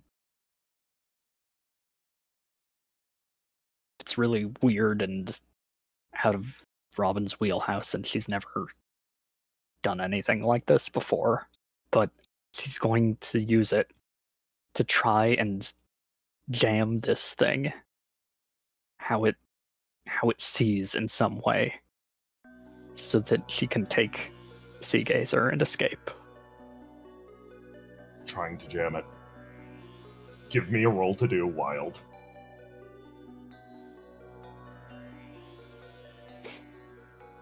You hold up your hand. You grip signal in your palm. There's a laugh. It cracks and breaks beneath your hand, falling away in an instant. This being rushes its way forward. It's going to be a repeat of what happened before. You and Seagazer both. You're going to be splattered all over the pavement. The claw is lifted. The end of your life. You stare up at it. No. A voice from the back of your head. Calm. So calm.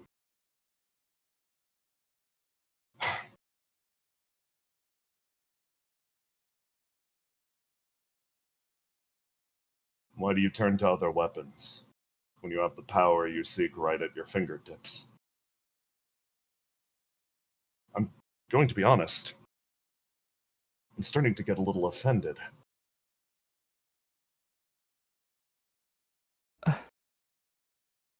I thought I couldn't. My fingertips. They just fumble you. I'm quite a difficult blade to wield. But I'm not lacking in power. You more than anybody else should recognize that.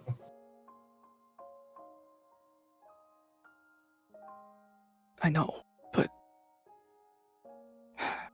I'm trying. I really am. I have been trying this whole time.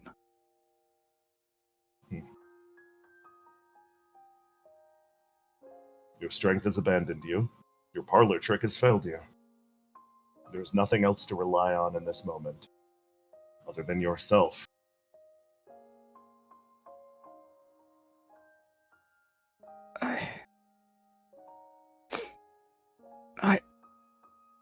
I don't know if I can rely on myself.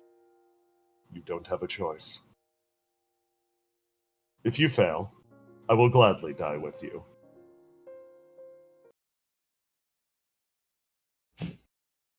No. I can't let that happen to you. And I can't let that happen to her.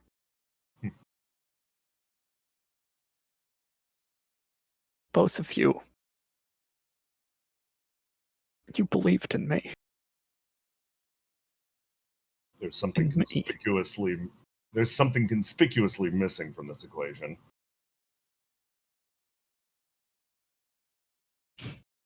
You're gonna say it's me. Belief in myself, aren't you?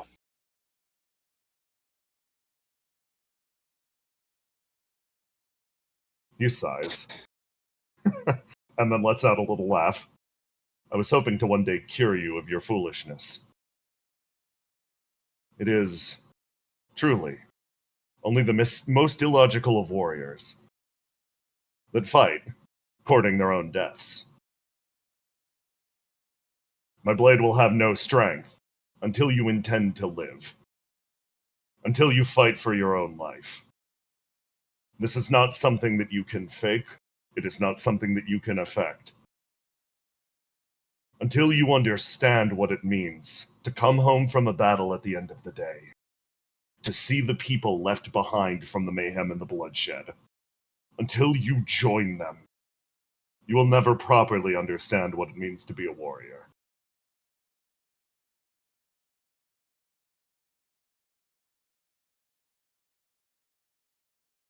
I don't think I am a warrior. But right now I'm gonna have to be a defender.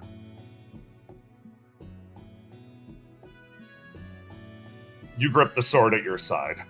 Countermand has given you clear instructions. What do you focus on in this moment?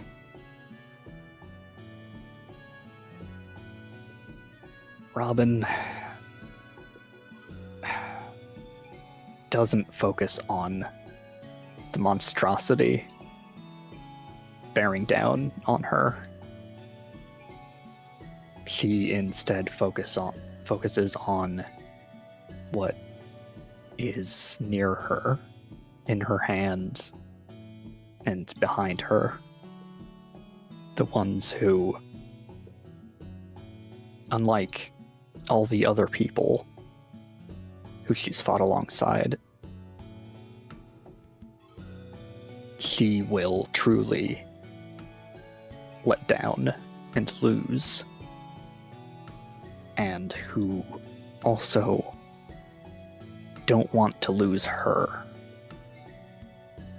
enough that they put their lives in her hands, not just in a fellow member of Opia's hands, but in her, Robin Rumeli's hands. That they would choose her.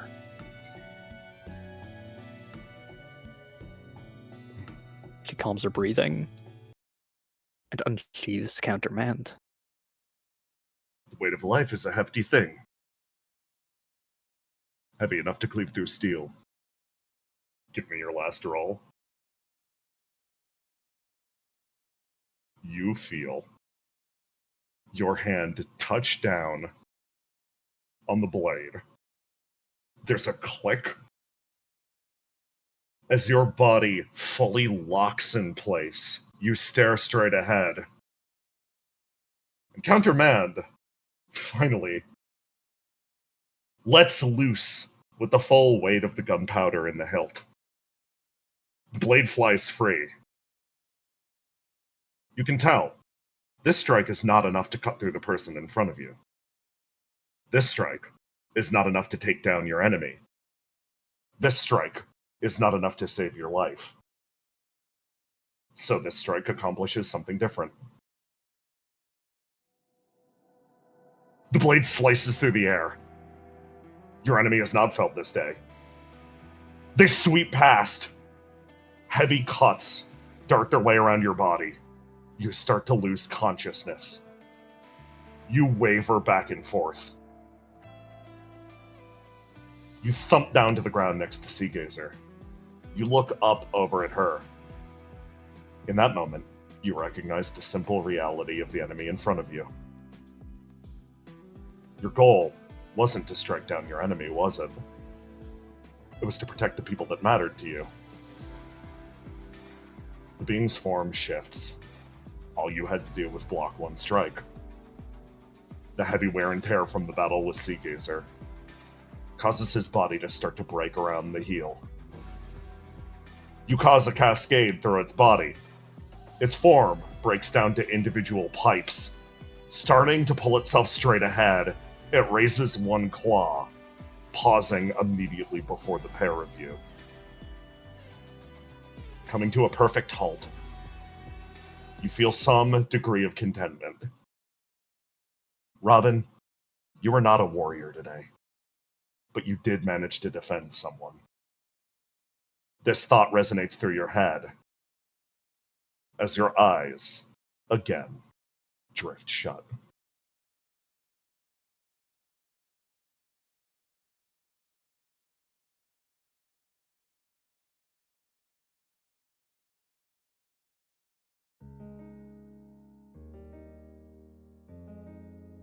This is a vision of someone who comes from a very distant place.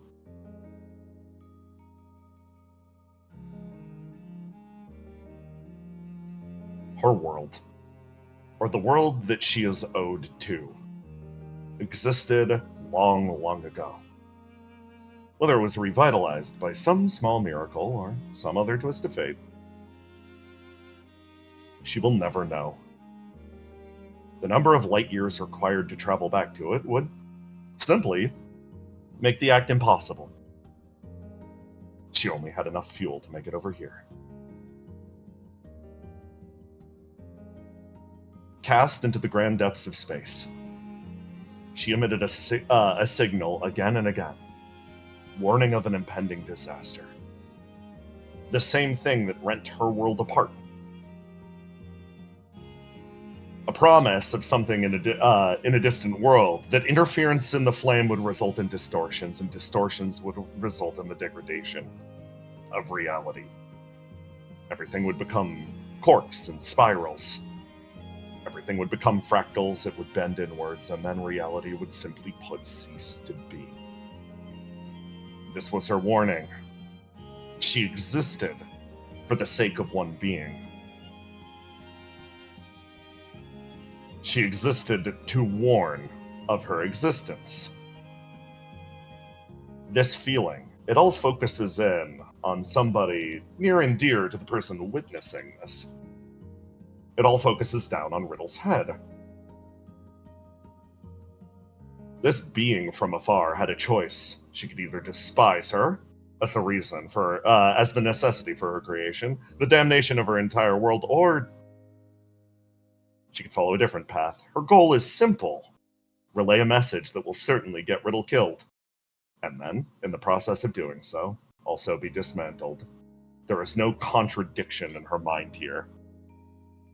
Love and affection, that is a core part of it, but also at the same time it is a dread certainty. Her voice punctures this sensation.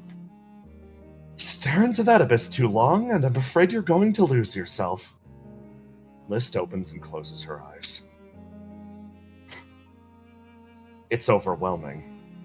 Yes, and for somebody like you, probably borderline irresistible. Yet, just the same, you must avert your eyes. I don't want to erase you completely. You're fighting hard out there. I've watched it. Your friends are carving you out one piece at a time. She stares ahead. I'm sorry about Ace, though. It was inevitable. It really was. As much as we wanted to pretend that this dream could go on forever, it was always going to end like this. She turns back and looks over. Inevitable for me, and inevitable for him. We loved each other regardless of that. Demon from the outside? Yes. Why don't I share with you a segment of my story? I'll try to remain focused while they do their best to help me. Oh, you telling a story to me? I have the collective knowledge of, my entire civilization, you know? The demon suddenly gets very proud of herself. It's gotta be an absolutely exceptional tale if it's going to overcome what I'm putting down. Suddenly, her body language shifts entirely. Of course. Oh, does it have to do with all those experiments that you were put through? No, actually. Liz pauses. She looks across. Vision flickering slightly. The tear-stained eyes of people trying to rip her out. Everyone who showed up at a moment from an organization that she intentionally distanced herself from. This is a story from my time at Opia. And we're gonna call the session there.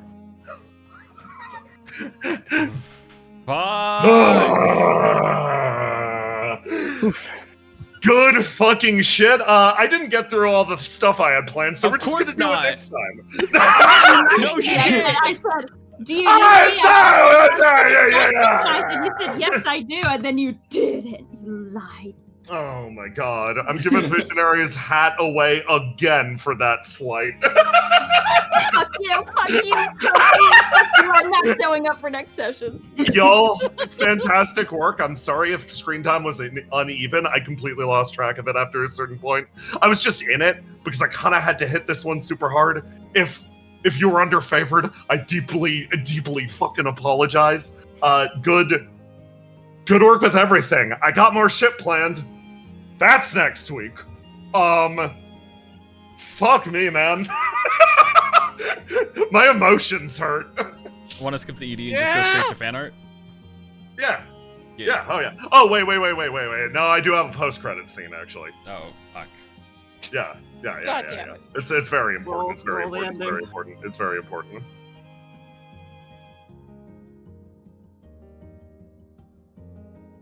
Holy shit. Over here.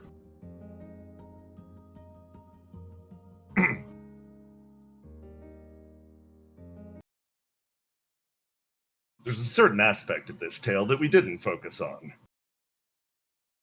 A surefire plan. The one way to disable the kill switch that this person knows. She concocted it in her big, strong brain. It's a technique that only she could use. And to this moment, she doesn't. Relying on her most powerful technique. Bleeding, stumbling. Subject 8 brings herself forwards. Hi, Subject. Ooh, you look like shit. Yeah. Desi. Yes. Put me back together. When I come back together, put me back together. But all of my blood is back inside of my body. And also the kill switch is not active, thank you. I can't do that. I literally can't do that. That is a level of interfering that I am literally just not allowed to do. Cool. I'm gonna die on your couch. What? I'm dying on your couch. Here I go. She goes into a ball in the corner of her couch. 8. Oh, you're getting blood everywhere. Shit. Alright, fucking fine. There you go. Flawless! Listen, she had a perfect scheme. Good. Oh, holy fuck. There we go. Fan art! Thank you. Yay! Sugar cane regrets to give us a horse. Diomedes. Yay! Horse! Yay! Then from Horse. Renee, it was crying microphone. Oh, And then Rion made a clay sea gazer for the clay mic. She's oh so my cute. god, she's Squish them. Kiki and Boba, dude. And then September Creature has improved everyone's lives. Yeah, everyone who came back Yeah. Improved lives. Can I get some? Oh, I love the survivorship bias diagram overlay. Thank you. Can I get some creatures in chat? Thank you. Yeah, can I please get some creatures? Then we have this, but it's like I think that's CO5 all the way in the face. Yeah. That's actually amazing. And then Wow. Renee is probably screaming somewhere. Oh God. Send. And then from Star, yay! Yeah, let's fucking go! Oh my gosh. The most depressed man. Yeah, depressed man. No shoes. God, One rule. Worst fucking moment of my life, to be honest. guy. But guy! Truck free. Freaking! Fucking from Baker, yeah. You ruined You ruined my life! Don't scratch the paint. I love that. I'm not her. Yeah. Let's fucking go! Generous. Let's go! Cat dude, yeah. Yeah! Oh fuck. no. What a fucking visual novel sequence, by the way. Yeah. God, yeah. I have to work. I have to work again! Please don't leave me. Oh, dear Lord. God. Oh, I guess I failed.